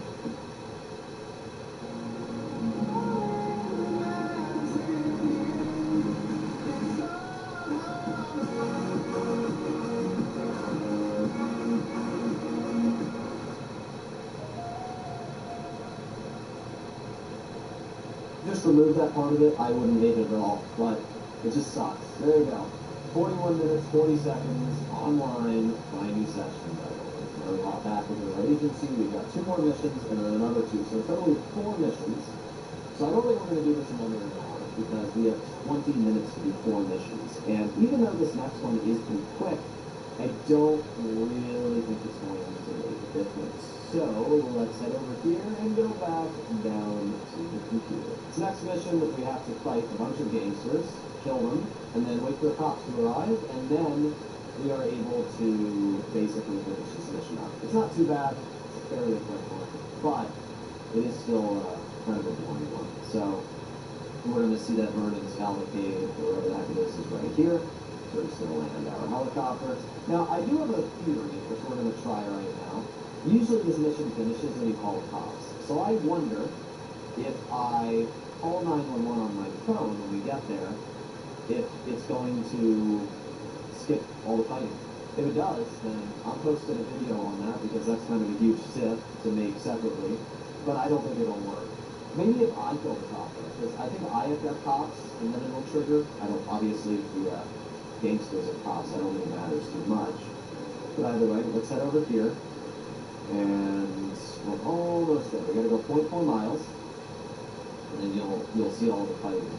So what I'm gonna do is I'm gonna go over to my contacts list, and I'm gonna type in 9, oh, okay, move out of my way, 911, and then we'll start calling that. We'll drive over there while it's going on. So here we go. Okay. Now that we've gone here, we can also request the police. Okay. This will be interesting if it actually works or not. I'm really interested to see what happens. Okay. So let's just blow up this vehicle. There you go. We got another vehicle over here. Blow that up. Eat some snacks so we don't die. Blow this up. There you go. This thing is so overpowered. Alright, and you're gone. Alright, and take care of that. That's friendly. Okay. That is not a friendly. No, that isn't a friendly. Are the cops coming? Oh, I think it may have worked. We have cops now. I wonder if that works. Oh my god. I think that may have worked. I'm not sure. It's not possible to tell, but what I can say, that was pretty quick. Normally it takes a lot longer than that for the cops to spawn. That was like literally 30 seconds. I wonder if that worked. That may have. That's actually insane if it did work. Anyway, at this point, it doesn't really matter. I don't really even need to buy the authorities because all we have to do is follow Vernon over to this garage right here. He's going to open the garage and then we have to go through an annoying scene. I wish you could skip this, but you can't. Alright, and here we are. I think we can skip the cutscene. Indeed we can. And then all we have to do is take out the goggles, which I love using the minigun for. Once again, minigun OP, so we're killing you. Try not to blow up the cars though, because I usually like to use these cars for the missions, which is pretty nice. I always am really careful with this van here, because even if you're shooting through the glass, the minigun counts that as damage to the vehicle for some reason. So, yeah, be just super cautious with the minigun. If you're gonna use it, it's super prone to like blowing up cars and stuff, and don't say I didn't warn you. Alright, so we gotta kill a couple more enemies here. That's it. That's the whole mission. Now, this guy's gonna hop into the car. We can skip this cutscene. We're gonna head into this vehicle right here, and we're gonna chase him down, which is obviously super, super quick and easy to do. We're just gonna cut through right here, and he is right in front of us, which we are going to pop in the head. Done. That's it. Now we just park our vehicle, get out. Yeah, you can see how quick this is. So even though the other two missions, well actually no, it's just really that one mission kind of stuff. This one was super quick. We can turn back up our game audio now, because we're not going to hear the Dr. Dre music anymore. Oh, that was very fast. We're definitely not going to do it under 1 hour, because we have 9 minutes, but we did this quicker than I expected to at this point. So, let's head right over there. The car turns in front of us. It's fine though. Go over here. Oh! I hate the frickin' like tires that the game vehicles all use. They look cool, don't get me wrong, but they have no grip. And no grip is not a fun experience, especially when trying to drive. Oh, we are 7 minutes left on the clock, which is not an insane amount of time, but I think we'll be able to do this one in probably 5 or so minutes, so it'll still be fairly quick. All we have to do is deliver Dr. Dre's car over to Record Day Studios, and then after that, we have to kill a bunch of people, and then fight Johnny Guns in the next mission. So let's roll over here, cut through this. Now, I don't even need my Vigilante. The Vigilante is great for this mission, but you can use the minigun and do just as much damage. So I'm just going to pull that out. That's not a minigun, but that is. So there we go, take you out, keep shooting the car a little bit more, so it gets out of my way. I guess we can just blow up this car too. There you go. And then we can move up a little bit over here. Keep on going. Alright. Kill you, kill you, kill you. All those guys are dead. and we have 2 cars and enemies that are going to spawn over here. So we can just take out these cars. There you go. That's everything over there. Then we have 1 guy over here. We got these cars and enemies that spawn. There you go. Take out this car, and then take out this guy, and this guy. And that's it. Now we're able to immediately get inside of Recording Studios. Now once we're inside the studio, once again, we just have to murder a bunch of more people. So kill you, and then sometimes they walk out of these alleys here. Sometimes they don't. Looks like they're not going to do that right now. So I'll have to come back and kill them later when they do. Alright, I just always spam my gun throughout this entire studio. It's by far the easiest way to kill anything that spawns. There you go. Move up a little bit more. Kill you. Get this guy's arm. Get this guy. And there you go. Okay, so now we can turn around. Take this guy out. And then there's one more right here. There you go. Eat some snacks, put on, well, I guess there's one longer. But all we need to do now is, well, I was going to say use a shotgun, but there you go. Kill that guy. Kill that guy. This guy has a shotgun, so he's got to be careful. And then this guy has a shotgun too. A lot of these guys have shotguns, so you got to be super, super careful. But now you'll see more gunmen spawn behind you, so you're going to go all the way back out. You're going to kill this guy, and then keep going back, and then there's going to be another guy here, and then keep going back, and then you're able to finally kill this guy. And now we can make our way back over all the way to Recording A controller. Isn't that annoying? I don't know why Rockstar had to make it like this, but yeah. And by the way, this doors are locked until like it's the end of the mission. So sometimes you just have to run all the way back. Either way, not that big of a deal. Skip that entire cutscene. Pass. That saves so much time because instead of being at 60 minutes on the clock, we're just done. And we're at still another 4 minutes left on the final mission. So not bad at all. Now all we have to do is go back online, find new session, invite only, we're going to spawn back in our agency, and we have the final mission to complete. I think if we'd been a little bit faster here and there, we probably could have done this under an hour. But honestly, even if it takes me an hour and 2 minutes, I still think we can say that we've basically done the Dr. Dre under an hour. Like, that's crazy how fast we're going to do it. So let's head over here and go down the stairs, okay? Now we get to start this up. Again, purchase some body armor and start it. I'm also going to showcase the fastest way to skip this mission as well. I'm just going to load us into it. Right now we're just stuck on a loading screen. Lots of games just like break. That cannot actually work.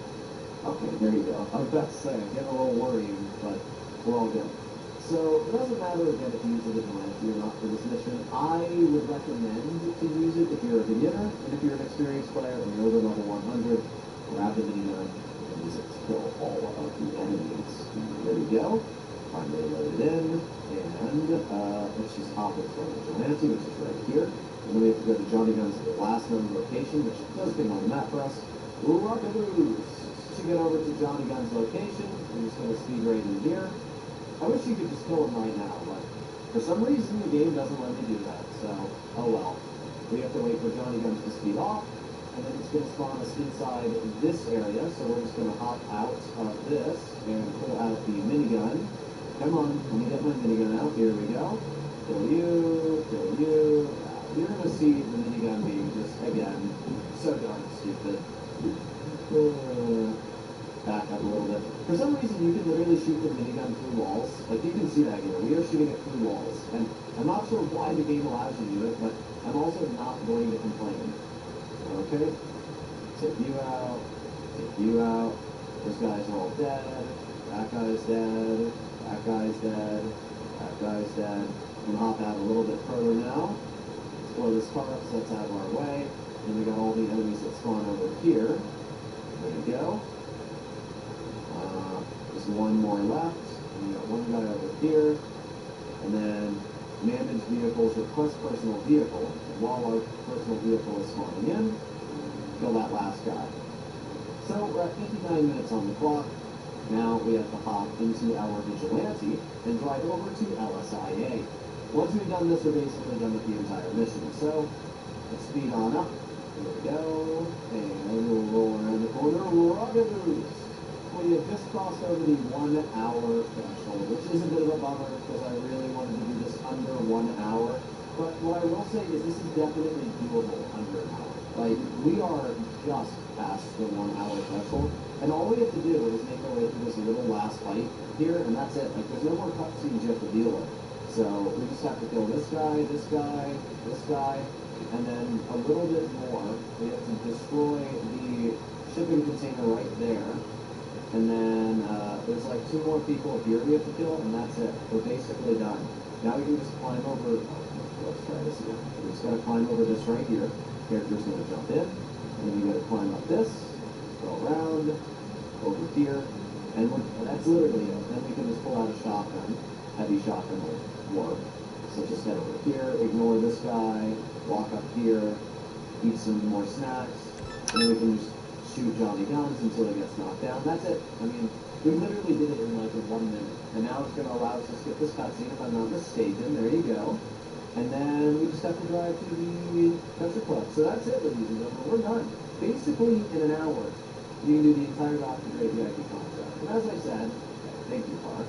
As I said, if we hadn't gotten a little bit of bad luck on that one delivering that flat vehicle, and if I didn't kind of screw up driving my vigilante on the other mission, I think we could have done it under an hour. But the fact that you can do this under an hour, where previously it would have been an hour and 10, hour and 20 minutes, it is huge. Like, these cutscenes can save a good 10 to 12 minutes of time. Like, that's huge when you actually think about it. And finally, we are at the Pacific Bluffs Country Club. So he's got to deliver his car right here, and done. Now the game is going to go through one more cutscene and get our $1 million. Someone ended it there. 1 hour, 3 minutes. That's pretty quick, honestly. That is pretty dang quick. What do you guys think about the Dr. Dre VIP contract in the comments down below? Do you think this is a really good way to earn money? Are you going to start using this more now that you can skip the cutscenes? I would definitely recommend it. You literally earn $1 million an hour, especially if you have passive businesses running in the background. This is a fantastic way to take advantage of everything. So if you want to see more content like this, please consider smashing that subscribe button down below, and I'll see you all in the next one. Bye-bye. Vermont USA offers a semester-long program for students to come and study in a city of their choice, to intern in their field of study, network, make connections, and see what these cities are like living and working. Only at Belmont. Choose Advil liver gels for faster, stronger, and longer-lasting relief than Tylenol rapid release gels. Advil targets pain caused by inflammation for fast, strong relief. Choose Advil.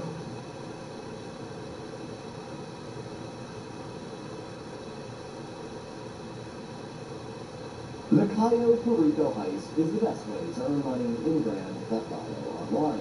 You can have your opinions, you can like certain businesses more, but at the end of the day, the Cayo Perico heist is the biggest money maker. On average, you're taking out a $1.2 million safe for 40 minutes of work. So, very little work and a lot of reward.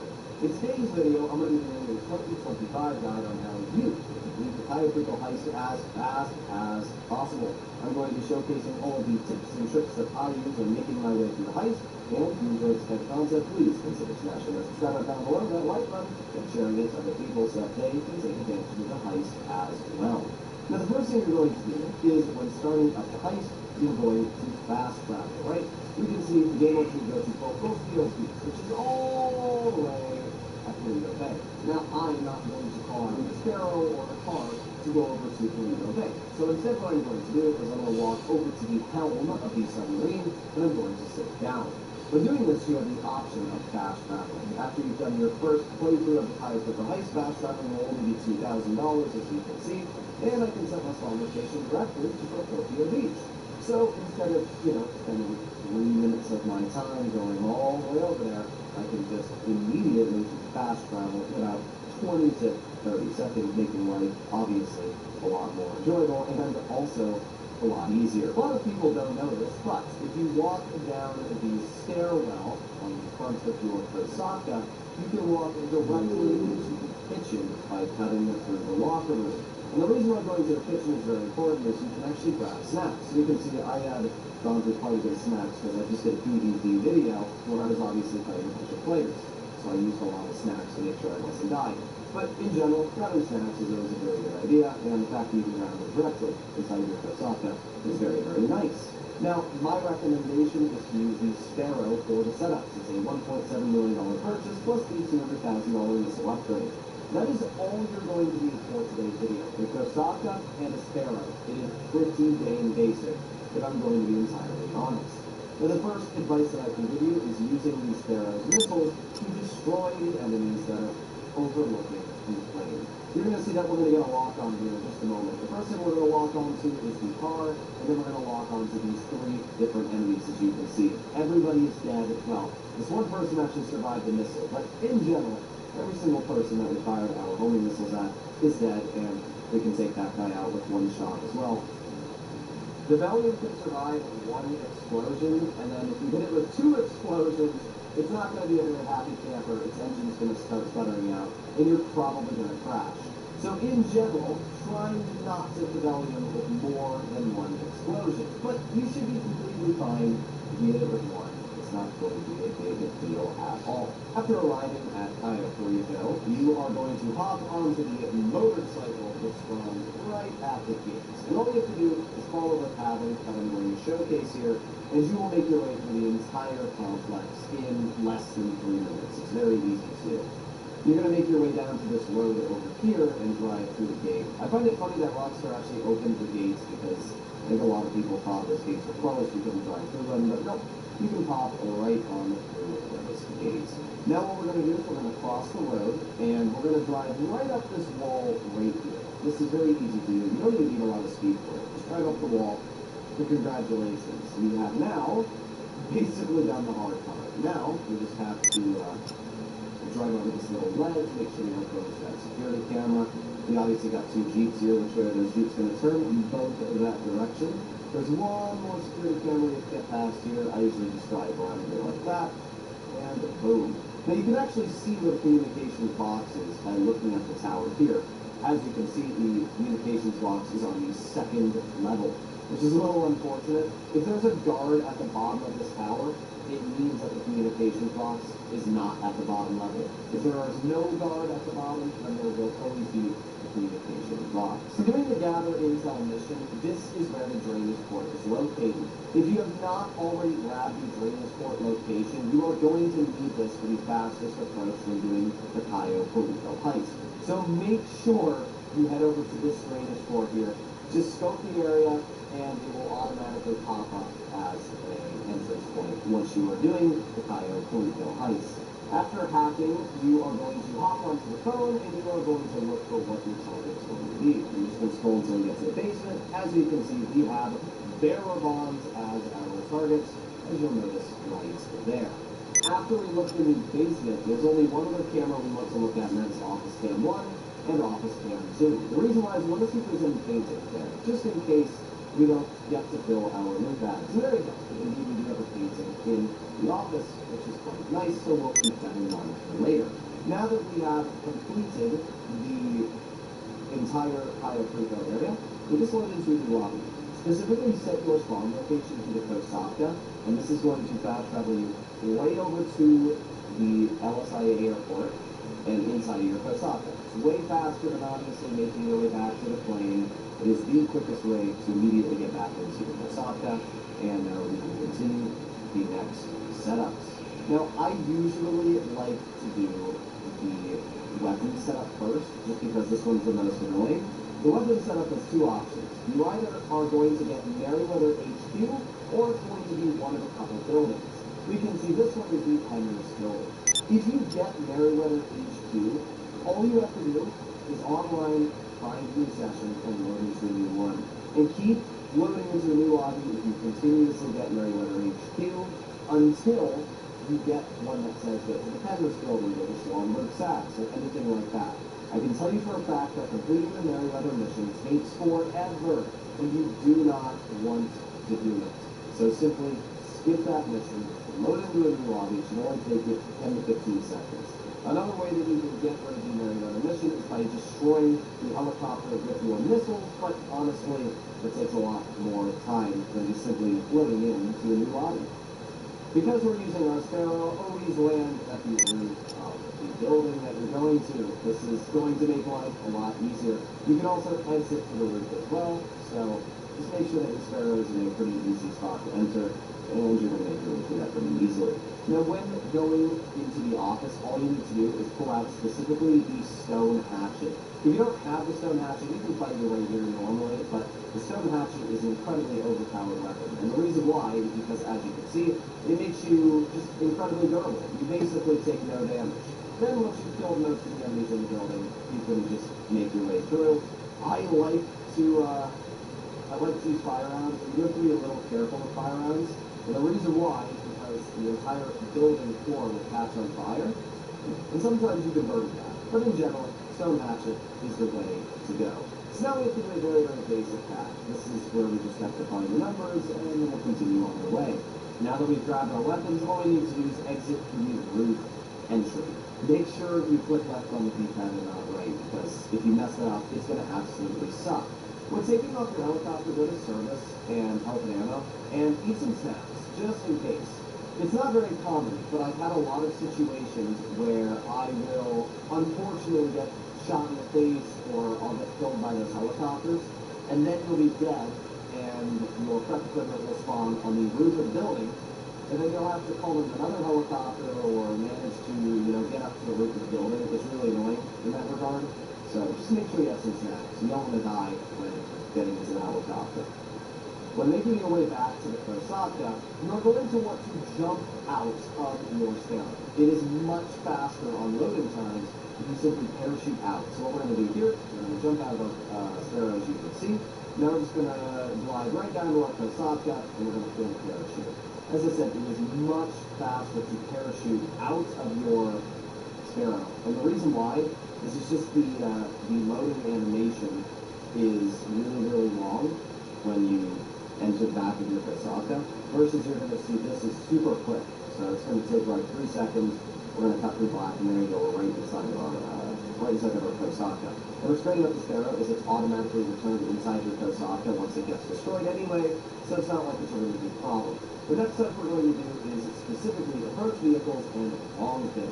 The long fin approach is the only approach that you're going to use, especially because of the fact that you're not spectate or look for any of our secondary targets. So now we're going to go back to the Sparrow, head over to the Vinewood Police Station. If you do not own a Phantom Wedge, which is obviously called inable, if you do not own a Phantom Wedge, which you can spawn with, if you do not own a vehicle warehouse, or specifically a Phantom Wedge for this mission, you are going to have to grab yourself a cab, a truck. If you do not own a Phantom Wedge or a vehicle warehouse, you're going to have to grab yourself a truck cab. During the mission that you are completing, truck cabs will spawn on map pinned by Pavel. So you're simply going to have to make your way over to those truck cabs. You can see here, for example, we have 2 truck cabs which are automatically spawned, and they will be pinned on the map once they make it to the location. So if you do not have access to a Phantom Wedge, grab those truck cabs. They will spawn in different locations depending on which of the spawns you get for your long fin mission. But then you'll have to drive that truck cab over to the Vinewood Police Station, grab it, and bring it back. If you own a Phantom Wedge, then all you need to do is go to the interaction menu, park the Phantom, and pick up the vehicle. Either way, it's very, very easy stuff. Do not fly too close to the Vinewood Police Station. And the reason why is when you get within about 100 feet of it, you're automatically going to get cops on you. And that kind of sucks. So in general, I stay a little bit away, and then I pull out my Phantom Wedge. That way I don't have to worry about getting cops. Just like the previous mission, go to health and ammo, pull out your snacks, so that you do not die from the enemy NPCs. Then we're simply going to reverse our Phantom Wedge right into the trailer, and just like that, we have it. So instead of driving this all the way over towards the docks, all we're going to do is we're going to park our Phantom really quickly. We're going to hop out of it, and we're going to kill ourselves, because it's the fastest way to reach the cops. So just pull out a sticky bomb, throw the sticky bomb, blow it up while it's in our hands, and as you're going to see, we simply respawn, and just like that, we have no cops. So now all we have to do is hop back into our truck cab, and we can complete the mission without having to worry about anything at all. which is obviously really, really nice. By the way, if there are truck cabs spawning around the map, we can see, for example, in this current time frame, there are a bunch of truck cabs spawning around the map. If you don't own a custom Phantom Wedge, you can grab any of those truck cabs as well, and grab the trailer, and you'll be completely fine. Once you have brought the long thing to the docks, all you need to do is load into a new lobby. So you can see here, trucks being delivered, and once we get through this black screen, we simply go to online, find new session, and you're playing on the lobby. Once again, because our spawn location is set to the Kosaka, it is going to immediately load me right back into the Kosaka. I don't have to call out a Sparrow, I don't have to do anything, we immediately get fast travel in, and we're able to start up the next setup. I usually like to land my helicopter on the roof of the casino, and then you can simply enter by walking to the elevator. This is much faster than going to the bottom level, and it accomplishes the same thing. And as we can see, the game automatically teleports you inside the elevator once you enter through the roof. So it's definitely a fast way to enter the casino. This is something that I actually haven't started using up until recently, but it's a very easy way to just skip that whole cutscene. Once you make your way into the casino, make sure you pull out a suppressed weapon. That way you do not alert any of the guards inside of El Rubio's penthouse. It's not that big of a deal to do alert them, but it's a lot more annoying. You have to search for them and kill people. Instead, just, kill them as a suppressor. It'll be a lot easier. And that brings us to where he is right now. So what we're going to do is simply pull out a weapon to pop him in the face. Doesn't really matter what gun you use. We're just going to hit him in the face, and he's dead. Then we just have to clear some of the enemies around him, and we're going to eat some snacks really quickly, and we're going to wait for the game to give us the prompt to grab his safe code. There you go.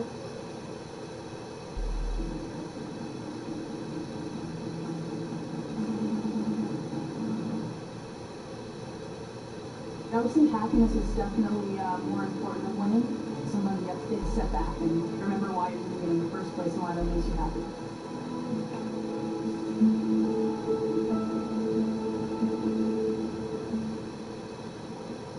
Would you rather buy 80 expensive cartridges or use these replacement bottles and save up to $1,000?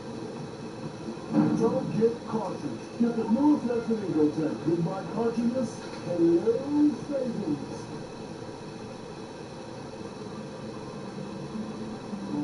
Once you grab the safe code, as long as one of El Rubio's guards kills you, you're going to completely finish the mission without any cops as you can see. So literally just let El Rubio's guards kill you the moment you grab the safe code. It's going to fast travel you right outside the casino, and you're going to have the safe code. And because of that, once again, you can simply load into a new lobby, the game's going to fast travel you inside of your Kosaka, and then you can start up the next mission. Super easy stuff.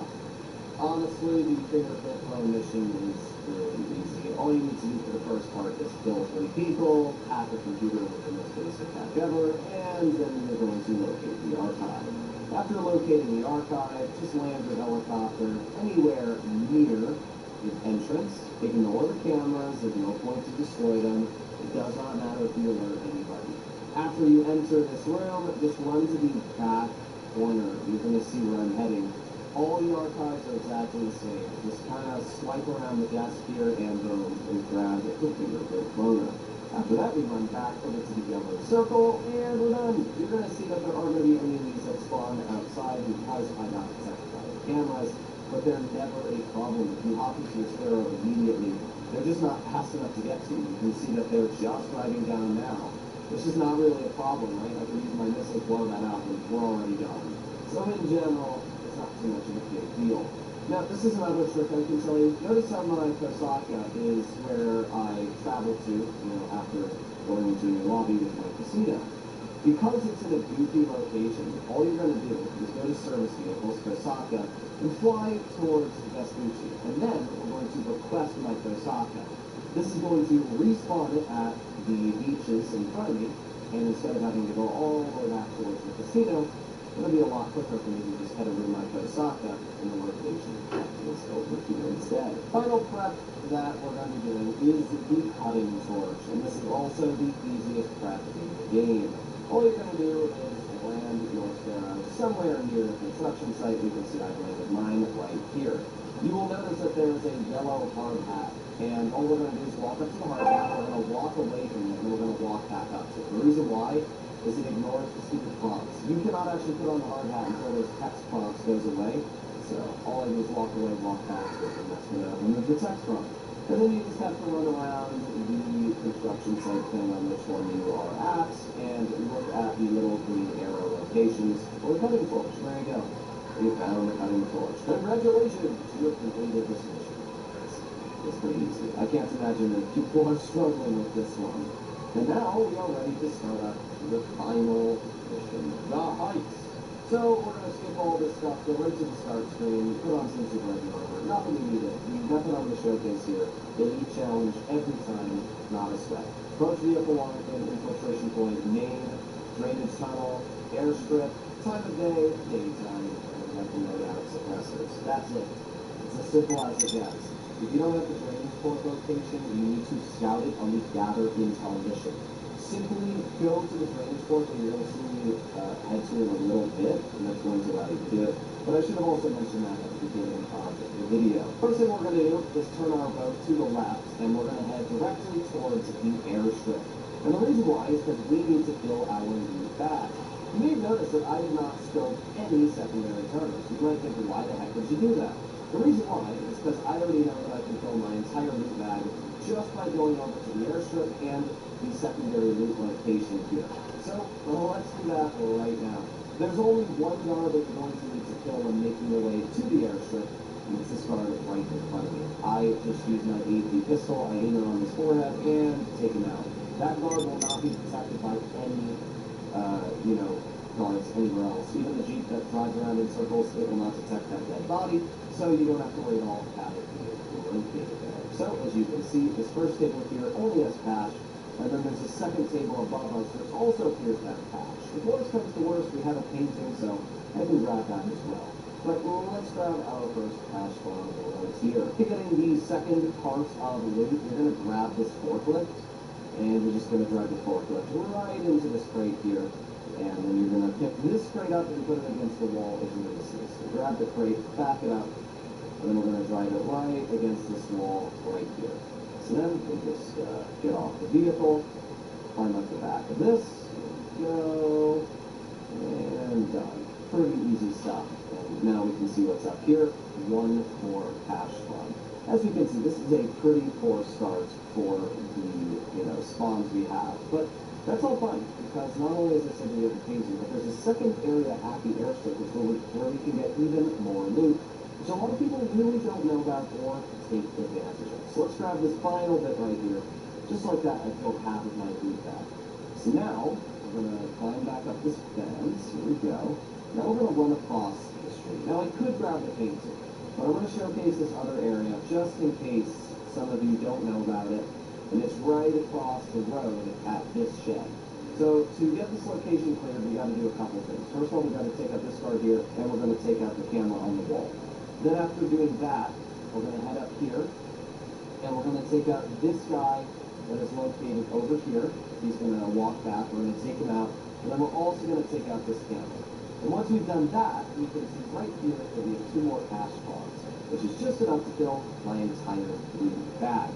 There should always be enough loot at these locations here to fill your entire loot bag out. And that is why I never scope, I never look for secondary targets, because I have not had a situation yet where I have not been able to fill my entire loot bag here. Now, as I said, I could have grabbed the painting, but I don't know, it doesn't really make a difference. Almost all the secondary loot pays the same. Yes, coke is the best, but at the end of the day, I'm still over $300,000 grabbing for cash, 296. 320, 330, that was 338,000. Your average coke grab is like 360,000. Once you've done this, all you need to do is climb over that fence there, head back over to your boat, and now we can go to El Rubio's compound. Now that we've made our way through the drainage port, and we are finally at El Rubio's compound, all you need to do is follow a simple path. Completing this will allow you to do the entire heist without any effort whatsoever. So you follow this fence over here, then we take a left turn, take a right turn, jump over this, and now we can see there's a guard right here. All we have to do is wait for this guard to turn away. Give him about 3 seconds and he's going to do that. Once he turns away, all we need to do is run past him, run past this guard here. Now pull out your pistol, and the reason why is because there's going to be one guard that walks down these stairs. Once he's walking down the stairs, we wait for him, and then we pop him in the face with our gun. Don't shoot him, because if you miss, you'll alert people. After that, all we have to do is walk over to the wall safe, grab our secondary loot. This can range from 20 to 100,000. We only got 30,000. That's a pretty bad patch there, but no problem. Now we just have to do the hacks. Hacks are very, very easy. I just memorized what the hacks look like, and you shouldn't really struggle too much on making your way through these hacks. You can already see that's the first one done. Should take you around 30 seconds to do the hacks. Now that we've completed this, we're going to make our way into the basement to finally grab our target.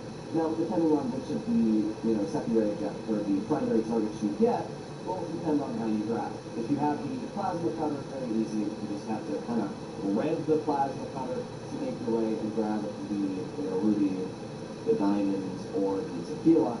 But for us, we have got a message from the gun. 2411 and what was it? 49? Yes, 2411 49. So let's do that right now. 2 1 2 4, boom boom boom, 11, and then 49. And we'll be completely done with this. Here we go, 30, 49. That's it. Now we've already got the primary target. So we went from 360,000 to 1.3 million. Now we just enter right back where we came. It's going to spawn us at the top. And now we have to escape the compound. Escaping the compound is incredibly easy. All we're going to do is run down the stairs. Don't jump or anything. Just run down the stairs. We can see that the guard just made his way across this little pathway. So we're going to jump over this. Continue running over here. Go up the stairs. And boom. That's it. You don't have to kill anybody parking that one guy with pistol within the face. That's it. Now that we have completed this, at this point it does not matter if you get detected. The way the Elite Challenge works is once you've left the compound, you will get the Elite Challenge even if you get detected. You only have to escape El Rubio's compound without being detected. So that's it. Now we've completed the Elite Challenge. We're going to kill this first guard right here on the motorcycle. It takes me like 1 second to do. Pull out our pistol, hit him in the face, and now that we've grabbed this motorcycle, we're going to run over his dead body. So this final part is the quickest way to escape the island, which I'm going to showcase here in just a moment. Let's just kill that guy because we can. He's not a good person. Alright, so we're going to head over here, and we're going to cut right through. So we're going to ramp our motorcycle off, right off to this distance. We're going to try and get it as much distance as we can. Now you can see in front of me here, we have 3 mines, underwater mines. We have this one right in front of you here, we have the second one there, and then we have this third one all the way to distance. All we're going to do is swim in between these 3 lines, just like so, and let go of the controller. That's it. We're done with the heist. We completely finished the heist. You can see I let go of the remote, and in about 3, 2, 1, everything is going to cut to black. That's it. That's the entire final vertical heist. This is why it is the easiest way to earn money in the online. It should not require effort. It should not really take you too much time to complete. And now that we've done this, all we have to do is go through a quick cutscene and we can see how much money we've made. I don't know exactly how fast I was able to do everything. I'm going to guess 10 minutes, maybe 9 minutes and 30 seconds, but it doesn't really matter. As you can see, we made 992,000, and this was on normal mode. If this was on hard mode, it would have been 1,092,000 plus the Elite Challenge. There you go, 9 minutes, 42 seconds, and that's it. We get the Elite Challenge. So we made 1,050,000 for this. That's as easy as it is. So you can let me know your personal feelings, comments, and opinions down below. But at the end of the day, Kyle Freaker Heist is the easiest way to earn money in the game. This took me, at the current time, 39 minutes on recording. So that's it. Hopefully you enjoyed the video. And if you want anything or two, please consider smashing that subscribe button. I don't want to blind you guys with that. If you enjoyed the video, please consider smashing that subscribe button. I'll see you in the next one. Bye-bye.